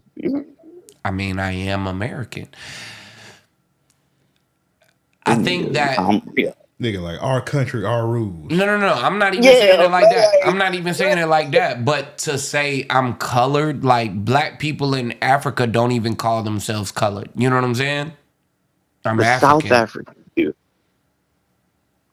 South Africa. I don't know. We don't. Because that was my first time learning that. We don't know enough about the culture. And that's where I say I'm not privy to that kind of experience. You know what I'm saying? I'm not privy to that kind of thinking. Yeah. So in that regard, I can't relate.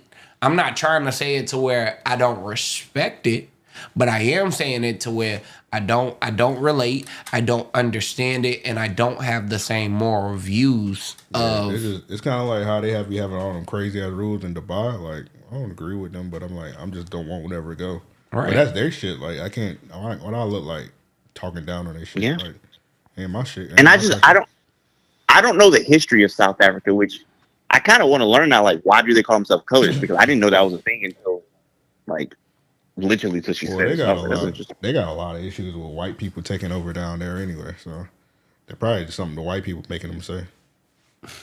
Who the fuck knows? I mean, Africa has definitely been plagued by white people for a very long time, and in that regard, I do think that it shaped the mindset in a lot of ways. You know what I mean? Mm-hmm. But you see how much of a disdain there is between Africans and African Americans. You know what I'm saying? And in that regard. Good. I just found the definition real quick. It said coloreds refer to members of multiracial ethnic communities in Southern Africa who may have ancestors to more than one of the various populations inhabiting the regions of African, European, and Asia. So, and see that to me just sounds weak-minded, like being real. You know what I'm saying? Like if I was, how can you say that like that? Because you just think of what color means down here. It's different out there. Like no, I'm thinking of the same way that white people here in America say I'm Irish, I'm Indian, I'm this, I'm that. It's like, no, motherfucker. Yeah, you might have a piece of all of this, but that's not what defines you. That's not where your morals lie. You get what I'm saying? Like, that's why I don't respect that shit. But I'm saying, if a person is white and Asian in South Africa, they colored. Like, if a person is black and Asian, they colored. That doesn't make sense to me. That's not how I was raised, and that's all that I'm saying. That's all that I'm saying. Okay, yeah. That doesn't make sense to me. You get what I'm saying? Yeah. Now, Kojo just made a point. He said black people aren't black. White people just started calling them that. I agree with that. I agree with that wholeheartedly.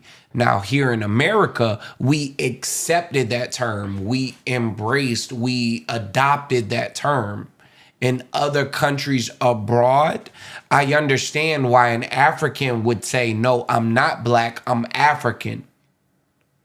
Because my heritage is true, right? In America, a black person is saying, I don't have the same lineage as what a Eastern European might. You know what I'm saying? Or a European, period. Somebody that was able to cross the seas and come over here. I don't have that kind of lineage. I have a lineage of trauma. So I'm starting this new, we're starting this new acceptance, rather, right? Of our own culture in a sense. Because realistically, we don't relate to Africans in many ways. You know what I mean? But again, I just, I don't know, the whole... I feel like we really can't have this conversation because we literally probably know stop nothing exploring this picture, man. This is wild as fuck. Are there orangutans in South Africa? I'm sure there I are. can imagine. It's orangutans. I don't know that there are in Detroit. orangutans in Rolls Royces, but You said there's orangutans in Detroit. Yeah. All right. Was that a racist joke? Nah. if he said they got on buffs, then it would have been. Yeah, that would have been racist. That would have been racist. I ain't sure. I wasn't saying. There's orangutans in Detroit with buffs on right now. Some cardi. Sada baby, he calls himself a big ape. Yeah, he do. Man, that's funny. But again, I mean, I think that, calling yourself a colored in any nation is actually like... It's crazy, but it is, because it's a discredit from the black aspect of, because again, in every nation, Africans, blacks, whatever you want to describe people of a darker diaspora as, you know what I'm saying? People of the darker diaspora. I'm gonna be honest. I'm putting, even though it's over there, it just means, obviously it means something else than what it means over here. I'm just gonna put this in the same vein as like over here we call FAG a slur, and then FAG over there is like a cigarette. So I put that in the same vein. So same as that thing. It's two different things. Like, just because it's offensive to you in your culture, it means comes up something completely different in other culture. No. Trust. I get that wholeheartedly, and I would always respect someone's opinion. You know what I mean? But if you're asking me here in America how I view that, then I'm telling you out of my ignorance, my lack of knowledge, my lack of experience in that regard, this is how I view it.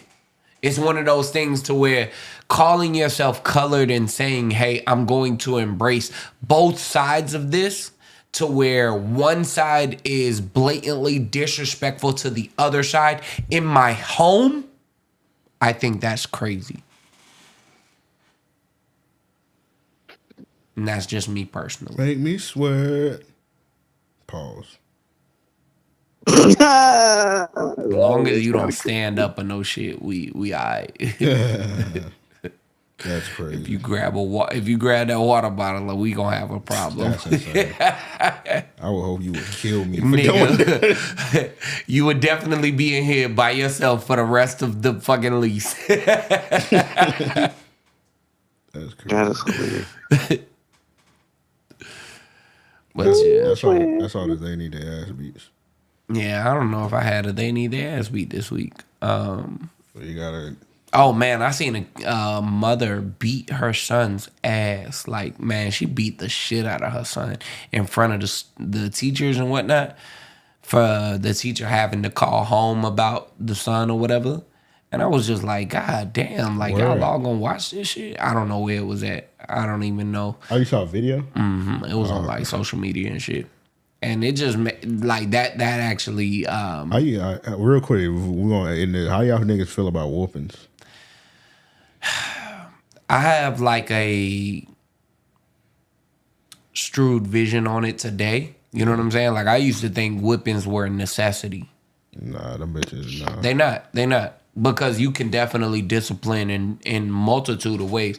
Like, even how Eric said earlier, I be checking niggas with, you good? You know what I'm saying? Like, you can say things, you can make people to feel a way based on what you're saying that will get the, not to say the emotion, but what you hoped to evoke.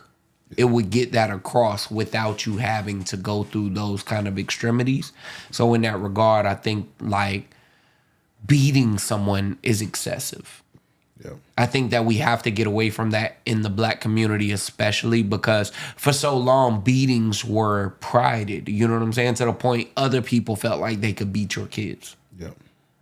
And I think that that's where things changed when us as, you know, a community realized it's not right for everyone to have that kind of privilege.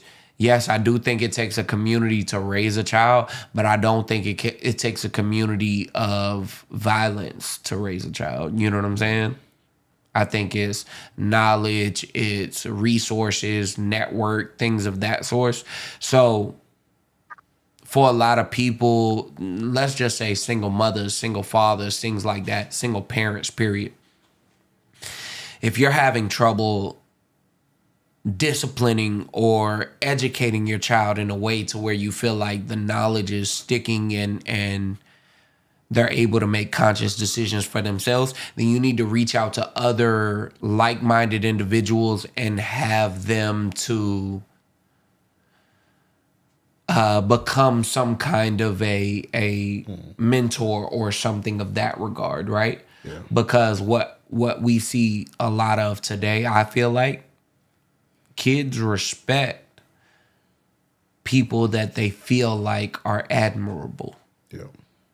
And in that regard, you know, Kojo just said it's meant for fear and respect, not discipline. But I still think that you beating someone to gain this fear aspect is a problem. I've heard in a lot of ways and a lot of times that people get some kind of demeanor from me, like, you know, Eric mentioned it earlier, to where it's like, yo, Joe should have a scolding with somebody, you know what I'm saying? Because when he does this, it's this kind of way, right? And it's not, I'm never trying to evoke a fear in someone else, you know what I'm saying? Mm-hmm. It's more so that I'm trying to stand my ground. I came up from, you know, my brother is... Make me sweat. All right, you... Pause. Wildin'. Wildin'. My brother is 5 years older than me. That nigga is like 6 inches taller than me. You know, pause. But why is that a pause? Just saying 6 inches is crazy. But I'm just saying I might be ignorant. But I my brother got a 17-inch dick. You're gay. That was... You're gay. You are gay. You're gay. You're gay. But nigga, yeah, you in the closet, nigga, know what I'm talking about? You a homosexual, know what I'm talking about? I ain't got nothing against you, but nigga, don't be trying to pause in the pussy population, nigga, with your old sick dick. But nah, my brother, he's 5 years older than me. He's a lot taller than me. You know what I'm saying? So in that regard, like when we had scuffles and shit like that, I was so small that I was vulnerable. You know what I'm saying? Like, so I come from a defensive background. You know what I mean? To where I always felt like my back was against the wall. Even with a lot of people that I hang around, most of our friends are taller than us. You know what I'm saying? Mm-hmm. Most of our friends are you know, bigger than us in that regard, right? So the way that we joke is one way, right? Is one thing. But when I get that same feeling from other people to where it might not be a joke, I feel like, okay, now I have to defend myself in a more like serious fashion or whatever, right? So I say it to say, you don't have to beat a child to invoke fear. You can talk to them in a stern way to where it's like, okay, I'm building respect with this child to where they know not to cross me, but I don't ever have to put my hands on them. Yeah. I got a jit that I really do care about, and he probably like 11 years old right now, right? Not to put, I'll never say his name or nothing like that, so I'm gonna tell y'all a little bit. He's been molested. He's been in a situation to where like his cousins have taken advantage of him in ways that even now it's hard for him to understand, right? Mm. For me, it makes me very angry at times. You know what I'm saying? It makes me want to react not just to the people that did it to him, but to the people that were responsible for looking out for him, right? Mm-hmm. But I can't. So when he's in my presence and I'm trying to educate him or I'm trying to build that level of respect with him, I'm not looking at it to say, hey, I'm finna whoop you if you do X, Y, and Z, or I'm gonna put you in timeout if you do X, Y, and Z. I tell him straight up, I'm like, nah, I can't even rock with you like that. Because the friends that I have, I put him on the same level field that I'm on. The friends that I have would never talk to me like this. The friends that I have would never lie to me because of this. You know what I'm saying? So if you want to be my friend, you can't do that.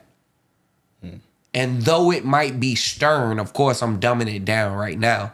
But though it might be stern to an 11-year-old to hear someone he looks up to saying, hey, I can't fuck with you in this moment, it does a lot more for behavioral corrections. You know what I'm saying? Yeah. Like his little sister just started coming with him when you know, I'm watching them or when I have them around or whatnot. His little sister doesn't know me as well as he does. So she does things to where she doesn't know that it's testing my patience, or she might be going overboard. She's doing what she knows is acceptable at home, not where I'm at, right? So I go to him and I'm like, yo, you're the eldest in this situation, right? You know that you can stop or change her actions, right? I'm holding you responsible. And I try not to do it in a way to where it isolates him or it makes him to feel like he can't be a child, but I'm also holding him accountable. You get what I'm saying? And I think that that's important. I think that you have to treat children in the way that you expect them to grow, not in the way that you view them at their age. And that's why, Eric, you know, you hear me, I've stopped like really talking about your age as far as like our age gap. I talk about things that happen between us as to the difference in perception, right? The reason for that is because it's not to separate you as a man and say, yo, because you're young, you're not going to get the same respect.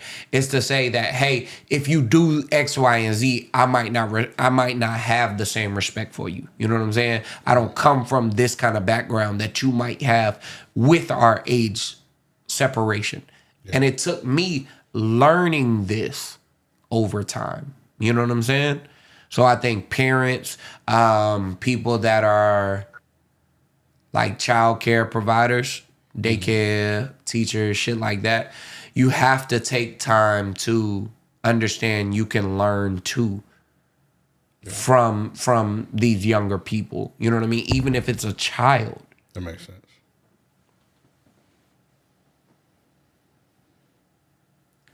Kojo making some really good points tonight. He said, I think it adds more trauma and resentment to the kid than actual correction to the situation. One thing that I'm going to let y'all know, and this is one, like, anytime that we do these streams and shit, I'm always thankful because it's dope to, like, really be able to open up without having the pressure of it being a main show, right? Yeah. But I was asking earlier if it's going to be a Patreon because there are still things that I'm like really conscientious about, right? Yeah. But I'm going to be very vulnerable right here. I peed the bed till I was 13 years old. That was something that for me, I couldn't control. I tried everything under the sun. Don't drink after 8 p.m. Don't do X, Y, and Z. You know what I'm saying?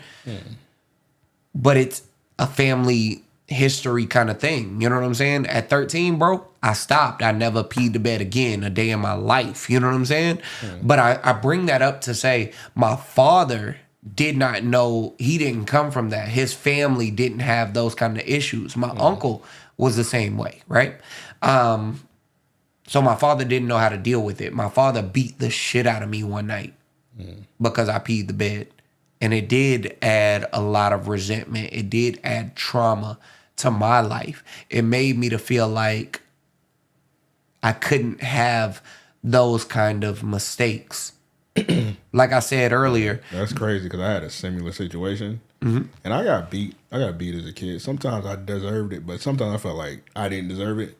But like one beating to this day, I still remember it. I think about it every day. Mm-hmm. I peed my pants one time because I was having an issue. Right. And my dad beat me, and like I still remember that shit like to this day. Like it's hard. Like, bro, as a child, that's tough to understand because you don't know how to articulate that, hey, I can't control this.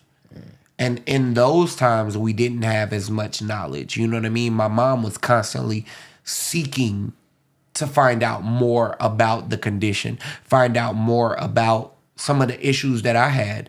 I'm ADHD. I got Crohn's, IBS. I have, you know, a lot of issues that dealing with it as a single mother, that's hard. You know what I'm saying? And my father wasn't as patient. Yeah. So when it comes to beatings, like, I took on a lot of beatings that, not to say I didn't deserve, because I was a bad child. I've talked about that before. There were things that I did that I didn't have understanding of, right? But taking on a beating and not having the understanding of why my actions were wrong, or in that situation, knowing that I couldn't have prevented what happened, it does make it a traumatic experience. You know what I mean? So I'm not one for beating kids. I'm not one for disciplining kids in a way to where it isolates them. Yeah. I don't like timeouts and things like that because I feel like you can raise a child the same way you raise a man. And I say that because even as we grow as adults, we're still learning. You know what I'm saying? Like, Eric, how old are you again, if you don't mind me asking? If you do mind, just say, hey, I ain't finna answer that. Yeah, he be lying about his age, so. I don't even know if this nigga's on the stream right now. He probably. Because I was rambling. But I probably got 8 years on Eric. You know what I'm saying? Mm. And in that regard, there are still things that Eric has taught me in how to deal with people that he might not understand. You know what I'm saying? That in the moment, I might not have understood. You know what I'm saying? It takes time. I'm here, by the way. I just want to let that be known. We just kept talking, but I'm. You just decided to shut the fuck up for a minute? I mean, I was just letting you talk, but then, yeah, but whatever. I just say it to say again, when it comes to like children, I think that there are a lot of ways that we can reprimand kids. I think that there are ways that we can educate or teach through experiences without having to beat them, without having to inflict the same pain that we went through. And like you said, and like, you know, I said, there are things that we go through as children that we don't have full control over. That even though we might not understand as adults, we should be a little more patient with. You know what I'm saying? Mm. And it becomes one of those things to where we're embarrassed and we're reluctant to say it. And that's why I think a lot of parents find it easier to discipline their children than to try and seek an understanding. You know what I mean? Because it reveals a lot of things about ourselves.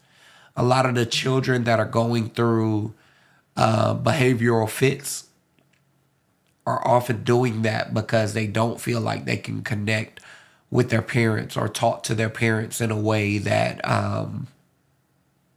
they're being understood. You know what I'm saying? Most of the time they can't. Right. Some people, all they know is just beating a kid ass, especially if that's where they came from. Right. Yeah. Right.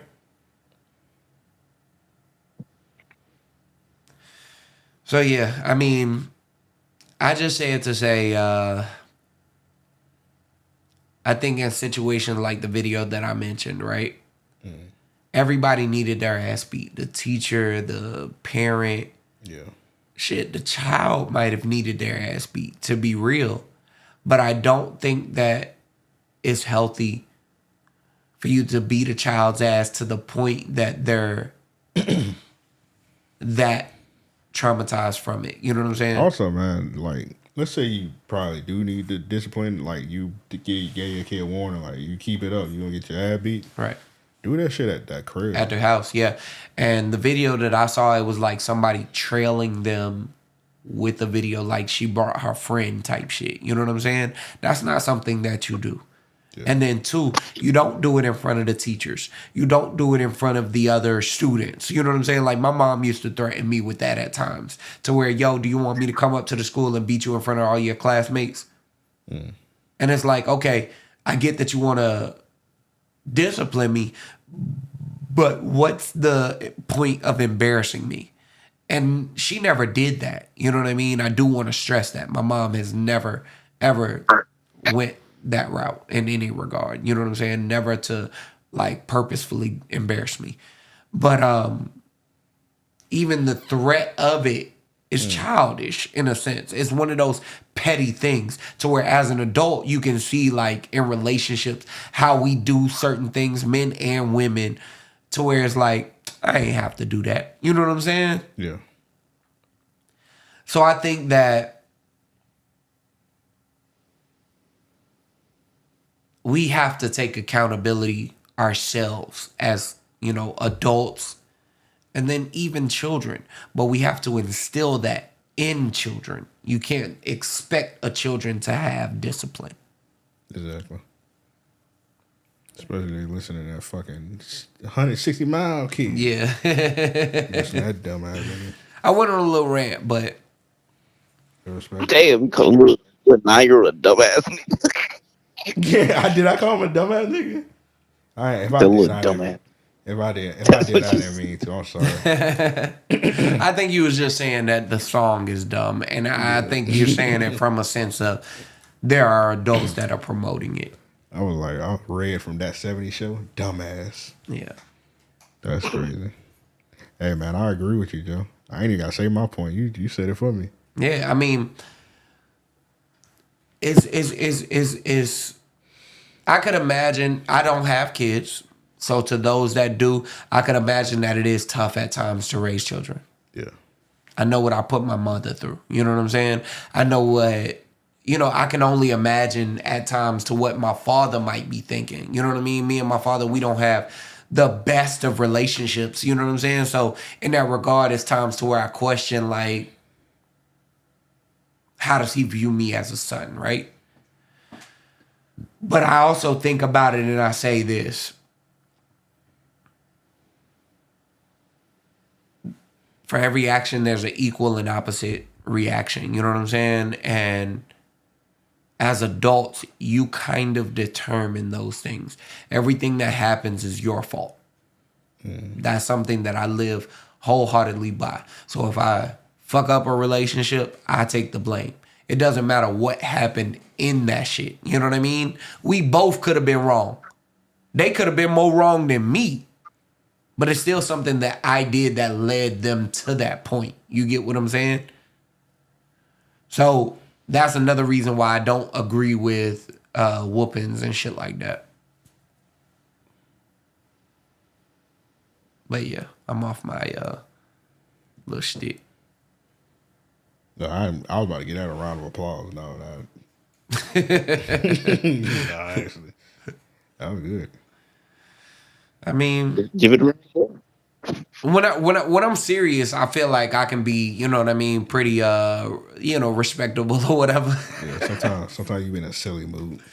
All the time. And you know, podcasting is cool because I feel like I can be silly, I can be serious, you know what I mean? I get to play both sides of the aspect to where I don't have to take things as serious, you know what I'm saying? But yeah, that's why I like these live streams. The live stream more laid back. Right. And on the live stream, I feel like I can be more vulnerable in that regard. Like even discussing like, yo, I peed the bed till I was 13. That's not even something that I tell people about, period. You know what I'm saying? That's not something that's easy to talk about in general conversation. I'm 33 years old. I ain't pissed the bed in 20 years. You know what I'm saying? So there's no reason for me to have to hide that, but there's trauma that comes with it. You know what I'm saying? He's a little kid. Yeah. Like I say, my father beating me because of that has always made me embarrassed to even talk about it before. You know what I'm saying? You know what's crazy? Huh? See, we kind of silly on the main show, right? So Devin, when he bring up the subway shit, yeah, that is that's traumatic, right? It's traumatic as fuck. But we laugh at it, right? Like that's bad when your family that bad. You got to eat fucking Subway for Thanksgiving. Straight up, that is terrible. Nigga. Straight up, and we just be. Eric got it in the intro. Yeah. And it's crazy because I mean, I think that we've all shared very traumatic experiences throughout our life. Like I remember that we was laughing about it. I think I told him the same episode. Devin told about that time when all I got for Christmas one year was a coloring book. Mm-hmm. And shit, man, look. It was times to where, like I said, I've told the story before. My mother raised 3 boys single parent and then took on 3 girls single parent, right? It was times to where we couldn't pay electric. You know what I'm saying? Yeah. So in the summer, nigga, we got our front, back door, windows, everything is wide open and everybody sleep in the same in the living room. You know what I'm saying? Out of the sake of safety. If something happens, then one person will hear it and they'll wake up 7 people. You know what I'm saying? But it's also one of those things to where it's like, damn, bro, it's hard to tell someone, we had to share meal. We had to share ramen noodle packs type shit. You know what I'm saying? Mm-hmm. We had to go and stay weeks and weeks with our grandparents because my mom didn't have a place, to where she could take care of 3 kids and then take on others and shit like that. You know what I'm saying? But those girls, their mother was a crackhead. You know what I'm saying? Yeah. And it's on the main show, that's something funny. It's like, oh, my mom had a friend that was a crackhead and yada yada, right? Yeah. But being real, like, nah, that's not funny. Growing up, watching how that affects 3 girls. You know what I'm saying? And then thinking about the mental aspect that it has on you as a boy growing up. Seeing some of the things that their mother did, seeing some of the things that they did out of essentially survival. You know what I'm saying? Yeah. Life is crazy, man. You know what I mean? So we joke a lot on the main episode. I love doing the live streams because we can be very vulnerable. We can be more serious at times and shit like that. But there are things to where, and that's why one reason why I oftentimes don't play with people in certain ways, because you never know who, what, when, where, or how. You know what I'm saying? It was a dude I joked on for years. Way back when, right? And when he lost his life, that shit traumatically fucked me up because I never got a chance to apologize for something that was just jokes. You know what I'm saying? Yeah.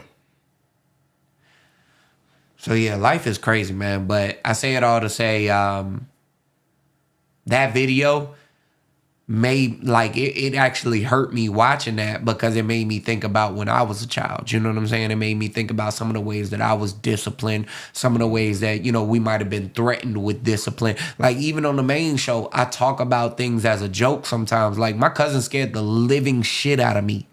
He was best friends with Roy Jones, you know what I mean? And anytime my mom called him, it made me it made my heart sink. Because I thought I was going to get beat, and he never beat me like that. You know what I'm saying? He always showed me respect. He always taught me from a respectable way, right? His son, one of the most respectable young adults, you know what I'm saying? Has a son of his own, took on 2 kids, you know what I'm saying? Yada yada. Like, I got so much respect and love for him. But I just say it all to say that when it comes to things like that, my heart goes out to people. You know what I mean? Like, I'm very endearing in that regard because life can be hard. Situations can be hard. And social media makes us look at things and say, oh, this is funny. Yeah. Exactly.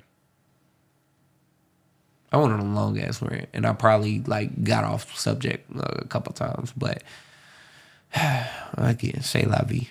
You didn't. All right, we 4 hours and 56 minutes. We're gonna wrap this up, man. Hey, salute y'all. Yeah, we fuck with y'all for real. We're gonna figure out a day that we're gonna do this every week. Yeah, we're gonna have to be consistent with it for sure. I do think Thursdays is a good day. You know, we'll figure something, but we're gonna try and get this more consistent. We gotta bring back Deeper Than RAOP. I was gonna put that on hiatus till next year. Okay. I'm with that actually. Because it's about to be December. Yeah. Put that on hiatus till next year. And y'all know December we got a lot of work to do.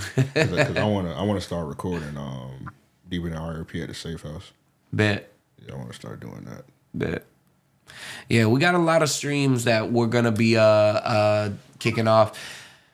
Everything over at the Safe House, we're gonna try and use that to just amplify what we're doing here with the studio at RAOP. You know what I mean? That'll be an extension of this. Really, the Safe House would not be possible without Random Acts of Podcast, without AMP. You know what I'm saying? Like, I just want y'all to know that, you know, all of this comes from years and years and years of hard work and persistence, and we're not perfect. We're you know, so far from that, but in that same vein, we are trying our hardest, you know what I mean, to provide good content, be, you know, inspirations in a sense, you know what I mean?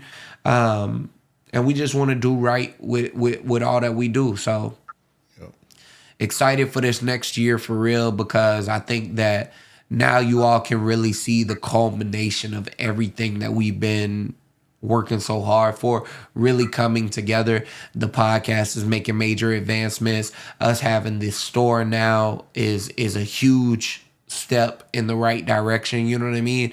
And God willing, from here, we can just elevate things to a whole new level. Eric, come make you a real fuck nigga. Eric, don't be leaving the house. That how you ended that?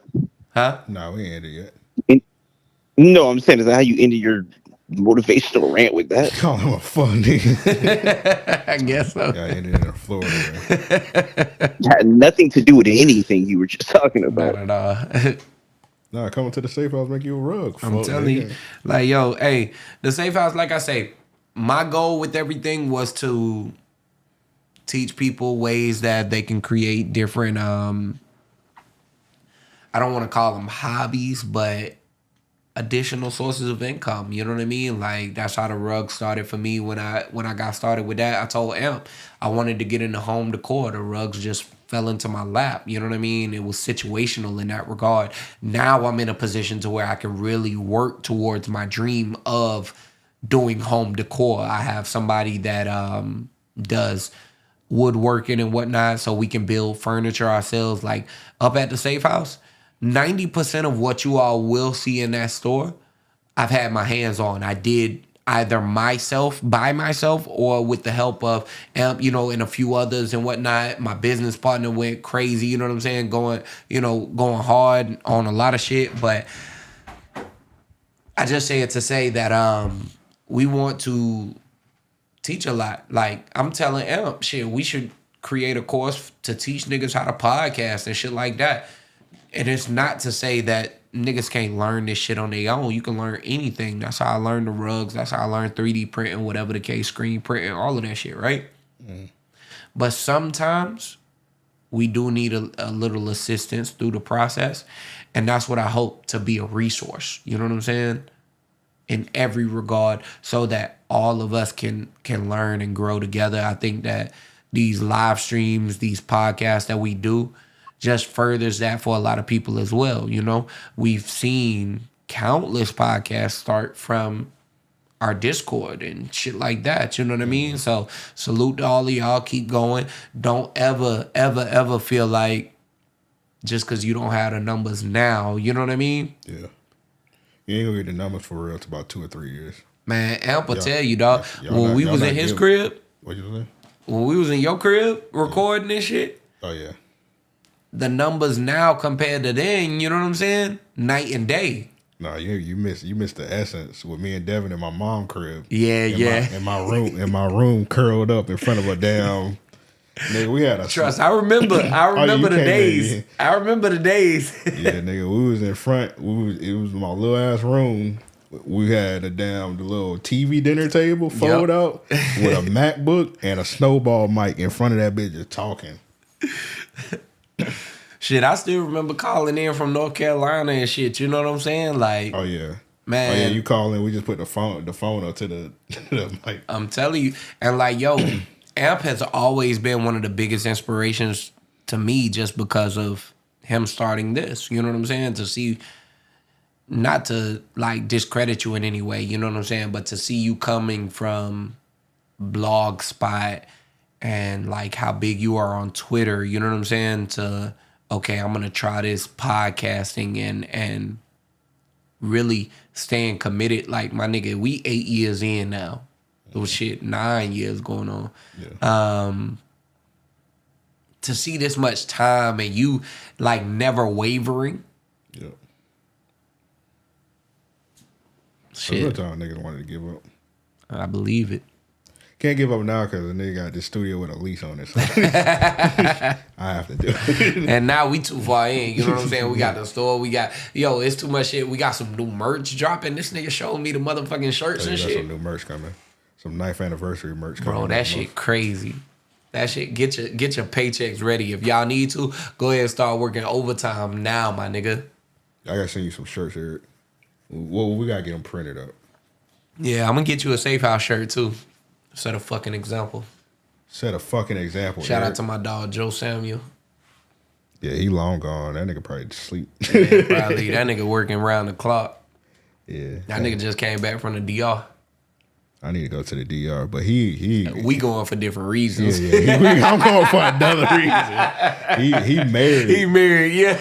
I'm going for another. I'm dropping that 40 ball. You hear me? Nigga money high. Nigga money high. Hey man, I'm gonna be at the dinner table like shit. Y'all accept the 40 ball? Yeah, I'm just gonna walk around with that bitch like that with 220s. It's gonna be pinned to my shirt, like a birthday nigga. I'm gonna come in there and slap that table reception. Y'all know why I'm here? You know what I'm saying? I ain't gonna lie, I've been seeing some crazy Thailand videos. Now I know hold up. I know the stereotypes, but nah, they got some hoes over there for sure. For sure. It's one bitch. She stay on my explore page. I'm like, shit. All right, chill out, bro. Chill out, All right, boy. Man, we about to chill out, boy. I'm about to fight this nigga. Hey man, salute y'all. Yeah, we fuck with y'all. Sign up to the Patreon. We dropped a bonus episode today. We supposed to be doing a live stream, and I don't know how Eric feel. I'm game, but you about to do another live stream tonight for the Patreon? Well, I'm saying we might, but Eric, what you think? That nigga dead. I'm about to hang up on Eric. I'm telling you, Eric.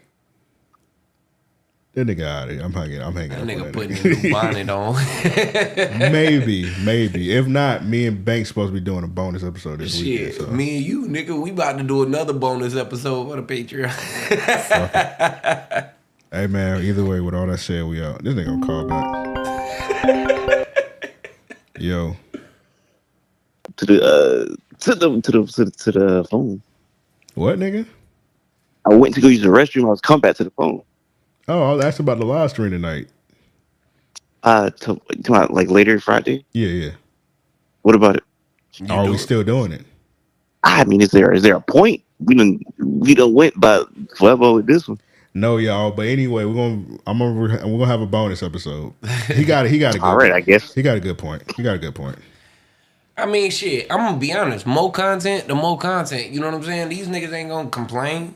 Either way, Patreon. We're gonna have something for y'all. Some extra shit for y'all. Yeah, we might do a damn Safe House unveiling or some shit. If this nigga come up here. Y'all put the pressure on L. That shit too far away. I'm just playing. Man, this nigga. It's closer to his crib than the studio here. All right, y'all. We out. Yeah.